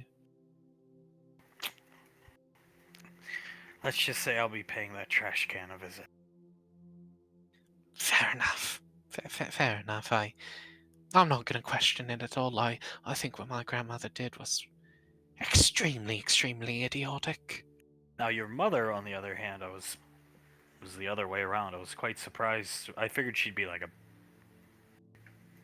a bitch. She's actually sweet. And your dad seems normal. And then your Uncle Oz and Aunt Lass they're nice. But some of the other elements in the family. Willow nods. You were more like how I thought your mother would be. She smacks her lips together. Oh shit, I'm glad I'm starting to change that now. Your mother is one of the most humble people I think I've ever met. I suppose your father. But, looks at Willa!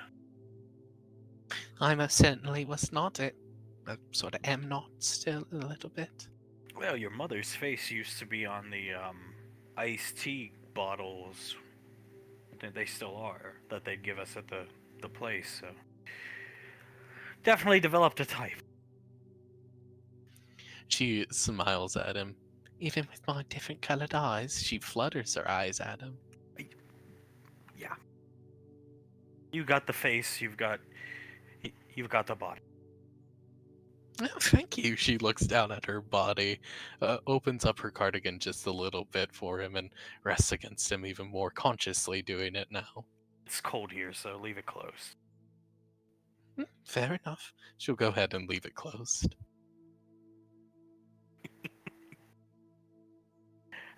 Well, it's been a lovely walk, and we've discovered no new Oh, hello! Oh, look what the cat... Wait a minute. She looks around, stupid fucking cat. Look what the cat dragged in. Wait, the cat is here? He looks around. No, never mind. Sorry. No, just a figure of speech. Oh, Carter, what's going on, big dog? Looking at memory and... Oh, I think it's one of those days. Look at that glazed look in her eye. Oh, no. Carter clears his throat. You know how it is. Just one of them days. He looks at Oz with a certain look in his eyes, where the work just never seems to end. Am I right? Alina meeting up with Tanya, Benny, and Elizabeth coming over. So what are you guys doing home so early? We have dinner with Thomas to prepare for. Trust me, we're not very excited about it, but it's more for Hale's sake than it is for Thomas's. You guys are taking one for the team, trying to prep her for the eventuality of Thomas leaving. Yes, not dropping out of the fucking league. Carter nods, making sure she's also prepared and trained with her toad that she's gotten. And when Thomas leaves, hopefully she'll change the name. I never wanted to ask this, just given the subject matter of the past 3 years, but now I feel like I can. How much was she making at the time in the league when she dropped out? $200,000 a year. Now she never got it because she dropped. She was... Oh, I hate that. He looks down at the ground. She was on track to make about $1 million a year, give or take, if she had stayed over these 3 years. Probably like closer to 3 or 4 million, had she stayed and done well for herself, which she would have because I taught her. Good fucking god. Jeez, for just like a... And that's without royalties. I guarantee you, her royalties crush mine in her merchandise, because the league was just more, it was bigger than when I was playing in it. It's this universal thing now. You know, her merchandise was selling crazy, but we're not allowed to get the royalties, but you know what I mean. Elizabeth nods. Just from my knowledge, because, you know, we're the manufacturers of most of the merch there, yes, she was making an insane amount of money with royalties if she were to get them, like... A horrible look in his face thinking about what she's talking about. JJ puts his hand up. Wait, sorry, Elizabeth. What's wrong, Benny? Her royalties were over $1 trillion. Thomas! Crabbing his chest! JJ bends over, hands on his knees, and just starts coughing. And she gave it all up for Tom. I mean, she could have never had them, but it was tried. You know that, right? No? One of the ultimatums Pequod gave her as she lay on her deathbed was, I'll give you all your Battle League royalties, just break the bonds so Julius can kill Thomas, and she said no. She just starts crying. Laz looking off in the distance, blank expression on her face. That's a sixth of what the production company made this year, this quarter. That boy does not deserve her last. No, he does not. I ran the figures once, out of morbid curiosity. I'll never do it again. Elizabeth shakes her head. Neither am I. That's just depressing to hear. Hates Thomas even more now. That stupid idiot with the red hair. I mean, I want to freeze the water in his blood. You could do that, I'm sure. I can figure it out. That's for damn sure. Yolita shaking her head. What a fucking bitch, little Tanya. Definitely a fucking little. We have to have him over for dinner, though. They come as the package deal. I don't know how somebody could stand by Thomas like she does, but looking at Carter. Carter nods. He looks at her, mouths, one of those days. I know people that do the same thing, actually, right, JJ? I do too. Just so happen to know, a couple. I know a couple who does the same thing. What are you doing out on a walk? It's rare to see you guys walking around. Oh, well, we wanted to get, the juices flowing and stuff. We came into this big problem, the whole director thing, and we're putting that on the table for now. And Director? Gesturing to Carter? Oh, here we go. What? Carter looks at Memorand and shakes his head. No. This is your new director, Carter. No. No. I don't want Carter on set. Besides, he's too busy with the headhunters. Nonsense. Time can be made. I can cover the headhunters. No problem most days. Memorand, as the head of the production company, I refuse to have him as a director. JJ, why? Because he doesn't have the skills necessary for I it. will never forgive you for this, JJ, just so you know. Making him play the dog, and you made that idiot play Nemesite or whatever his name was. Okay, JJ? Sam laughing? How could you do this to Carter? Quite easily. Elizabeth covers her mouth and starts to laugh, seeing the picture. He was all his life. He begged you for a role, and you just said woof woof growl growl. That's not how it went. You came in and demanded he got a role. If he had come in and asked nicely, he probably would have got something cooler in the movie. That is how it went. We would have at least given him a henchman that you see every once in a while that eventually gets henchman? He's a star, JJ. Well, I'm telling you that is at least what he would have gotten if he just came himself. There's a saying around the studio. Galleons need to learn their lessons and continue learning them forever. Just get used to it. Sad fact of life, Memorand. He's never gonna have himself a starring role. That's a role instituted by you, JJ. Who appointed you judge, jury, and executioner? Carter's amazing. His book is soon to be released. And Patricia, that is exactly why. JJ's eye twitches when he hears that. Patricia Rainfall did. You ever heard of her? He's about to be a published author again. Oh my god. Oh, you piece of shit. JJ looking right at Carter. Thomas! Comes crashing through Krelno on the back foot, using his horn as a sword as Mrs. Snuffles is deflecting the horn attacks with her one claw, levitating in the air. Ah, goes crashing through the fountain, ruining the statue, and then crashing through the woods. Thomas disappears. Am I high? Elizabeth and JJ at the same time. I got an idea! What in God's name did I just say?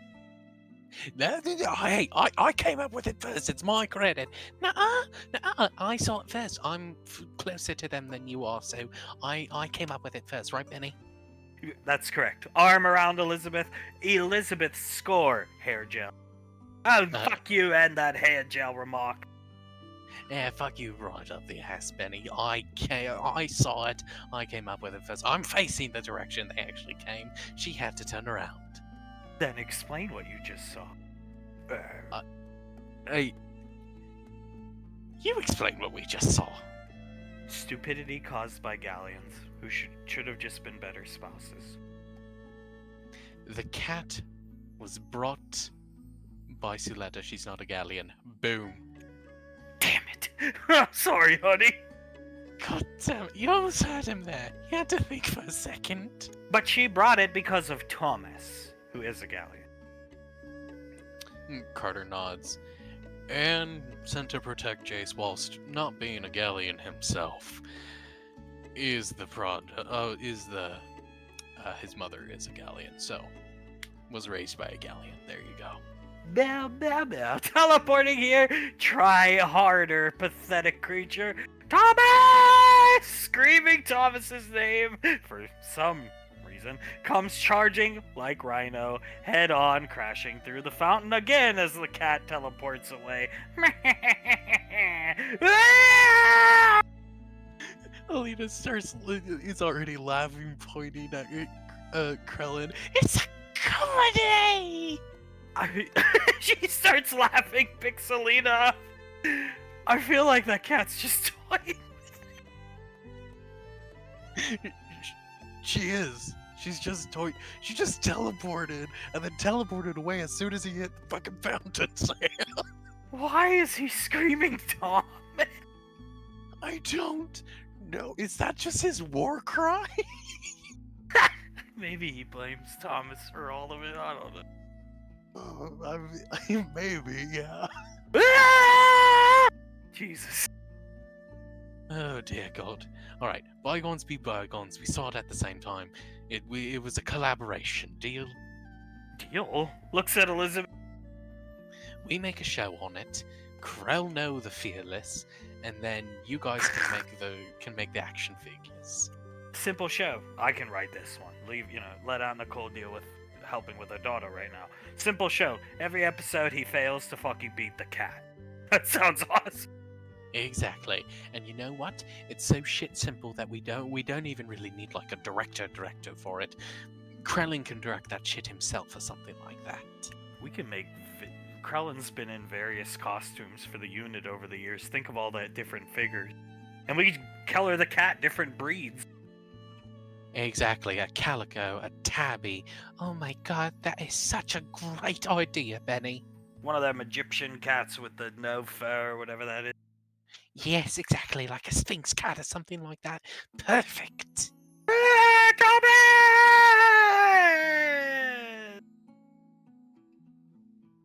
They're still sitting over here. Willow sighs. She looks at the computers, then looks at him. You want to learn a thing or two that I could try to teach you? Yeah, sure. Yes, she smiles at him, will walk over, and she knows what she's doing, bend over slightly for him to get a good view.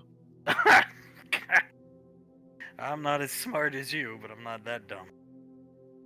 Yeah, Willow stands up straight and looks over at him. What are you talking about? Comes over, helps her stand up. She puts her hands up. I had to try. I appreciate the view. But you're Willow Rainfall. He gestures around her.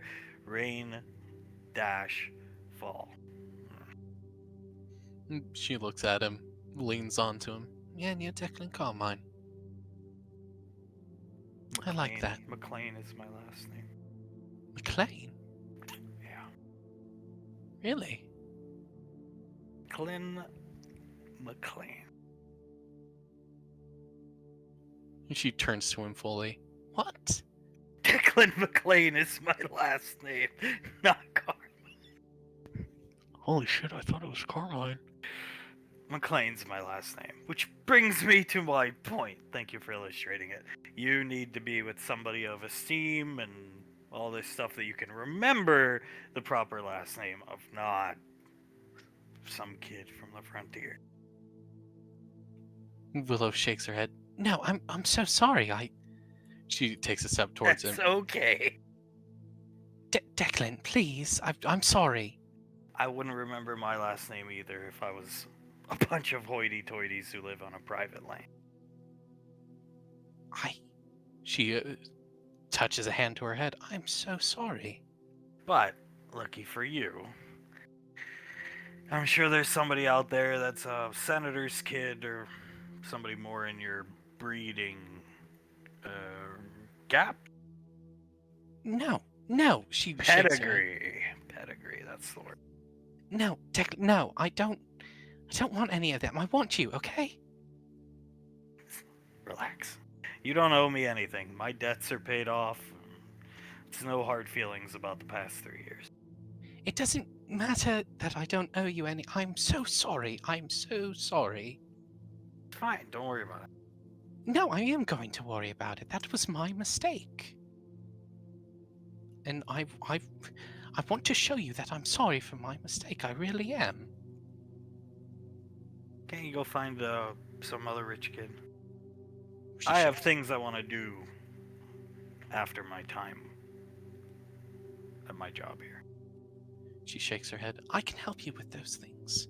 I can handle them myself. I've never needed anybody's help, ever, and I never will. She nods. But it's always good to have some, Declan.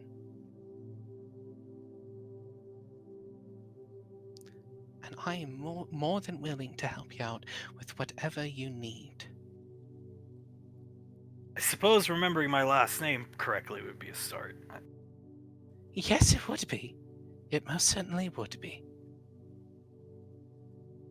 And it is certainly in my mind now. I'm so sorry. Get you, I don't know, date like an athlete or something, or movie star or something like that. Don't worry about it. I don't like handouts anyway. Looking back at Willow, I don't need to date you as a handout because you feel bad. Trust me. She turns around. It wouldn't be a handout. She walks over. That's close enough. She'll take a step back. It wouldn't be a handout. I want to date you. I'd say remembering my last name would help. Especially getting involved with your crazy family. She looks down at the ground. It would certainly help. She shakes her head. I'm so sorry. Trust me, I'm not surprised. She looks up at him. Declan, please, just give me a chance, please. For what?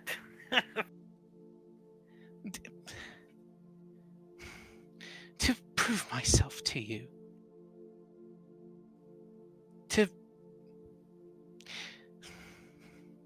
prove myself to be useful. To prove myself that I You don't have to prove yourself useful to me. To prove to you that I actually care about you.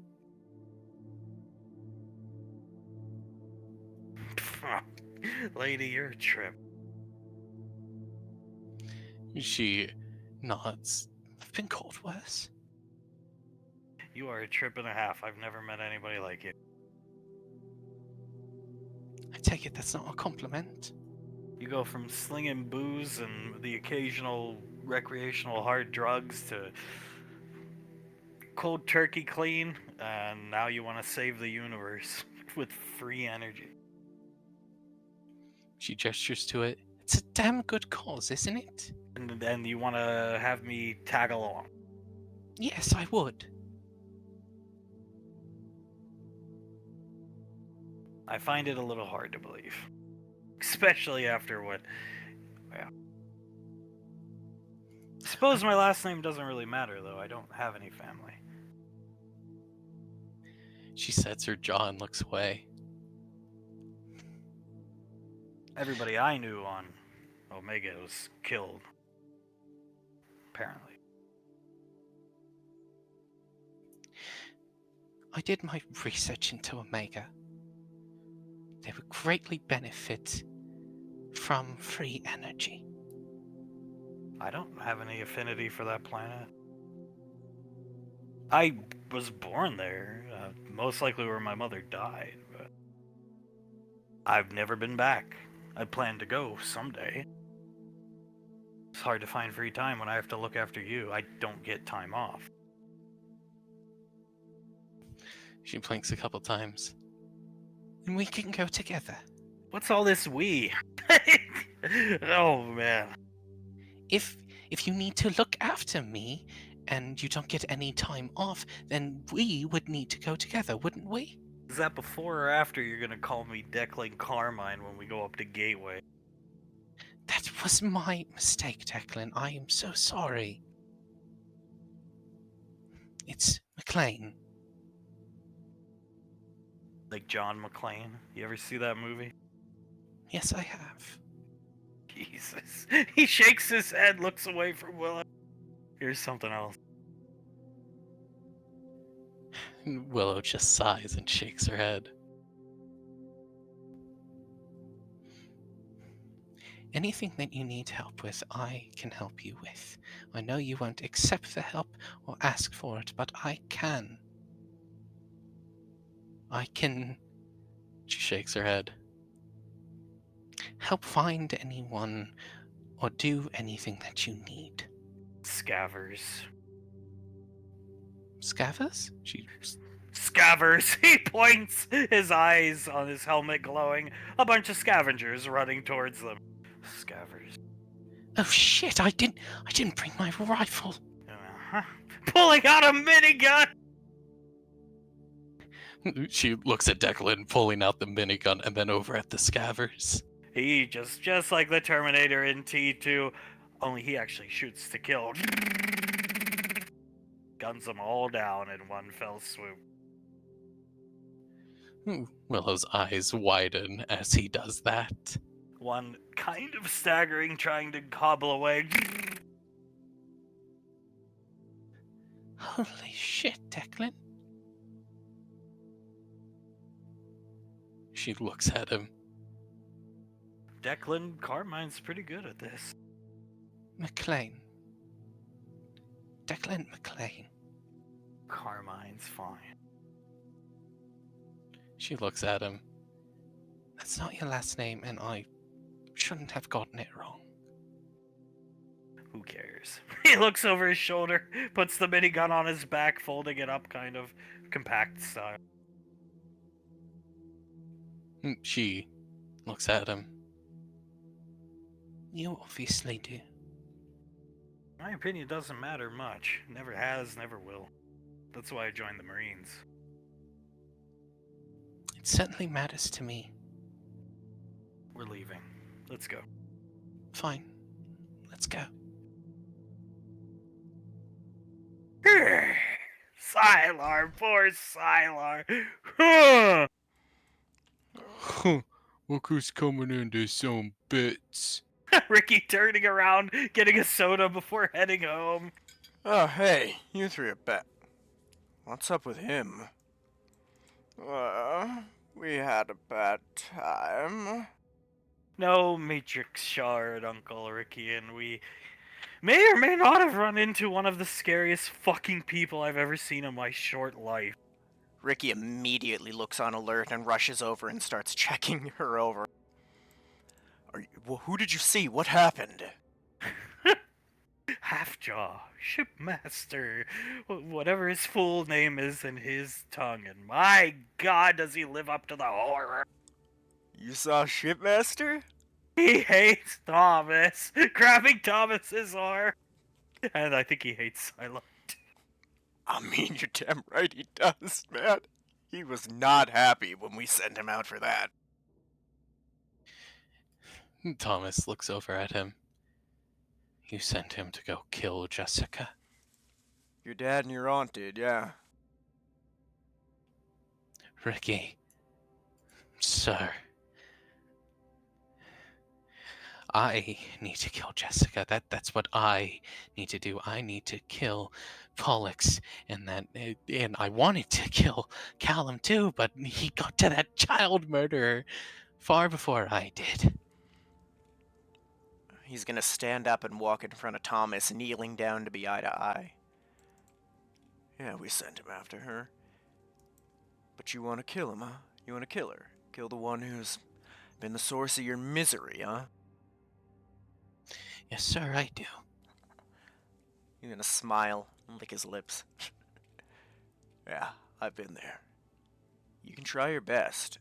And honestly, be poetic if you got her. But sometimes you don't get to be the one to kill the person who hurt you the most, kid. Who sent him after her? Julius? Him and Sasha, yeah. Makes sense. Right. Was it in order to kill? Was it in order to kill her? Kill if necessary, but preferably bring back so Julius can kill her. Oh, great. Right. Thomas closes his eyes. I should have expected as much. Although, pretty sure he's gonna want to kill her herself. He stands up. He was pissed when we told him what his job right now is. Yeah, I could tell. Trust me, I could tell too. I got spat all over my face because of it. Well, not because of that, just because I'm a little dickhead who didn't... He spat in my face, that's what I'm getting at. And they nearly killed me. They captured me while we were there, and he was about to murder me. Thomas barely got there in time, and then he nearly killed Thomas and I. Yeah, apparently it's a problem. Anybody could just buy a red scarf. And if you're not a wizard, you can't tell if there's an enchantment from my mom on the scarf, so... They didn't believe Sila. Oh yeah, we don't... Even if I didn't know who all the Rainfalls are, we wouldn't be able to accept scarves as the sole proof of identification in the Rangers. Oh. Do you know how you can go online and buy replicas of those for like 3 credits, Hale? Yeah, I've just learned today. Poor Sylar. They had him handcuffed to a chair. He had his beam saber ready. He was going to end me. Yeah, the moment you see that from that guy.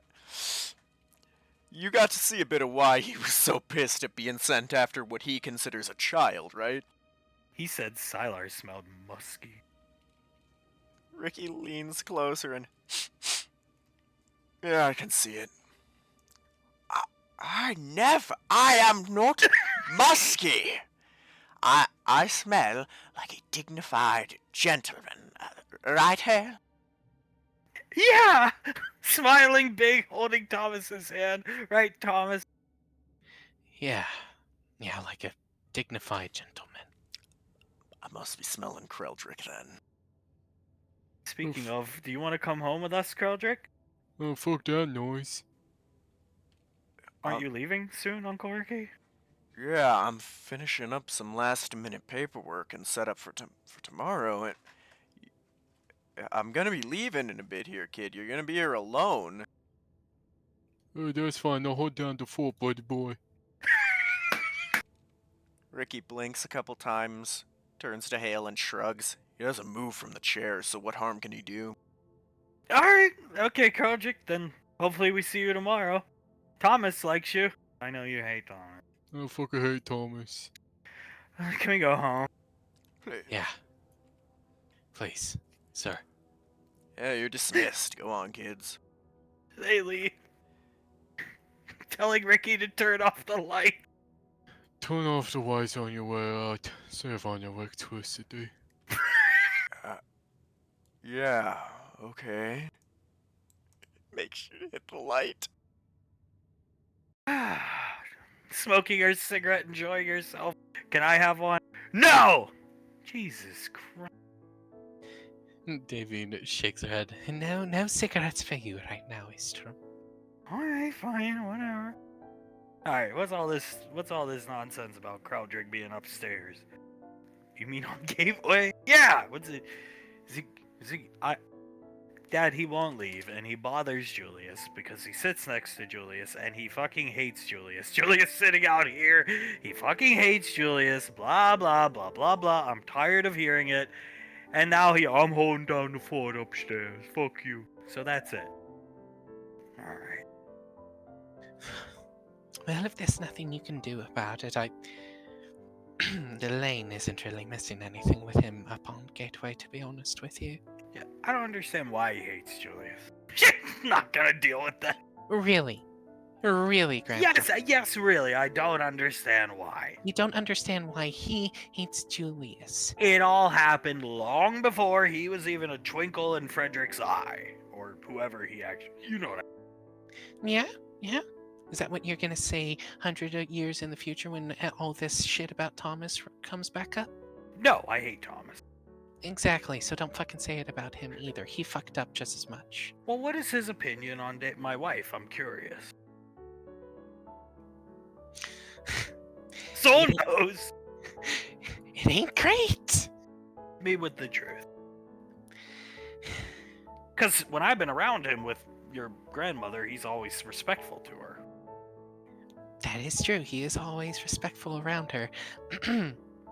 But I'll tell you this much, whenever he's around, let me tell you something. I fucking hate this thing. You fucking stupid. Hey, well, maybe just walk away from this dude who really wants me and loves me and everything like that. That seems like a smart thing to do. God, might as well just shoot off my ODM gear into the nothingness of the void of space. She's not making that up, by the way. Pointing at Soul, that she's literally reenacting a clip from his Twitch stream. Well, he certainly doesn't like me then. I swear, I might have tried to weaponize the cat against Thomas and Jace, but I have nothing to do with who Crowdrick likes or doesn't like. He's developed his own opinions. I believe that.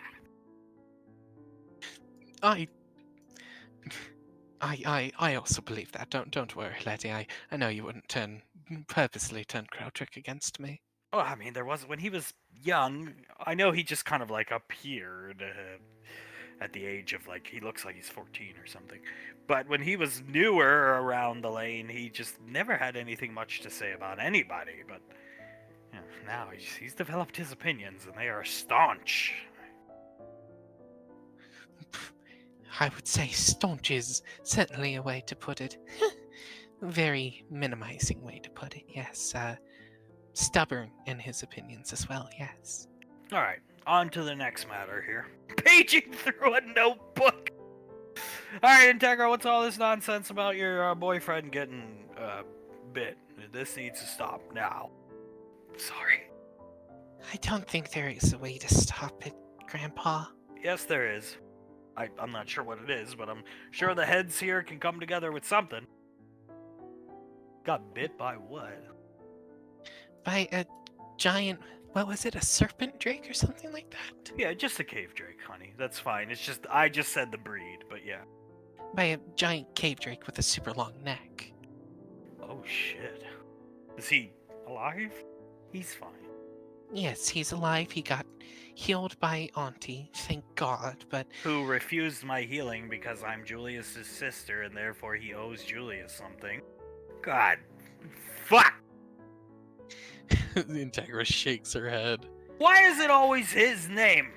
Points out to Julius. It's the common denominator in all these discussions. Crowdrick and now this kid. What am I missing? Soul pinches the bridge of her nose. God damn it, Grandpa. There's a common denominator here for a fucking reason. One, he Izzied Pequod Rainfall, who gave him everything in the world. He's just happily sitting out there minding his own business right now. Oh, yeah, sure, that looks real happy. Complete forlorn look on his face. Alright, well, you know what, Integra? I don't really care if he doesn't want to be healed. He's gonna be healed. And that's the bottom line. Well, he did get healed, thank God. Thank the time deity, really. He'll come around. Give him time. I have an idea, Integra. I'm gonna help you out with this kid. Please, God, Auntie, I need it. I do think it's somewhat of sick. Fate is not necessarily on your side. Your dad always seems to show up at the worst times. Facepalm. He does! I realize that he's just coming home, or walking around the lane, and just so happen to be walking around on the wall or something like that. But it's always at the worst times, Auntie. I like this discussion. This is good. He's walking around all the time because Thomas, so Julius isn't the common denominator in this one. Yes, he is, though, because he's causing problems for Integra. Ugh. It doesn't matter what problems that Thomas is causing for my dad. It's just the fact that my dad is still there when problems happen. Like he causes the problems, is what I mean. Okay, alright. Well, Integra, you gotta be a little bit more on your toes, honey. You can't... Well, better him get bit than you. Oh, I sound terrible, don't I? No, I agree. A little bit, but I do agree with it. It's the matter in which he just kind of like haphazardly threw himself in front of the bite. Ergo, if that thing had... Did you fuck up that thing's jaw by chance prior? Integra nods. Its jaw got fucked up and then it healed. So, healing takes time, as you know, with magic. If you hadn't fucked up its jaw, his torso would have been in that thing's mouth. Just so you know. Oh, dear Jesus. And I suppose Julius is to blame for that. No. Soul shakes her head. No, Julius isn't to blame for that. What if everybody just blamed Levi for everything? Oh, Levi did this, Levi did that. You'd be angry, Cole. Yeah, I would. But I don't think my son's gonna do anything like that, okay? Well, you never know.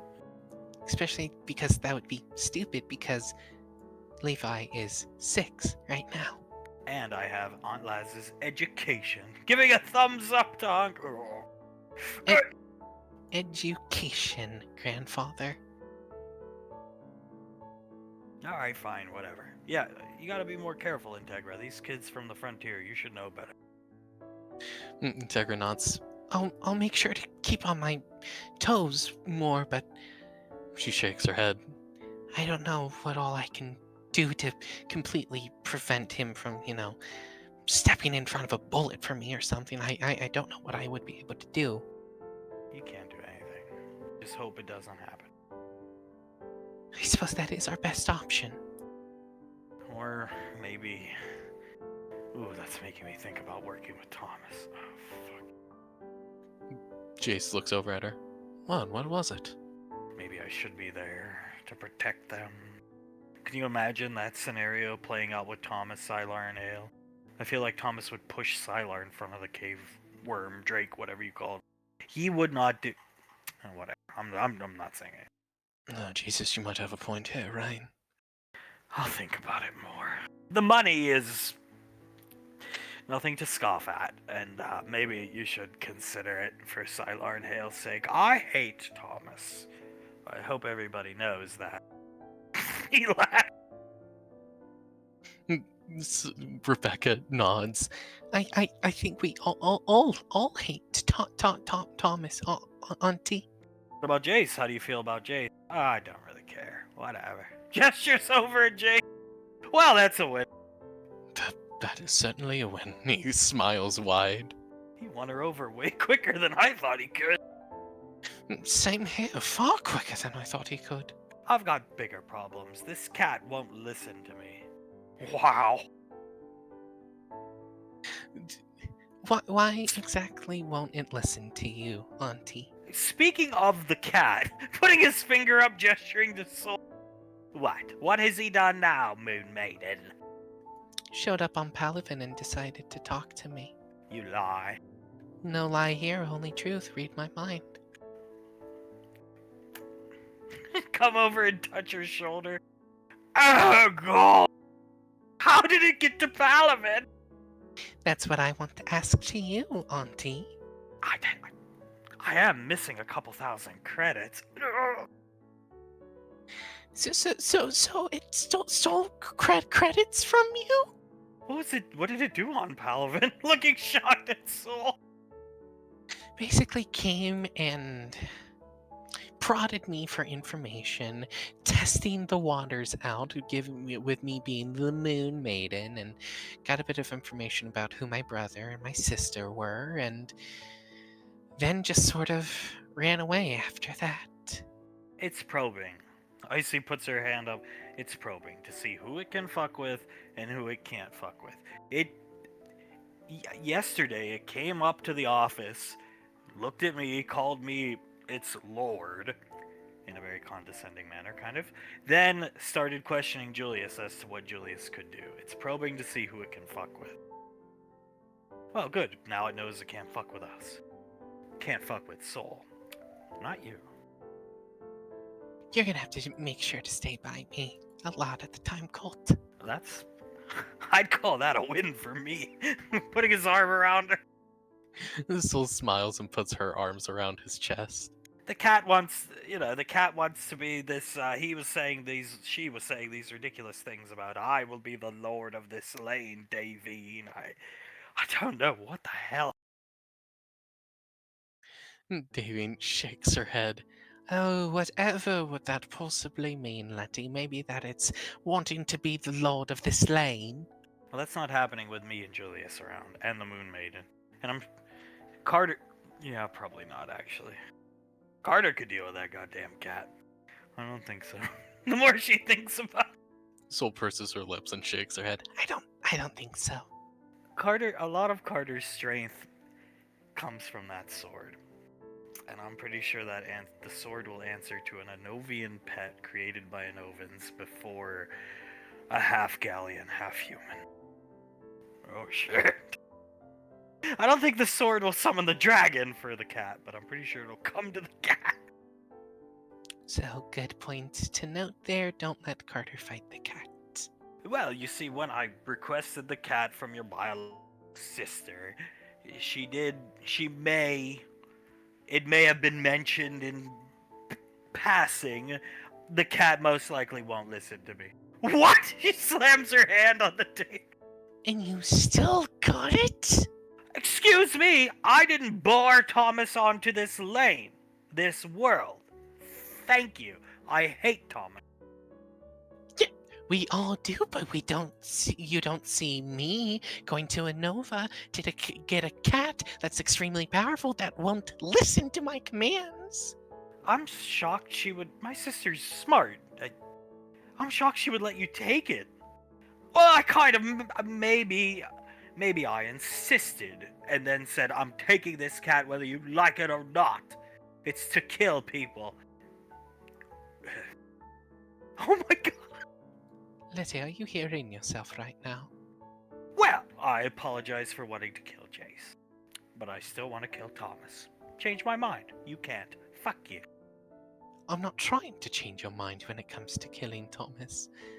What I'm trying to change your mind on is you insisted from the ancient Anovians that you were going to take this. I thought I could handle it, okay? I am the Beastmaster. Are you a Beastmaster? No, you're the Heart Attack Master. Oh, thank you so much, Sulata. How much of you? They're like fucking teenage girls. God, it's like me and my sister if we fought more. She never gave me a hug. Oh, shut the fuck up. Grandpa, you had a fucking heart attack, please. That was before your time. She was born, thank you. I was around, thank you. Yes, I knew exactly what was happening. I'll never forget that day it was unfortunate. I lost control of myself. I slapped your grandmother at the Oscars. I regret it every day, the way you cheered. You should not have been cheering like that, Integra. One of the best days of my life. I think Soul agreed. I did. I did agree. One of the best days of my life as well. And my mother's. I just remember being in so much shock that you actually did it. I wish I had. No, I deserved it, Mark. Looking over at the... Oh, God, I hate this place sometimes. I hate Thomas. Give me a cigarette. I hate Thomas too, all of the time. All right, back to my notebook here. All right, what's going on with this kid who sickly idolizes what? This is your boyfriend? Looks up at Becca. Rebecca nods. He really likes Clive. Well, that's a wrap on that relationship, I'd say. So that's over. Please. No, she shakes her head. It can't be over. Well, we can't hide the real Clive from this kid. He wants to protect Nicole gave me these notes about this kid. Protect Palavin, all that type of stuff. Eventually, he's gonna have to come and meet. You want him to live here. You're not living off the lane with him long term, unless your parents are okay with that. We are not. We are obviously not. Okay, well then, we can't hide Norman from him. We can't hide Norman from the public. Just thankfully, they're all like him and stupid. No offense. He's definitely uneducated, yeah. Soul nods. Rebecca crosses her arms. Well, if eventually he has to meet Uncle Clive. And do you remember what Uncle Benny was saying about how it's a deadly game for your relationship? Because the real Clive is a different animal. I remember. Odds are he's going to attack Cash. You are one of Clive's favorite goddaughters. He's probably not gonna like Cash and do something dumb, like really dumb. I concur. You should see the way they hound that poor Declan boy. Davy shakes her head. Sooner or later, Cash is going to be attacked, darling, whether he's on Palavin or not. My assumption would be almost as soon as Clive gets word that he exists. Well, isn't that one wonderful? But we'll protect him, right? If we're there, absolutely. Don't get me wrong. We'll keep him safe. But you're gonna be a little crime fighter type of thing, Becca. That's fine. Your mother's talked to me. This isn't gonna be a forever gig for you. I hope you understand that. Rebecca nods. Yes, sir. I understand. You kind of dropped out of the Magic Adept Academy, and honey, that's really dumb to do. Extremely stupid, extremely idiotic. So dumb. It's fine. It doesn't hurt my feelings, but I know it hurts your mom. It hurts my feelings and makes me extremely angry at you, Rebecca. It's just a bad look for the family that Rainfall child in the Adept Academy dropped out. It's an even worse look if they knew why, because you were gooning around Palavin. Rebecca nods. It won't be a full-time gig for the rest of my life. I promise. No, it won't be. You get a year tops. If he doesn't want to come back home in a year, I can wipe his mind, and he's a blank slate, and bring him to the lane, and he'll fall in love with her again. Love at first sight. Well, clock's ticking, Becca. Yes, sir. Oh, that's rough. Rain laughing. That is extremely rough. Oh my god. I agree. It's rough, But I put the hammer down every now and then. I gave Carter 40 years to make sure we don't have any memory and incidents. Integra. 40 years. You better watch out, Integra. You only got 40 years. You better watch out on Ice. You only got 40 years to handle something. I really don't want to kick Carter out of the family, and we all know when the 40 years is up, I'm just gonna say, Carter, you got another 40.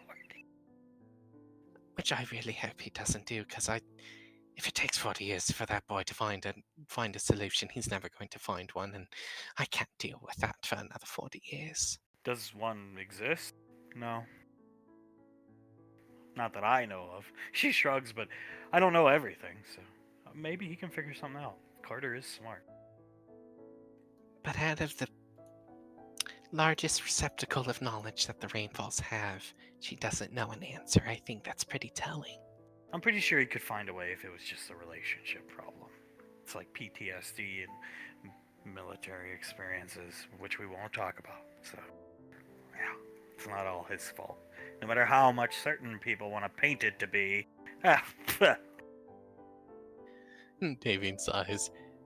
You can certainly admit, though, Istrom, that he did play a big part in it.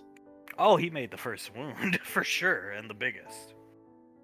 But I'd say some of the other experiences eroded it and made it get infected.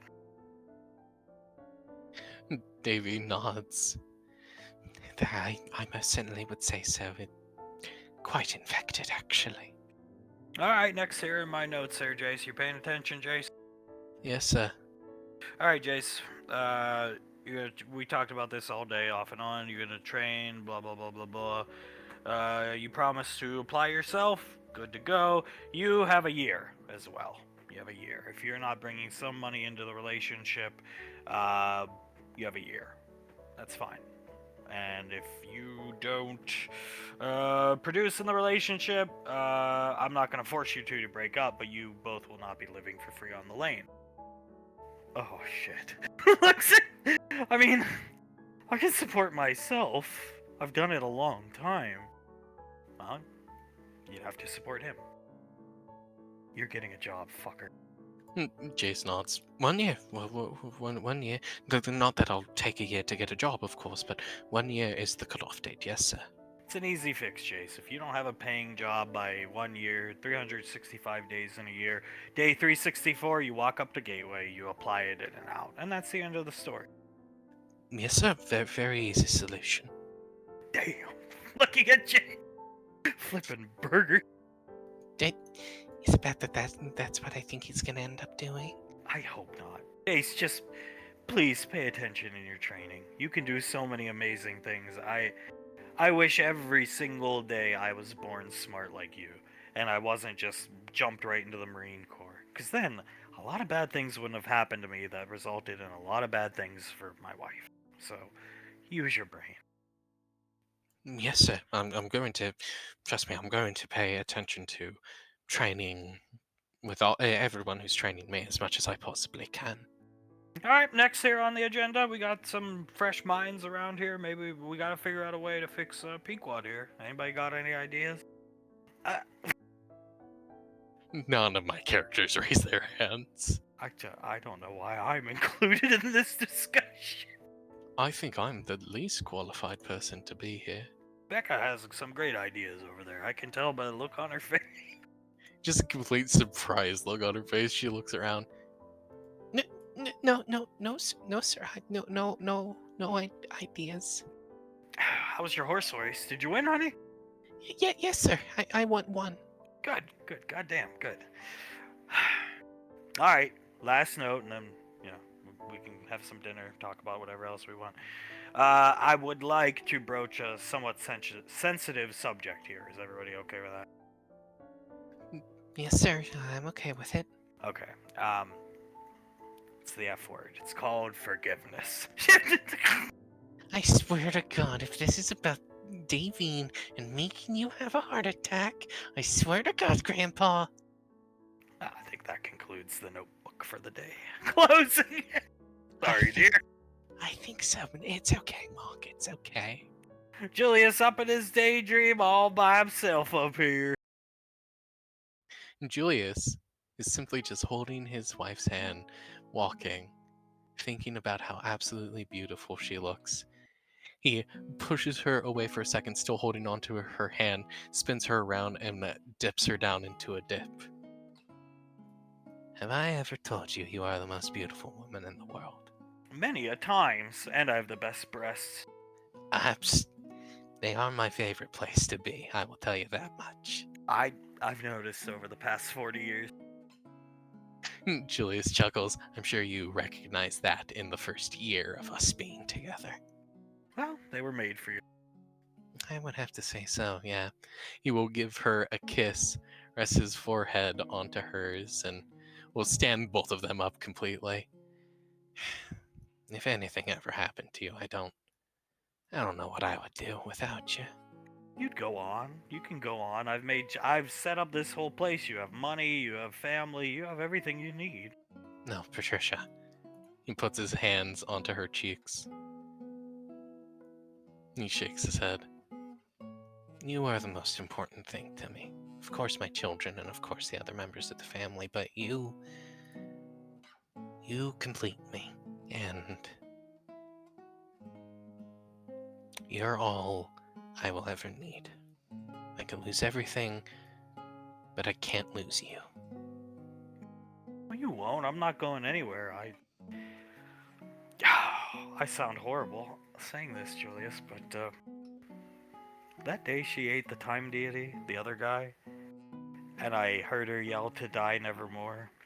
As pathetic as it makes me sound, I was so happy. Knowing that I'd never die. We'd never die.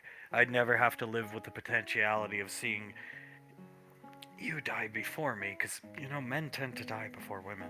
On average, 60 fucking percent. Even in our modern age.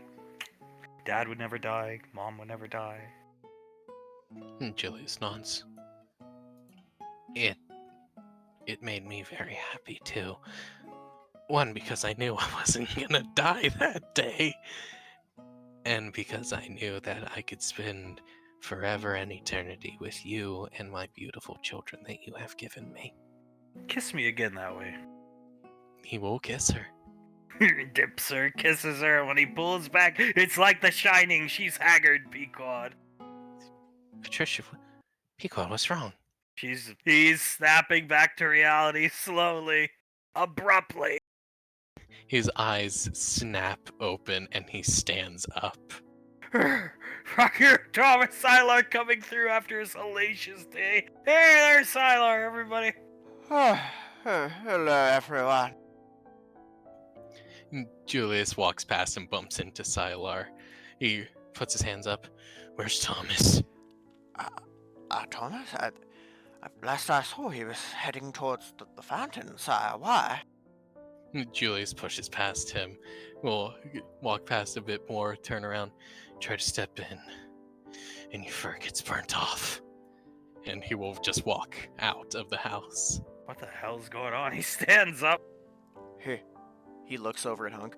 He just told me if I step in, he'll burn my fur off. All right, come on, let's go, dear. I don't think that's gonna end well. Davine stands up. No, I don't think at all. Nick! Thomas Jr. swimming in the fountain. Hale kissing Thomas. We'll get her. We'll get her before Shipmaster. With us together, he smiles at her. We can do anything. We can do absolutely anything, Hale. Thomas. Thomas feels him coming towards him before anything. Hale, get behind the fountain, now. Stepping closer to Thomas Jr. Thomas will take a step forward. That is... Is everything okay? Julius is just gonna walk up to him, grab him by the head, and slam the side of his head into the side of the fountain. Bam! It completely shatters this side. Water starts to spill out. Thomas, while he's laying down on the ground, Julius takes a step over here, stomps on his forearm, and completely shatters the bone inside. He picks Thomas up by the ear. Thomas, at this point, usually with a very high pain tolerance, is screaming out in pain as Julius will yank his arm out of Thomas's socket, his other good arm, then cock his own fist back and whoop, bam, right into the face, right into the nose, breaking it completely. He continues to do so over and over and over again. He throws him back down onto the ground, kicks him, and sends him flying across the plaza. Julius catches up to him easily and then sends him back flying, scraping his face against the stone all the way. Julius gets on top of him and just starts wailing on him over and over and over again. Oh, stupid decisions. She's gonna use kinesis to pull Thomas behind her and stand in front and brace to get hit. Julius stands up, about to raise his fist. He sees her standing in front of him, and he takes a step back. He'll give me Thomas. No. It braces to get hit. He clenches his teeth. Hale, give me Thomas. I'm not gonna hurt you, Hale, but give me Thomas. Don't do it. Hand on his shoulder. Breathe out of the nose and just calm down a minute. He starts to breathe very shallow breaths. He's not doing anything right now. Okay? Rubbing his shoulder. He's not doing anything. Don't do it. Julius's entire body starts trembling. That doing what you do to him now, that's how you end up like Siren, being as bad as Siren. Don't go there. You can't come back from that. Julius falls into his father. It takes a real man to not kill that piece of shit that was sent back to this family. And that's the truth. I don't care what anybody else says.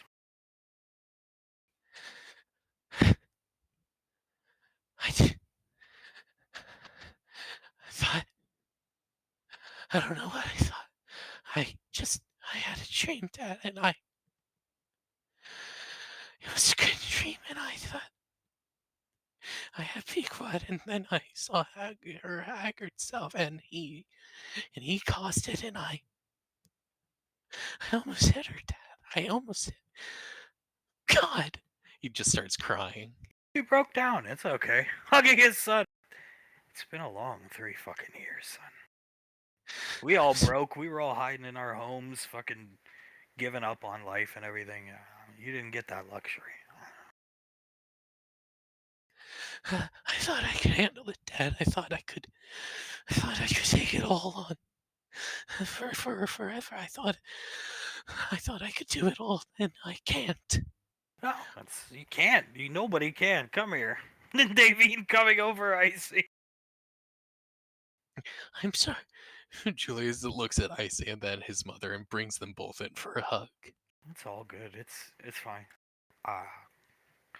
Can I heal him? Yeah, go heal him. Go heal him. She goes over to Thomas. Look, your daughter's here. Both your daughters. Very successful. Very beautiful women. Raised by you and Patricia. She's doing better. But this isn't how we make her better. You let your girls in, you let Hale in. This is not gonna help the situation. Julius nods. I'm sorry. I should have thought about her. I should have thought about her before I did this. Well, it's called breaking down and snapping. We've all been there. I wanted Clive to kill me. Come on. Julius looks at his father. Thank you for being a better man than me. It takes a long time. I got a lot of experience on you. Julius lets out a soft chuckle and nods. Only a couple of years. Oh, that's gonna leave a mark. Shut up. Looking at Suletta. Why don't we get you back home? You can see Patricia sitting her up talking. Maybe you can even go in the room, But when it comes to the Izzy discussion, you gotta come to the fact that you created that problem, not him. He created a whole mess of problems, that piece of shit. Looking over at Thomas. You did. And you gotta find a way to talk to her. Just get rid of that problem. He nods. Yes, sir. Yes, sir. I'll find a way around that problem. Come on. Let's take him back home, dear. Yes, come on, Strawberry, come on. Come on, Nicole. Yeah, you good? Moving his hair out of his face. Thomas has a almost 1,000-yard stare on his face, and he nods. I'll live. All right, good. I'll see you two at home tonight. Yes, ma'am. Let's go. Sylar, you stay, please. Right, we'll be done. He'll gently pat Julius's shoulder. You did a good thing. Stopping. You do not give yourself enough credit, Julius. You are a very good man. Julius starts to tear up again, nods. Sorry for threatening you. It is quite all right. Believe me, given my experiences and my actions in life, I have no right to be angry at you for that when you are at your angriest. Julius nods, pats him on the shoulder. Go check on the kids. I've probably scared the shit out of Hale. She'll be all right. She knows what she's doing. As they leave. Yeah, you're okay. I've seen. I hate to say this, but I've actually seen worse. Thomas looks up at him. Really? I've lived worse. Not my back. Some other time. It's all coming over. Oh. Soul touches the base of Colt's back where he got paralyzed at and rubs it a couple times. Nods. You're gonna be fine, Thomas. Like you said, you'll live, and well, all wounds heal eventually. That nose might look a little broken, but it's gonna look brand new in maybe a couple days. You see, that's what I wanted the cat to do. That godforsaken beast won't listen to me. She starts laughing. I can imagine, madam, because there's a decent chance it's stronger than you. Ah, I am the Beastmaster, Thomas. You can at least give me that. You, Auntie, are the Beastmaster. Any final words from Integra? Integra is gonna walk up to Hale, put a hand on her shoulder. You okay? All good. I know what I signed up for. Hugging Thomas. Integra nods. She looks at Thomas, looks at him up and down. I still hate you, but you're gonna be fine. I can tell that much at least. Thank you, Integra. As he looks at her, she nods and she will make her way away from this situation. Well, uh, Integra's gonna leave to go home. Uh, what are you guys doing? We have dinner with Aunt Marianne and Uncle Carter, actually. Then we're hanging out with Jace later tonight. You can hang out if you want, Becca. Becca looks up. Really? Yeah, if you want to go hang out with them. Yeah, I'd like to hear about this spider boy. Mom said good things. Her mother's too nice sometimes. Perfectly imitating cat. Oh. Jesus. He hides behind Rain just a little bit. What's that all about? Why don't you let Becca come over later and Becca can tell you all about it. I wish Integra would have stayed. I I think Becca can use her older sisters right now and advice from them. And do you get where I'm getting at? No, it's I'd love to come and hang out with you guys. that'd be awesome as long as Jace is still okay with it. I'll have a little palooza with Rain's money. At least Thomas has a job. Oh my God! Looking at Jace. Jace blinks a couple times. Oh, somehow I'm still worse than Thomas in her eyes, but yes, I am completely fine with you guys coming over. You don't see Thomas fucking around with blueprints all day. Ugh. God, Jace. Walking on! Thomas watches her walk away. Did she just compliment me in a roundabout way? You are in the military. She was in the military. That gives you like a +10 with her. And he doesn't have a job because we want him to. He has a whole plan laid out for him by Granddad. He's gonna go places. Good. Smiling at Jace. Just give him time. God, she's so fucking crazy. Watching Sue let him walk away. What dwarf was it? The veil or the color? Or the cat. Or is it around? I have. Ah, Thomas! Battling the cat! Ah, Thomas! Why is he screaming my name? Ah! Pathetic efforts, star child! Well, that was Thomas! Jesus, she looks off into the woods. Today has been a rough day for my chest. Is that what happened to the fountain? Looking at the statue. It must be. Jeez, the statue's completely gone. It must have been because of that. Thomas chuckles a little bit, scratches his forehead, looks at Becca, Jace, Rain, and nods. We'll be over as soon as we're done at Carter Memory Ends, guys. Yeah, you can come with us. Gestures down to Becca. You can. You want to go half and half on the Taco Bell? I have money. Oh, good. We can split. The three of us, yeah. There, just take 80 credits. Perfect. Becca nods. I'll help out too. Just tip the Uber driver. Me and Hale can cover the rest. You need a job. Looks at Jake. Yes, I do. Yeah, yes, I do, Mommy. I need a job. He will get one. Give him time. The browse blood. She just. Soul shakes her head.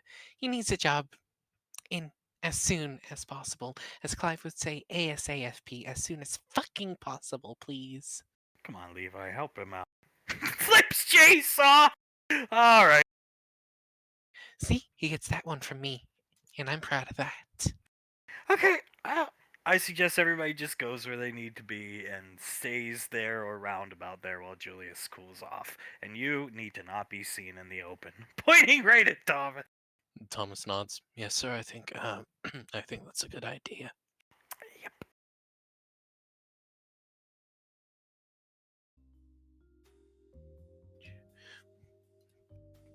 Remy looks at Maria and down at Mr. Collins here. Yeah, well, as soon as we get Fuck you! Fuck me indeed. That's helping your case. You know, everything can and will be used against you in a court of law. Anything that you say.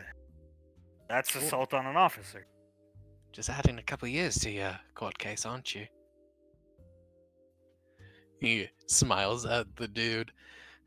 As soon as we get everything done and tested, you, sir, are going away for a very long time. Constant Mr. walk. Kyle? What in the world am I seeing right? Who is this? It was Sylar! Sylar has possessed him! I love it! What in the world am I seeing right now? What is this person you're bringing in, Reginald? Need a hand, Reg? Coming in, helping him with this fucking dude? Yes, please, this is Mr. Collins. We already sent down the garden fork that we assume that he used to murder Mrs. Shears, but stop processing him, please. Yeah, come on back here. I think they're still running the DNA on that, or at least I saw the chief run it up to the lab. Get him in here. Constable, you might want to come in here for this one. Oh, I think I will. Sorry to leave my post. He leaves. So spitting on an officer, that's not gonna... Spits on Maria! Oh! Remy stands up and looks at him in the eye. Don't do that again. He raises an eyebrow. Go on. I'll just add another 20 years to your sentence. Swallows it hard. What an uncouth creature you are, spitting on a beautiful woman. Did you get the notes from the crime scene that I had sent forward? Well, my notes and then the revised notes of Reginald's constable. Yes, I did. This is your perpetrator? If I didn't think before, I would definitely think so now. Especially with how he's acting. You know, you're really, really not helping your case in this whole proving your innocence thing. Wants to know his name to insult. What is his name? George Collins, Constable. George Collins, you fool, you reprobate, you scumbag, you murderer and spitter of women. You're just as bad as my brother. Oh. Eyes wide, hearing him bring up fucking Tessa Ecker. This is your suspect. Yes, sir, this is George Collins, suspect in the murder of Mrs. Shears. And he's spitting on my officers. Yes, sir, he is. Thank you. He punches the guy in the face. Ah! He's unconscious. God damn, that was satisfying to see. May I, here, Reginald, clean her off, and then I need a sample to test against of his DNA. And if he's willing to just spit on you, then that's free DNA evidence. I need to take this off your face. Putting gloves on with a cotton swab. Remy will present his face to get the spit swabbed off. Thank you. The constable will clean off the rest. You take care of her, and I'll be back. And either way, he's going to jail. That's assault on an officer. Walking out. Remy will pull out a handkerchief and start cleaning off Maria's face. The constable cleaning his. Here you go, my boy. Ugh, what a child of a creature. But you got to see something special. The chief hasn't uncorked that jab in years. Is that the famous JP right hook I've heard about? Yes, it was. You know, I once saw him knock a 6'8" firbolg unconscious with it. What's his name? Sylar Rainfall? He actually stops and thinks, no, I don't believe so. He looks at Remy. Is this a friend of yours? Yes, he's as good as my uncle, sir. Well, I would hope the chief hasn't had to punch him out. I would hope so as well, because Sylar must be keeping some serious secrets then. It could have been Sylar and that crew, constable. Is it? He looks at her and tilts his head. Yes, it could have been a crew. Yes, a crew. The crew, the Thomas's little crew, you know. Oh, yes, the group he ran with, his crew. Yeah, yes, it could have been them.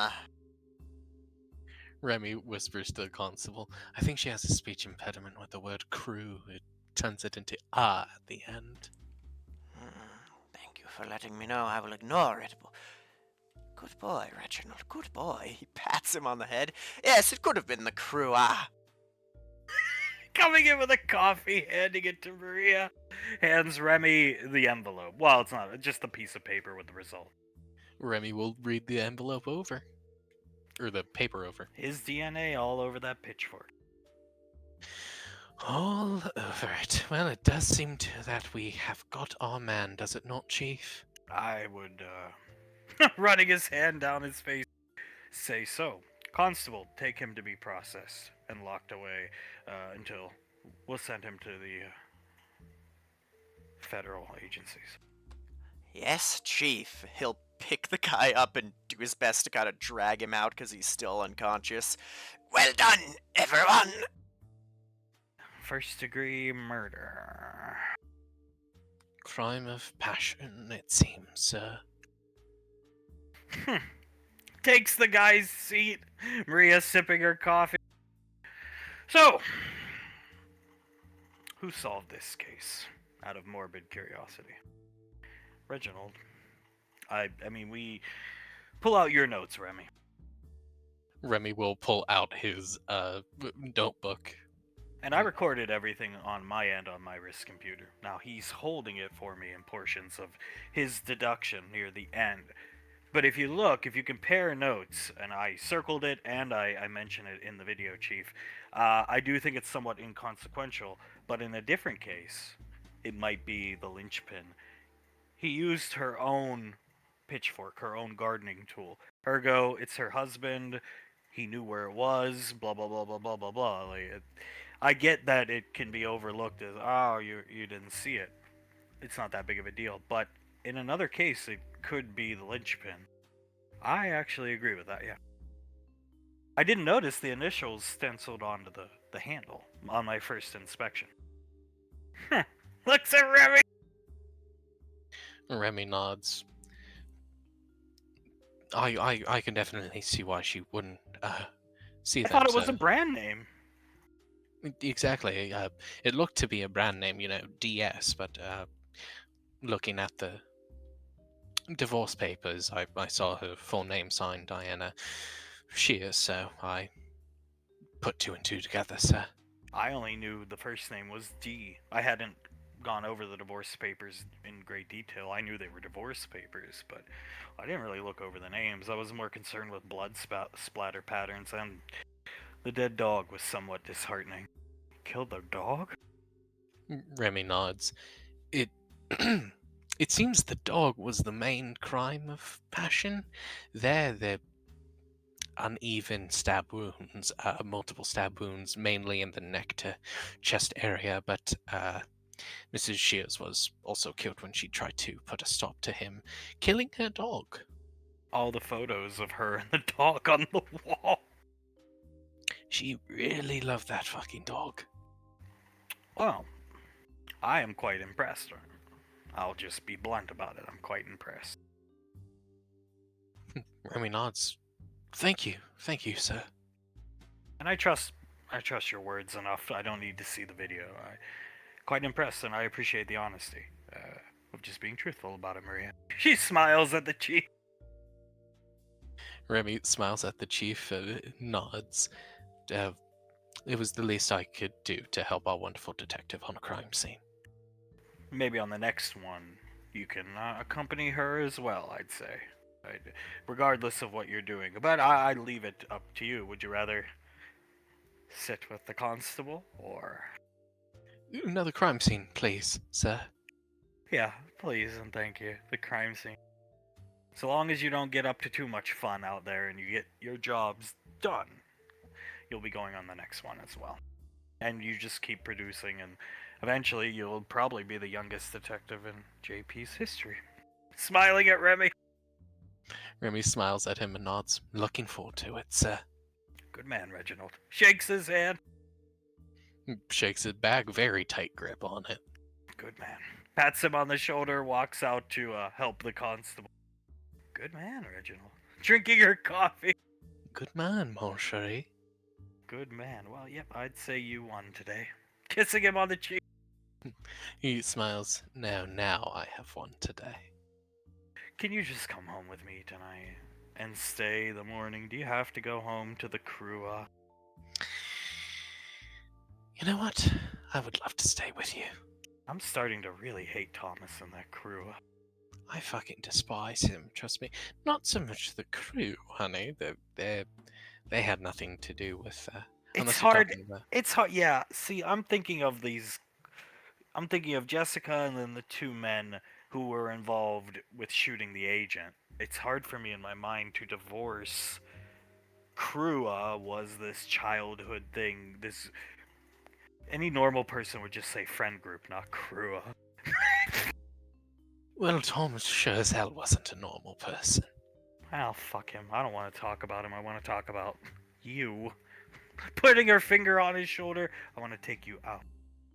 And you can do whatever you want to me. Yes, ma'am, please. Well, we can't leave. We still got another 2 hours on shift. Ah, fucking hell. Hey, Reginald! Oh, fuck. Hi, hello. Hi, how are you? I want to hear about that case. Moves out of the way. 2 hours. 2 hours. Sure, of course, I'll tell you everything you want to know. Carter. What a lovely dinner, Thomas. Thomas! It's okay, honey. It's okay, you can get through it. Can we just relax? Julius just beat the fuck out of Thomas and almost hit me. Right? She snaps right to normality. Yes, and if Hank weren't there, it it may have gone worse for Thomas. My ass was going splat across the plaza. Oh, Jesus. If Hunk wasn't there to stop him, I would be dead right now. So, and more importantly, my girlfriend would be hurt. So, What did you do to provoke him? existed? Nothing. We were just sitting at the fountain together. That's all I know about the situation. He did nothing to provoke Julius, at least not that I'm aware of today. He was with me. Shivers. We were out having a not so good time, and then I walked into Julius's home to tell the elders of the family about our day, and Julius rushed past me, demanded to know where Thomas was, and told me if I get involved, he'll burn my fur off. I heard Julius. It was hard to hear because I was more concerned with watching Thomas get healed. But I think he had a dream or something that he was happy in, and then woke up to reality. Carter grimaces a little bit and scratches his cheek. See, Julius, my father, he has always sort of suffered from that sort of thing. If he's away from my mother for too long, he starts getting like nightmares and bad daydreams and things like that. His mind struggles to focus, sort of thing. I understand. Like I tell Thomas, we're both responsible for what happened to her. No, he is. The whore. Pointing at Thomas! Oh, this is gonna be a great dinner. Alina points right at Thomas. Whore! Either way, what I mean to say is, Pequot is getting better. That Sylar knows that. How long has it... With the exception of the last little while, how long has it been since you've seen Miss Pequot out of bed, Memran? Years. Like years. Like literal years. She was kinda, up and moving still the first year of the Thomas dark years, if you will, and then it just, And yet she showed up on Gateway just a couple days ago. Oh, that is true, yeah. She wanted to talk about Izzy or something from what I heard. That's not good. That's not a problem Thomas created. I actually agree. I was a child in that apartment when that happened, so... Biting her lip! And there is an old saying, it's from Dwarven Smiths, but it is, expecting perfection is the nemesis of progress. There is much to do for her to improve, just as the saying says, but progress is what is important, not perfection. It's mostly a forgotten fact, because I was just a child, I was as Alina is today, but I was a child in that apartment, and I was there for all of it, so I lived there. I had good times, but only because I was, not aware of most of the drama that was going on, but that, I knew what was happening, and I wished I wasn't a part of that apartment during those 3-ish weeks. Yes, I was very happy that Mistress Lorelei sent me out on work, because when she heard what was happening in that apartment, she was none too thrilled. My mom always said Lorelei bet all of her cards on Julius and my mom, and that squad, but those two being the ones to save the universe. So that's why she was so stressed out when Julius did what he did. I'd say so. Yes, you're very correct, Hale. You are very correct. It was one of the very few times I was terrified to be in her presence at all. Apparently she said something like, you know what, maybe the universe should be destroyed. Yes, she did. Carter just chuckles and shakes his head. Luckily that didn't happen, but you know what? I would be pretty fucking terrified too if I was in Lorelei's shoes. Well, you need to lay low, Thomas. You need to lay low, and currently you're laying low in the best places possible. And somehow Nicole's deemed fit for you to live at her home, Aunt Nicole. That's. I'm not sure how you pulled that one off, but I was fine with sleeping outside. I just wanted to come and say goodnight to Hale. After that, Hale asked if I could spend the night. She said no. And then Hale said I will just go outside to sleep with him. And what do you think Icy did after that? be a good mother. Be a good mother. Well, it beats sleeping outside, I'm sure. That's I wouldn't want Alina or Remy sleeping outside, so I'm sure I would have made the same decision. I'm a parent now. I get it. I do. It certainly beats sleeping outside, especially since I get to sleep next to Hale.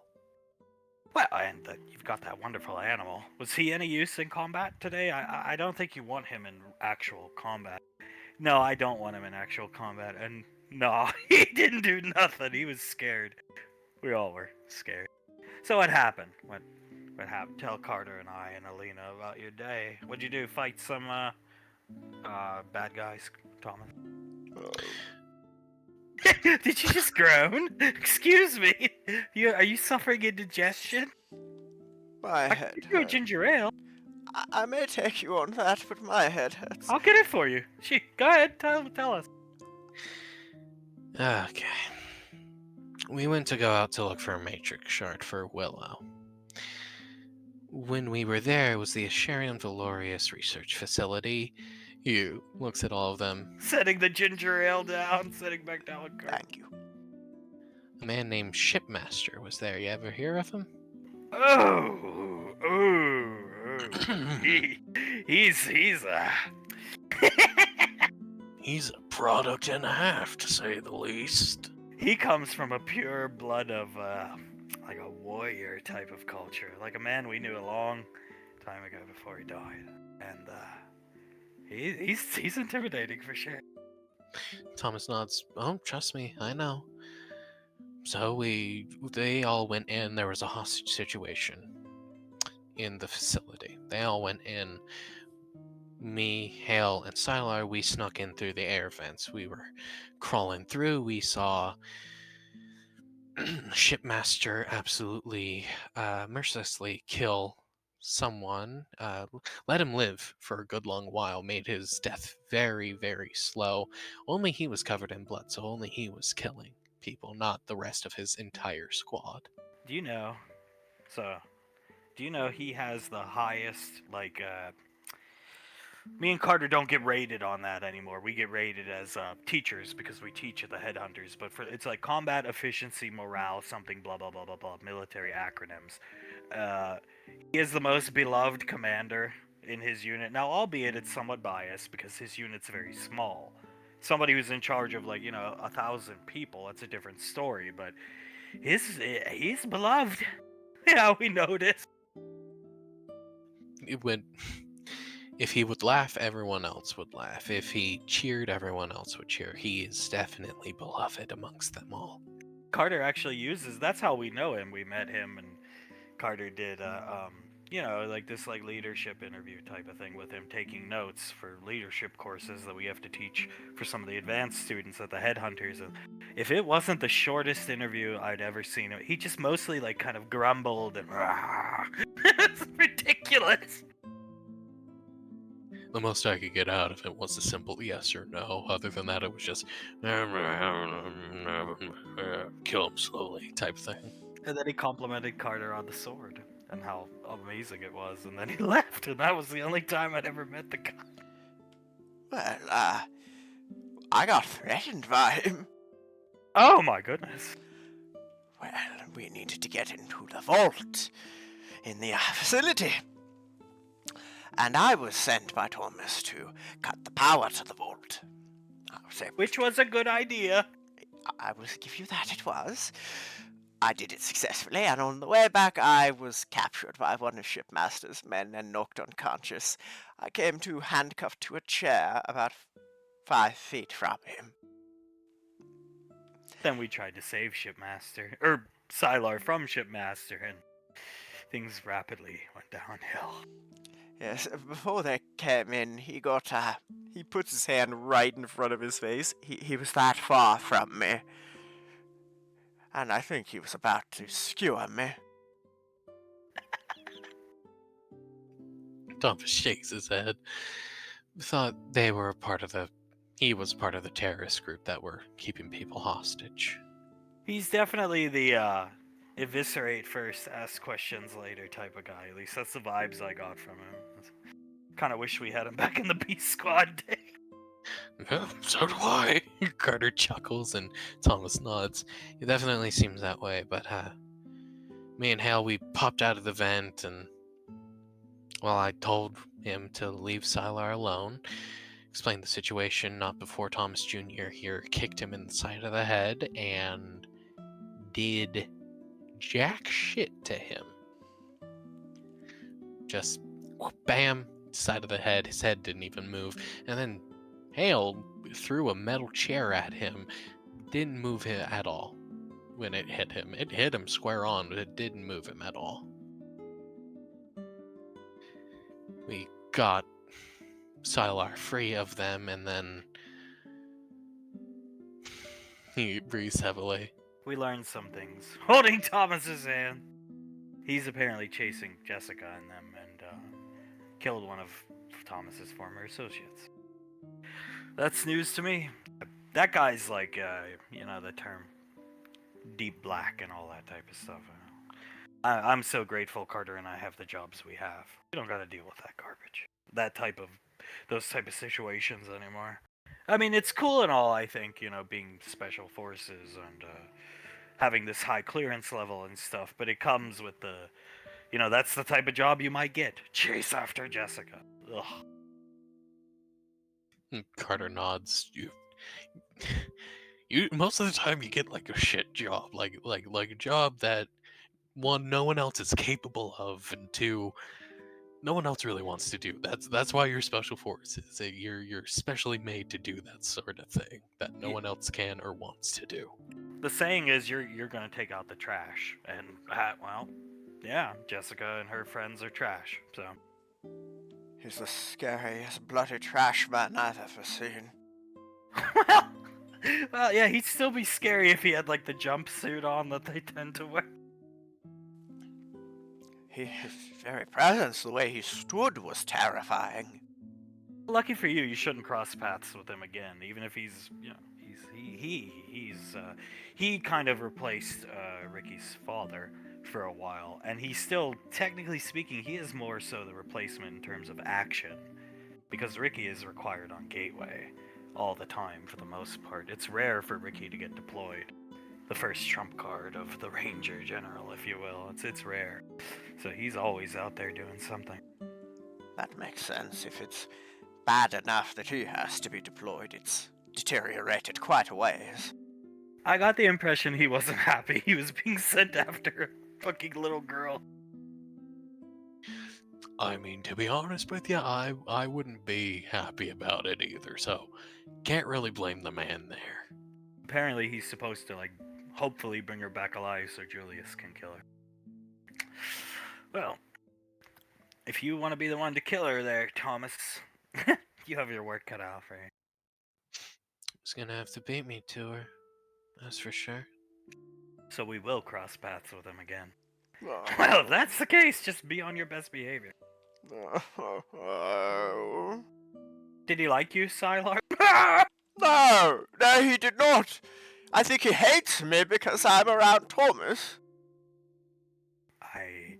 I think so, yeah. Holding Thomas's hand tight. She's lucky. She's adorable. Nobody could hate her. Me, I'm big and large. I'm easy to hate. He didn't really. He just told me to be quiet. Thomas looks up at Sylar, points at him, and Muskie. Don't forget Muskie. Yeah, he could smell us. Did you know that? No. We were in the vents and he could smell us. He said it smells like Julius and the cool Rainfall. And then he was like, there's this other smell. It smells musky. I am not musky. Well, You slightly are. All furbolgs are. It's fine. It doesn't bother anybody. He'd probably never met a furbog before, Card. Most likely he never met a furbolg before, and he just could not recognize the scent for the life of him. So don't worry about that. It's not. You do smell slightly, but it's not an overwhelming smell, and it's not necessarily unpleasant either.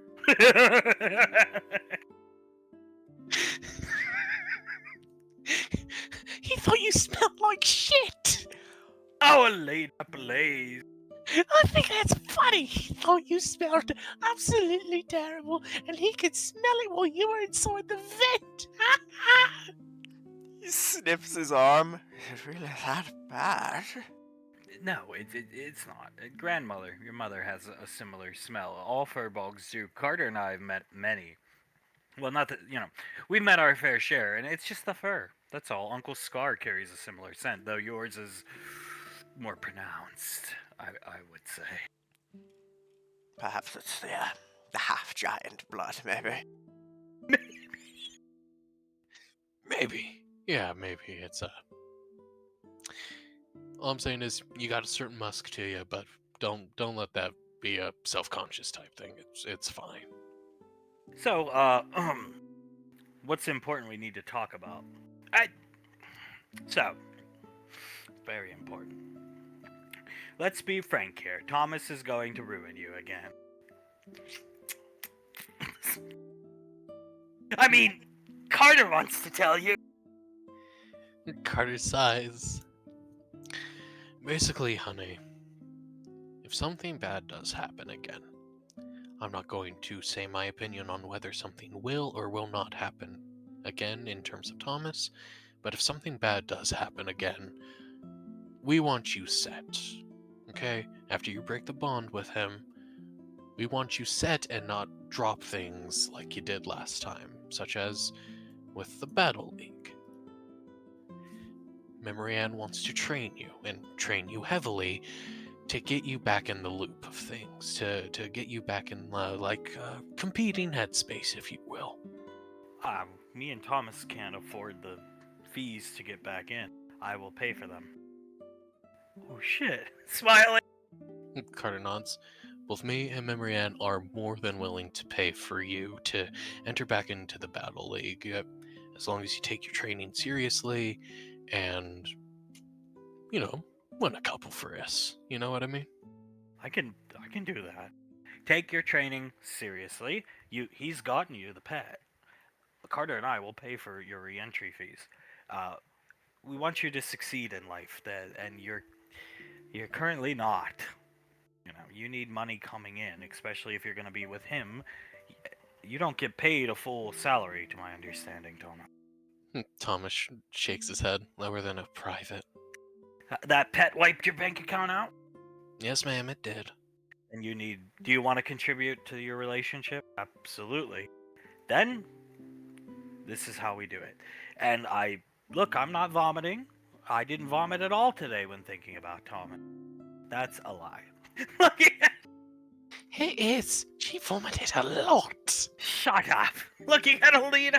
Either way, look, I'm carrying on a normal conversation with Thomas. I'm being quite pleasant, Thomas. Yes, you are, ma'am. Thank you. So, I think we can all work together to make sure you're on track. And it's a win-win. If he fucks up and your run and done rule he's done, then you are prepared for your future. And if he doesn't, and defies all odds, and makes me eat crow, then guess what? You have money for him and yourself. Because I don't think they're going to give him a raise anytime soon. Even if he deserves one, because I heard your sneaking mission went very well, so... I'm not gonna get a raise anytime soon. That's already been set in stone, ma'am. I never say never. I don't know about soon, but never say never. The Ranger General is a different breed of woman. Samantha's forgiven Carter for many things, but JJ never will, I think. No, he will not. Samantha, all the Rouse women, let's be honest, you're very, very willing to forgive. Rainfall men, on the other hand, and women, for that matter, considering a lot of us, are not willing to forgive as easily. I'd compete in the league for Thomas. for Thomas. Yeah. No. Thomas shakes his head. No. He looks at her. If you compete for yourself, not me. Okay. Smiles at Thomas. Yes, not for Thomas. He will hold her hand and put a hand on her cheek. Give her cheek a kiss. Only for you, not for me. And I have something else to show you. I'll compete for you. Eyes sparkling. Oh, they're so cute. I hate you, Thomas. She's going through it today. Oh, honey. He hugs her around Memory Ann. He leans forward. Honey, I really love that you would compete for me, but I would rather you feel completed for yourself, and I don't want you to feel like you have to do anything for me, or that I will take credit for you at all. This is all you. I'm not capable of doing this. You are.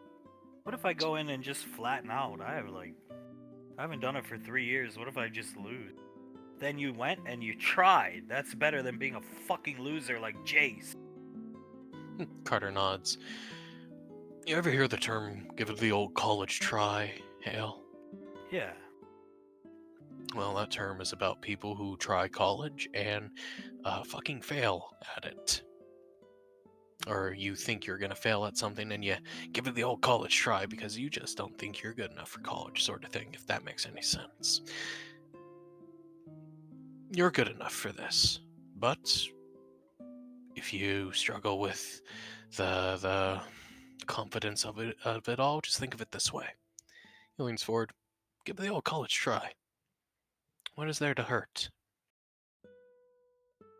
Either way, you'll still make money. Deal.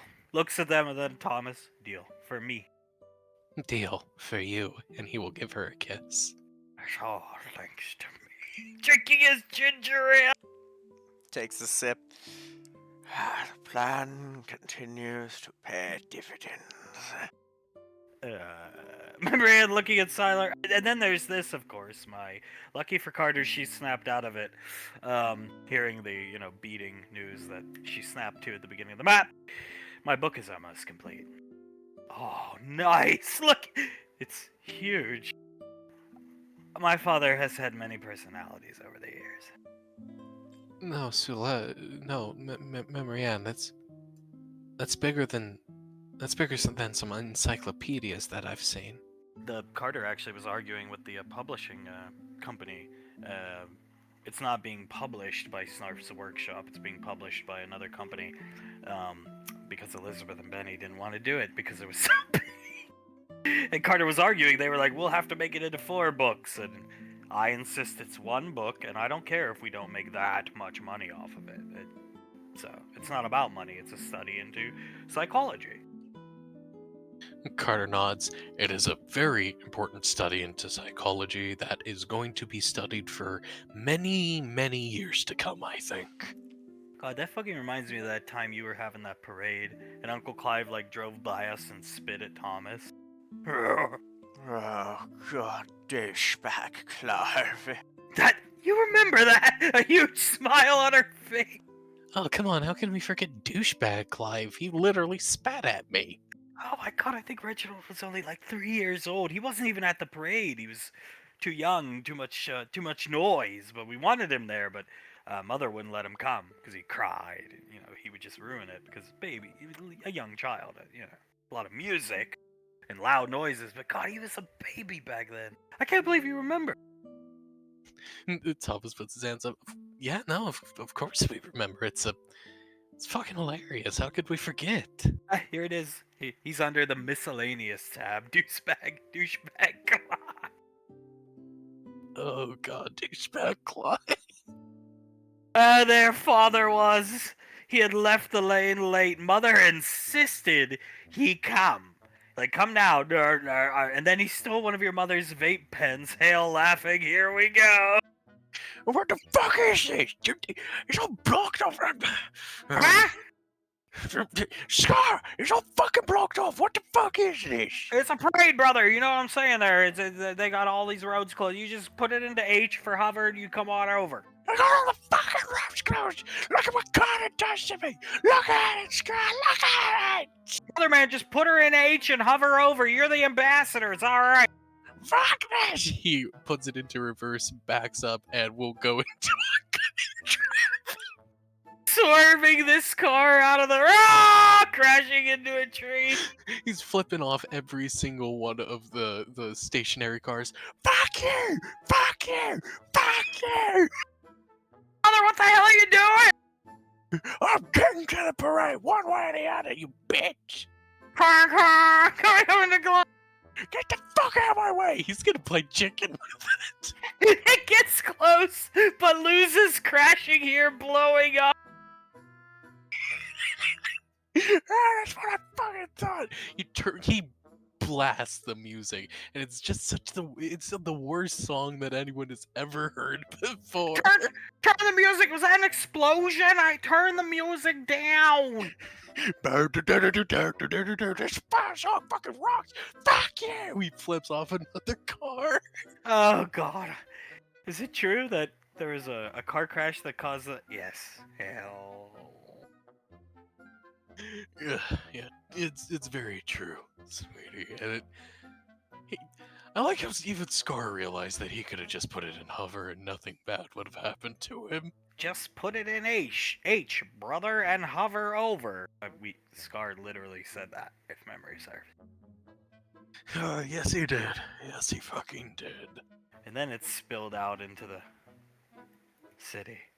Yes. Yes.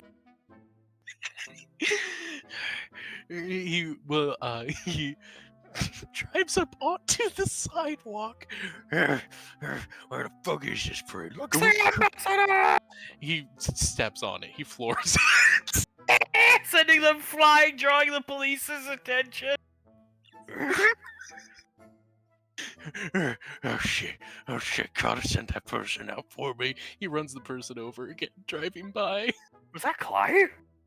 I think who else could have been Mark? Oh my fucking God, what is he doing? I don't know. Alright, go find the exit.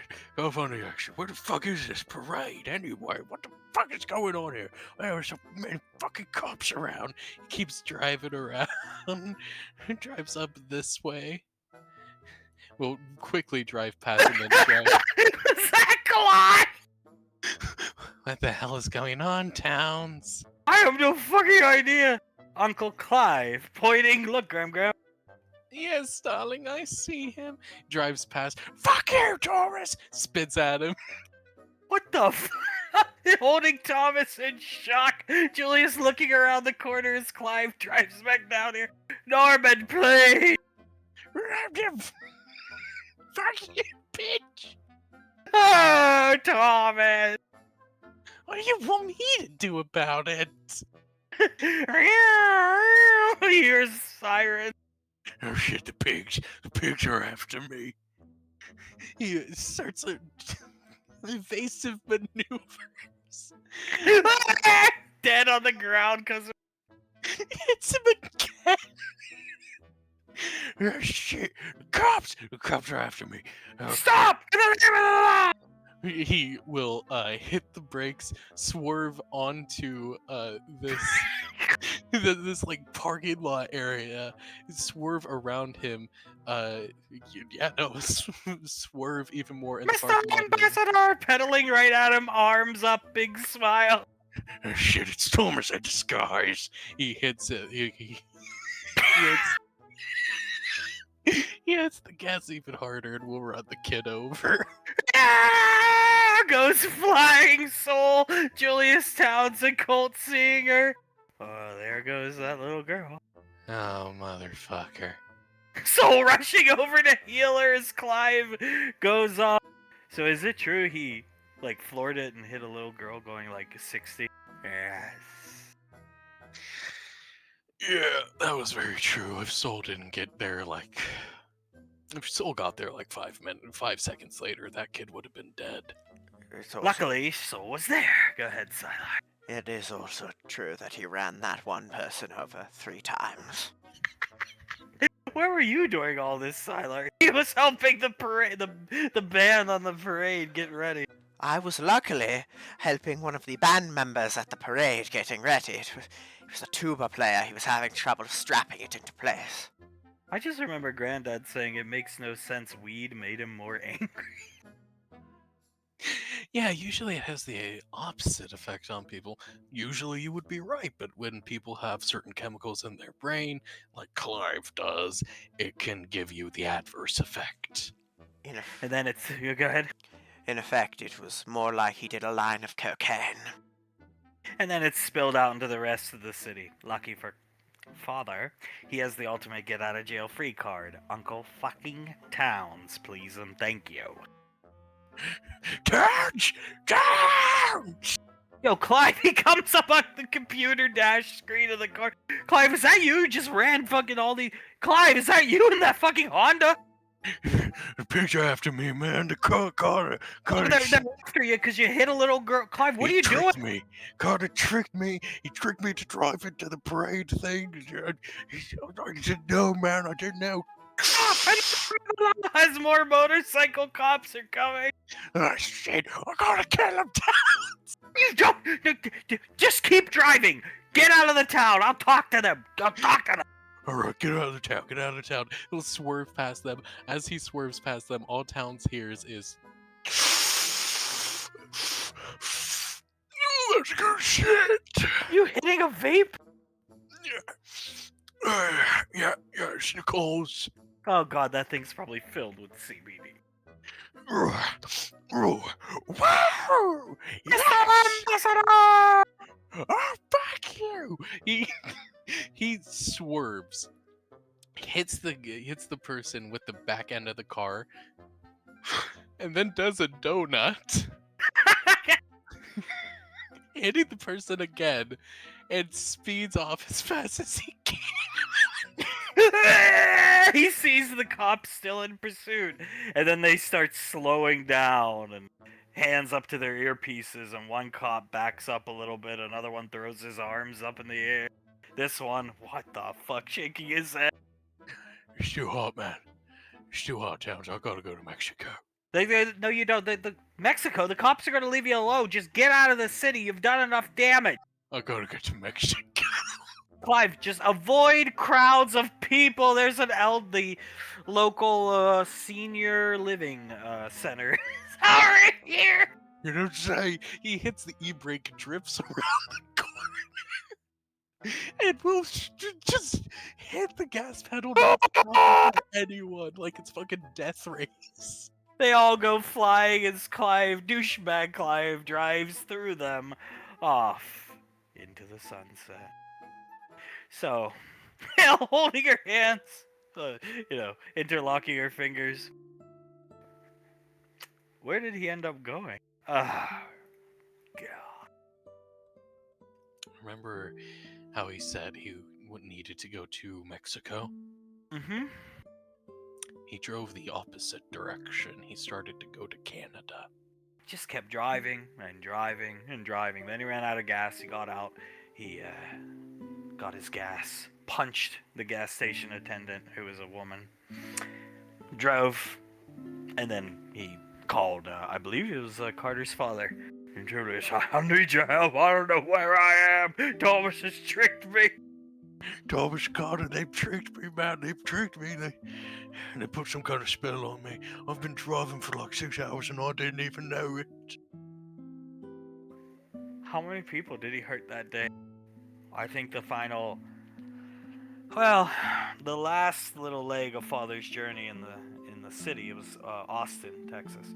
The last little portion of the journey, there was this senior living center, and they had come out. These people need to be kept active, you understand.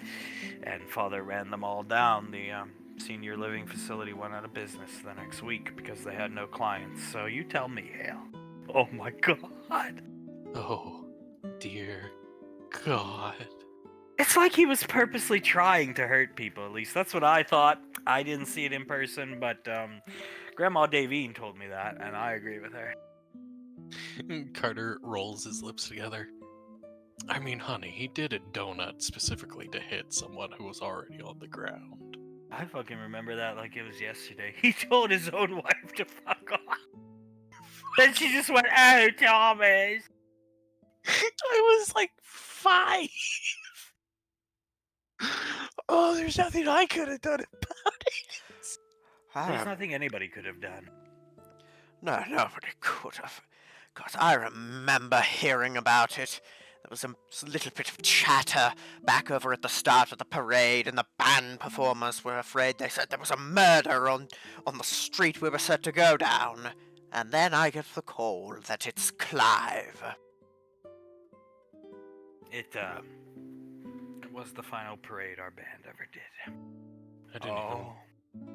I didn't even want to do that parade for various reasons. One above all being Memory Ann wasn't allowed on the float, but I just wasn't. I just didn't like the band at that point. I didn't even want to do it, but then I had to do it, and well, you guys know how that turned. Clive happened. Carter had good intentions. We had a big fan base in San Antonio. In our early days, we played there quite a few times. Mr. Wiseau hooked us up a couple places to play there, and the one comment Soul made about that little girl on the bike was she had a Carter band shirt on. Carter's size heavily seemed to be the band's biggest fan. I'm surprised she was there. She refused to be in the parade. She hated the band, so she refused to ride on the float. Told Carter to sit and rotate, if I remember right. Yep, that's about it. And then she flipped me off and said "fuck you" too. Just to add a cherry on top. But it was good that she did all that because she was there to save that little girl's life. Yeah, thank God. Yes, it was a very good stroke of luck. You see, Carter, at least if Norman is around, is almost not allowed to have good intentions. Lately, Father's been kind of very nice with Carter. He gave Carter a hug as recently and shook his hand, and I really think Thomas has taken spot number 1 on the to kill list. But I would say you've been supplanted by Jace, most definitely. I was just about to say Jace took my spot over easily. Well, I feel like I'm one of the few that's maybe it is. People say me and my mother forgive too easily as well. I don't know if that's true, but I feel like I'm one of the few people that was always on Jace's side. And is it bad of me to say I'm starting to lose that about Jace? Is this because of the skipping or something else? It's the skipping, partially. Wait, skipping? Hold on. Yeah. We're not talking about the same Jace. Like, you mean like as Alina likes to, not Alina, Danielle, I've seen her skipping. What I'm referring to is the joining of the unit and this talk of lucky number 1 all the time I hear about.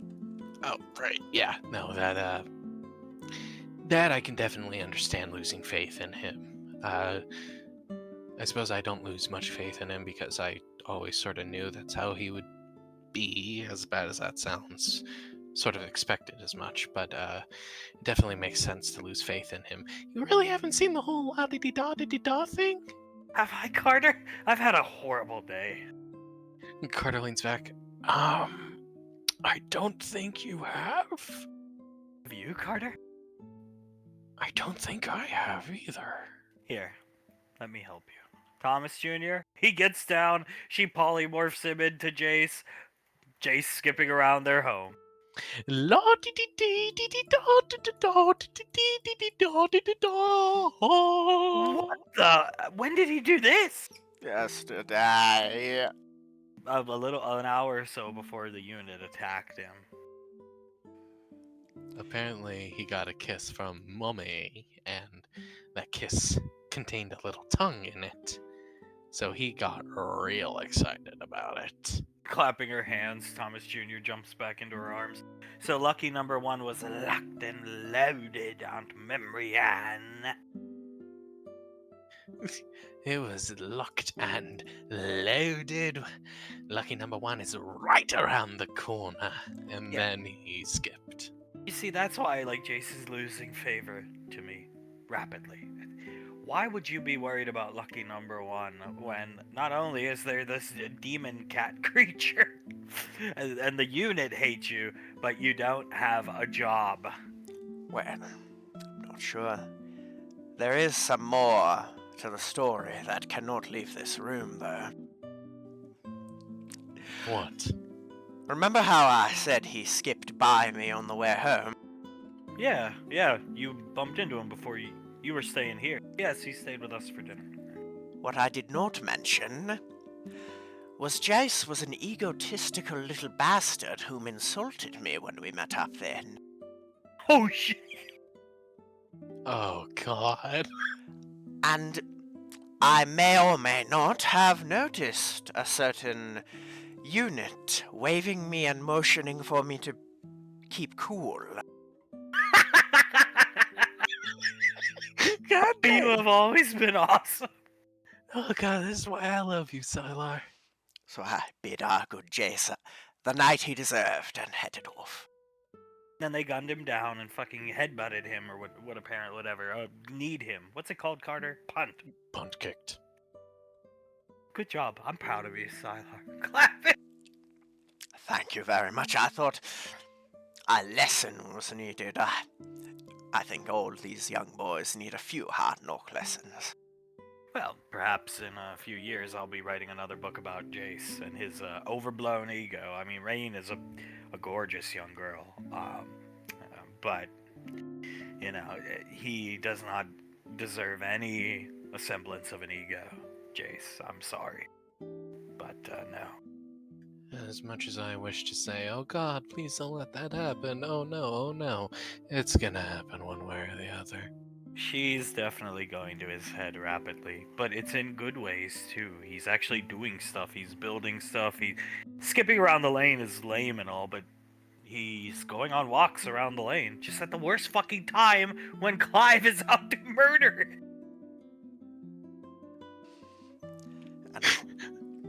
I'm sorry, I can't get over the la-di-di-da shit. I told Thomas earlier, like today, before all the events of today were set in motion, if I didn't know, I would think he's gay. I don't want to agree with her, but I was walking home and I heard that singing coming over the wind like the breath of a banshee. well, you know, I didn't know he's working on things. I'm glad to hear that. But he's got to step up his game if he wants to keep a girl like Rain. Definitely. He definitely needs to step up his game. Not even like just one step, like a fucking couple steps. He needs to step it up. I don't really understand though. You know, he never paid for anything in his life.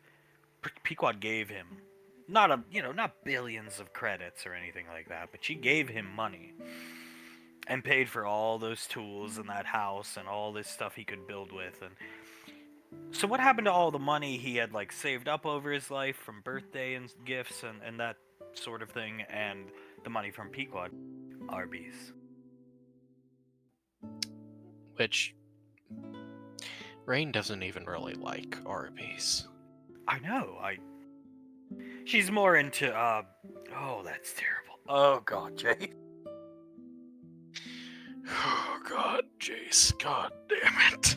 She likes meat, and roast beef is meat, but she likes red meat, like steak and burgers, and she likes In-N-Out Burger, which is Jace's favorite.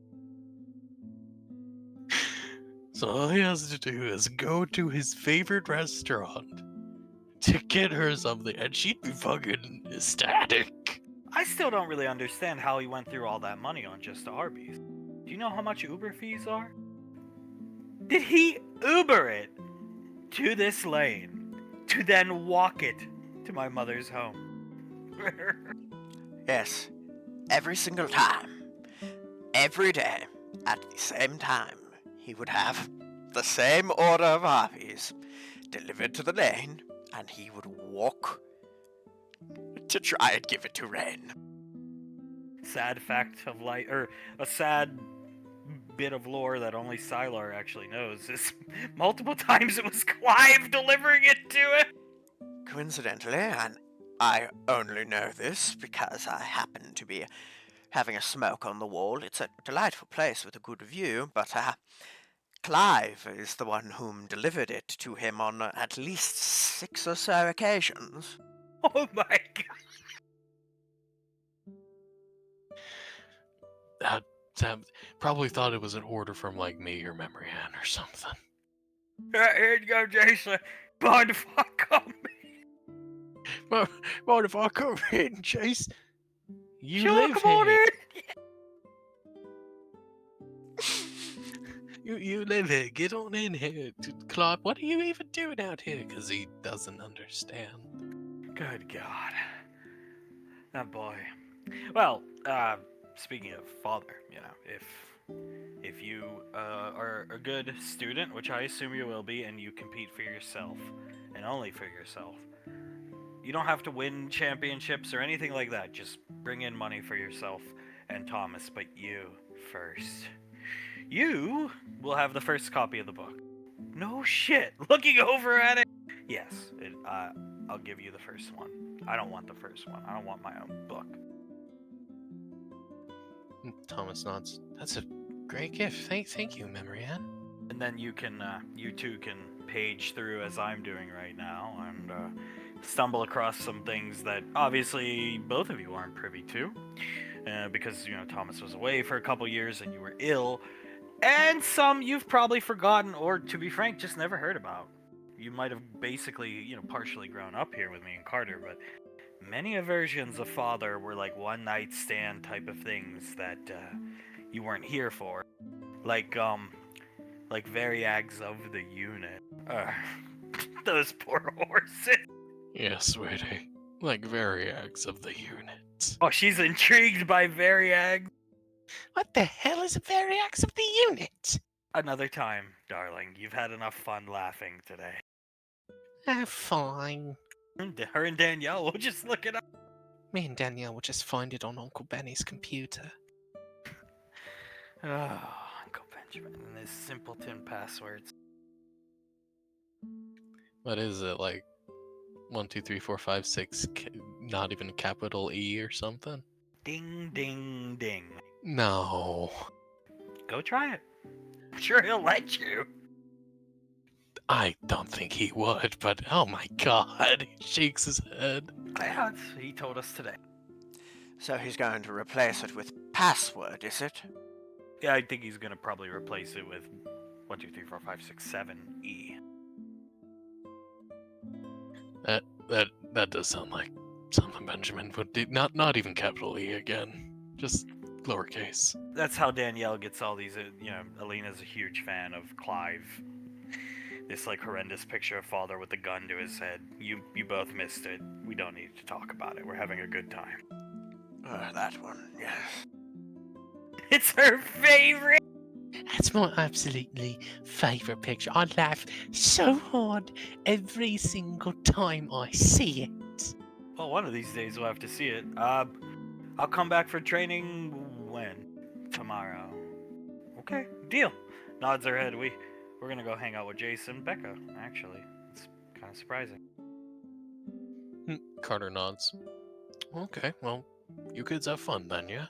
Yes, sir. They get up and leave. Memory Ann watching them leave. That was quite pleasant. That was a good time. Getting to spend time with them. Her! Carter blinks a couple times, leans forward.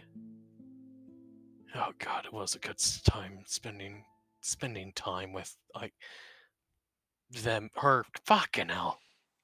There is only one thing stopping you from spending good times with them, her, them. And that's The fact that Thomas is a piece of trash. No, it is simply yourselves. Screw you! Yeah! Excuse you, young lady. You got 30 years. Screw you. I am completely correct. Thank you very much. Just like 20 minutes later or so. The Taco Bell arriving, Jace passing it out. Becca is here. She'll be here in a second. She's inside going to the bathroom. So an actual good time over there. Yeah, I'm gonna start competing in the league again. Thomas nods. They didn't even threaten to kill me. Competing in the league? That's that's a big. Are you sure you want to do that again? Yeah, coming up from the stairs where the bathroom is. Yep. For me. That's a big deal, apparently. Gotta be for me. Thomas nods. Got to be for her. Not for me, not for anyone else, for her.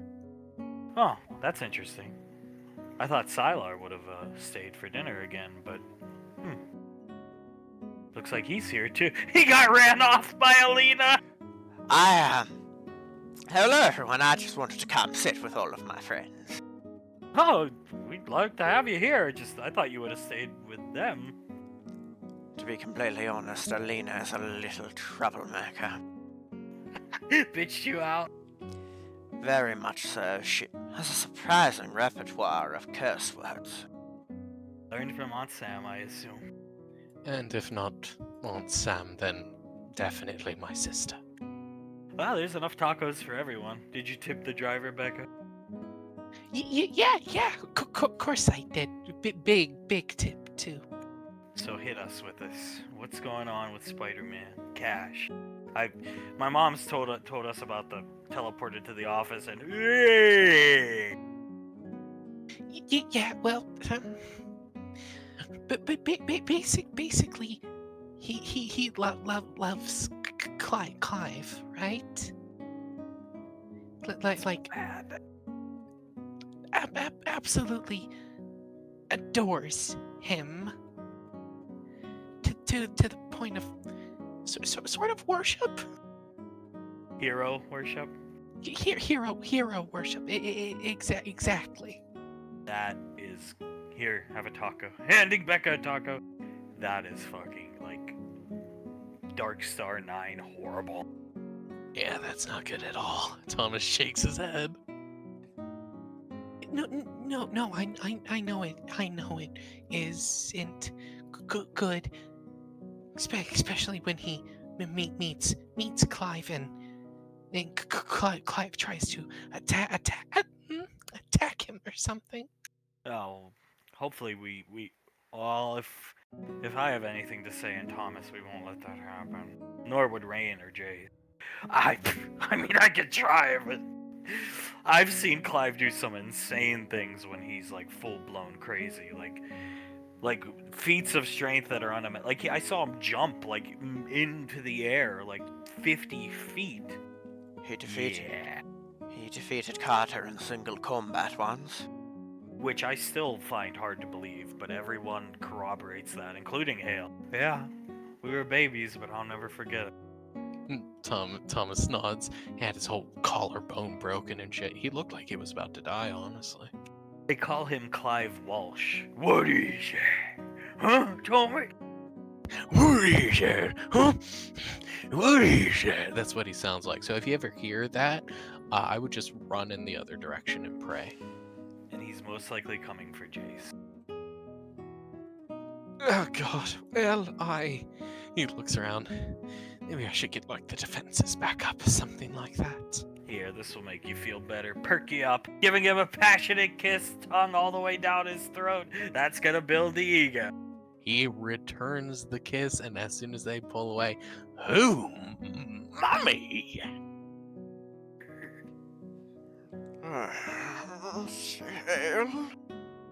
So, Jace, you and Rain are doing good.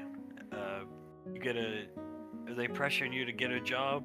He's got a plan, actually, Granddad. I've actually been asked to work with you, Thomas. Thomas looks at her. I assume he said no to that? I said no. I was asked again by Sasha. I kind of said no, but at the same time, I need to think about it, and she said it's on the table. Loading ships on Gateway is getting old, and I would like to see action. Like actual action. Thomas leans back. If there's one person who you could go with in this family to see some good action, it's me, Rain. I would love to have you, but I'm not gonna force you to do anything. I have to think about it. I almost wish I never said anything, because when I did, it spurred on Mr. I want to go to combat. Mr. Maybe I can pilot a Marauder. Wait, what? Looks What? at Jay! I'm sorry, can you repeat especially the first part, but could you repeat that? Yeah, Mr. I want to go into combat, rubbing Jace's shoulder. And Mr. I want to pilot a Marauder, which I realize that one is stupid. No doubt about it. That got explained to me quite thoroughly why that one was stupid. But I have a bit of like a training regiment set in place. Hand-to-hand combat, shooting from Grandpa, beam weaponry training from my plasma wrench, from Grandma, the hand-to-handers with Aunt Samantha. And if I do all that and get especially good and show myself to be an asset, all the while completing my inventions that are in there that you've already seen, I have a slight chance to go with you guys to combat, and if not, maybe I just go to R&D, who knows, but I'm sure I'll be able to go to combat with you guys. I'm sure I'll be able to get good enough, please. Eating a taco slowly. I'm sure you are, Jace, but you understand, one with your, looks at him, looks at Rain. Your constitution normally is not on the front lines, but like remotely piloting from behind the lines. He wants to look after me and Hale, and partially you, Sylar. Looking at Thomas! Thomas looks at Rain and just looks down at Jace, looks back up at her, and just shakes his head like, "No, I'm not gonna have him on the team if you join." Well, I mean, I don't really think I agree with Aunt Sasha. I probably shouldn't be out there, but I have I've shown you, Jace, my shadow form, and I'm pretty sure what I saw today, it didn't gross me out or anything. If they're really bad people, I can kill people. It won't bother me. You sure you'd be okay with that? Oh, I'm sure I would be. Hell, I think I'd get a higher kill count than Thomas here has. Jace, this is not something to get ego about. I can tell you from experience. You think you know how you will respond to killing someone, but you really do not. It does change you. God, that's what we need to see. Whispering to Thomas, Jace v. Shipmaster. Oh, that would be an absolute shit show. He might get his face bitten off with the two fangs that he still has. Come on, you split-jawed bastard.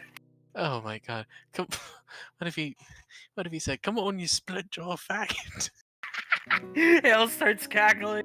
Jace's ego, it's rising rapidly. Becca's stunned by this disgusting ego. What is wrong with you?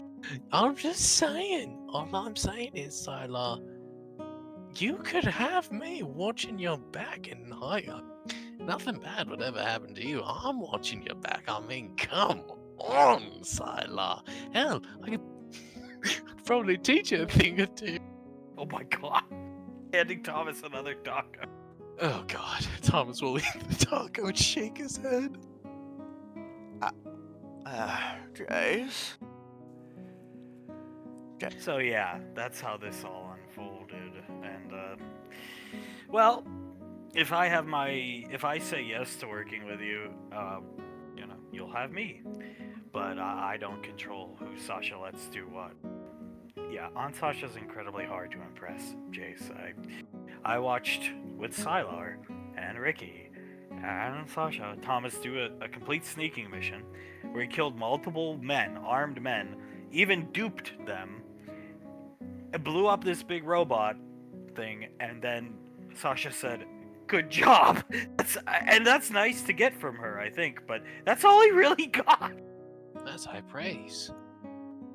Good job said like twice. Please, I'll be able to impress her. Trust me. If anyone here can impress her, it's me, Jace. I mean, come on. Yeah, the guy who went through her underwear drawer. She understands why that happened. I joined the unit to try to get to Rain, which I know I should have just waited for you and stuff, but we got there in the end. She understands. Now remember, Becca hasn't been around for this new iteration of Jace. Jace is smelling blood in the water. He might have already lost earlier today with Thomas, but lucky number one, Spider Boy.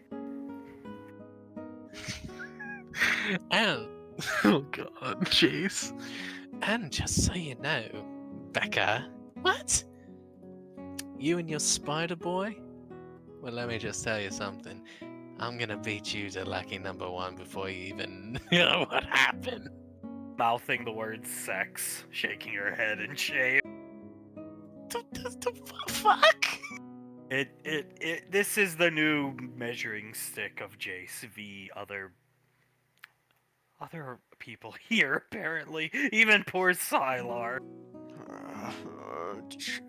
Looks at her, looks at the ground. Should I just hit him? I'm considering it, but let him go with Becca. She needs to see the new Jace. I mean, come on, you and Spider Boy, he probably doesn't even know how to work the damn thing. You know what I mean? Oh man. I'm gonna kick his ass. Just stay down, Becca. Stay down. If it gets too bad, I'll kick his ass for you. That's enough. Tugging on his ear. Yes, mommy. Jesus, treat her with she's your sister. Yes, of course, mommy. I'm sorry. And I can understand why you want to chase after him. It's like a guy thing, measuring stick, but that's your sister, so come on, Jace, he's your uncle! Yeah, you're not very good at picking up target. Just stick to me. And just stick to me. I'm your target here. Yeah, sure. I'm gonna beat you, Thomas. Well, Thomas has had a shitty fucking day, so he's got lucky number 3 lined up tonight. Good luck keeping up, Grandma. Chase looks over at Hal, then at Thomas. I'll catch up. Just watch me, Thomas. So, honey, tell us about Spider-Boy. How are things going? That's what I want to know. Not about how many times Jace needs to catch up with me. Well, she looks up and smiles. He's super nice. And well, of course he would say that, Becca. But no, he's like super nice, and he has such a pure soul, and he really likes me, and I really like him, and he's pretty capable by Paladin standards, and I think for right now, things are going well. Just the whole coming home to meet people thing is worrying. Do your parents like him? My mom said he seems awesome, but she didn't really get a gauge on how your parents felt about him a couple days ago.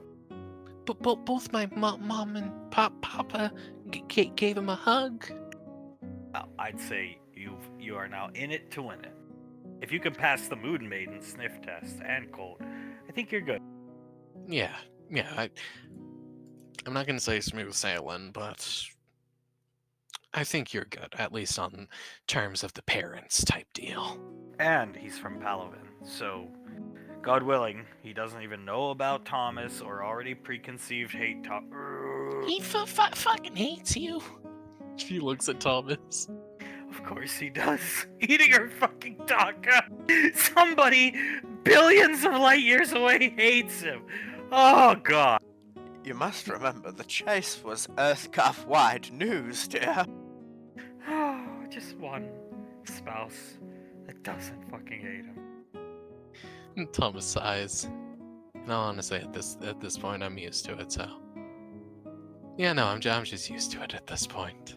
if it makes you feel any better, my hatred for him is dampening. The frog brings you joy, and you're getting your career back. But maybe I'm just a simpleton. Thomas looks up and blinks a couple times, looking at Rain. He leans over to Hale. You sure she isn't aroused with how quickly she's forgiving me? Looks like them, forgives like them, reasonable like them, hard to impress like them in some respect. I think she got aroused blood in her somewhere, dude. I think Aunt Sasha had a boyfriend before Uncle Tom. I think so. Either way, at least that's the way I look at life. But it's probably just because what I've been through. Either way, it would be cool to go to a Battle League game. When I moved here, after basic, you had been gone, Thomas, because of the prison stuff, and we didn't have the Battle League where I was. There was no television. So I was like, wait a minute, and I'm like taking in all this EarthGov media and culture, and the Battle League seemed really cool. Wait, that girl lives here? Then I got to meet Hale. And, 6 months out of basic, and oh, I don't compete anymore. I'm coughing up my liver. I didn't say that, but yeah. Yeah, no, I understand. I would love to go to a game. How about this? As soon as Hale's ready and the game is scheduled for her and everything like that, all of us go. All of us go to it and we all cheer her on. I'll get anybody tickets in. Even Spider-Man if he wants to come. I heard leaving Palavin's a point of contention. Big point of contention, but I think he'd go. Sylar hearing the spurs of cowboy boots clanking together. Clive's here. Oh shit! Holding Thomas Jr., Jace's ego through the roof! Please. Jace is gonna stand up.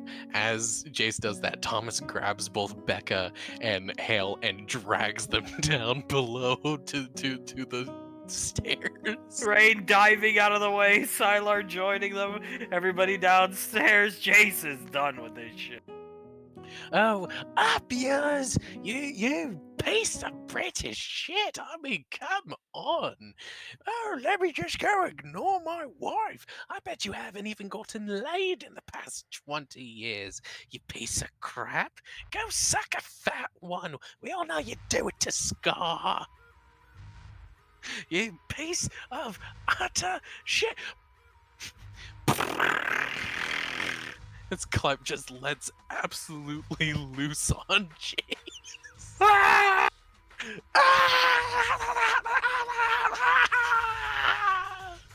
Thomas coming up the stairs alone, seeing him get riddled. Clive then turns attention to target number 2. Oh, God damn it. Thomas starts rushing forward. He dodges out of the way of the bullets once, twice, and then jumps right onto the casket, kicks Clive in the face, and punches him a couple times to knock him out completely. Clive, as he drops the casket. Jace checking on Sylar, Becca, and Rain checking on Sylar checking on Jace, Rain doing the same, Becca and Hale coming up to Thomas. Oh my god. Jesus Christ. Thomas shakes his head. Thomas! Jumping out of the casket! Thomas just punches him as hard as he can. Ah!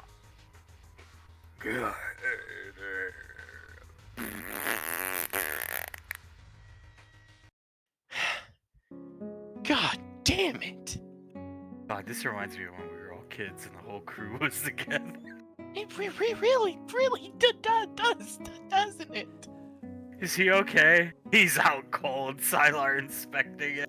I do think lucky number 1 will not be happening today. He's not getting lucky number 1 anytime soon if he treats his fucking sister the way he did. I'm sorry about that, Becca.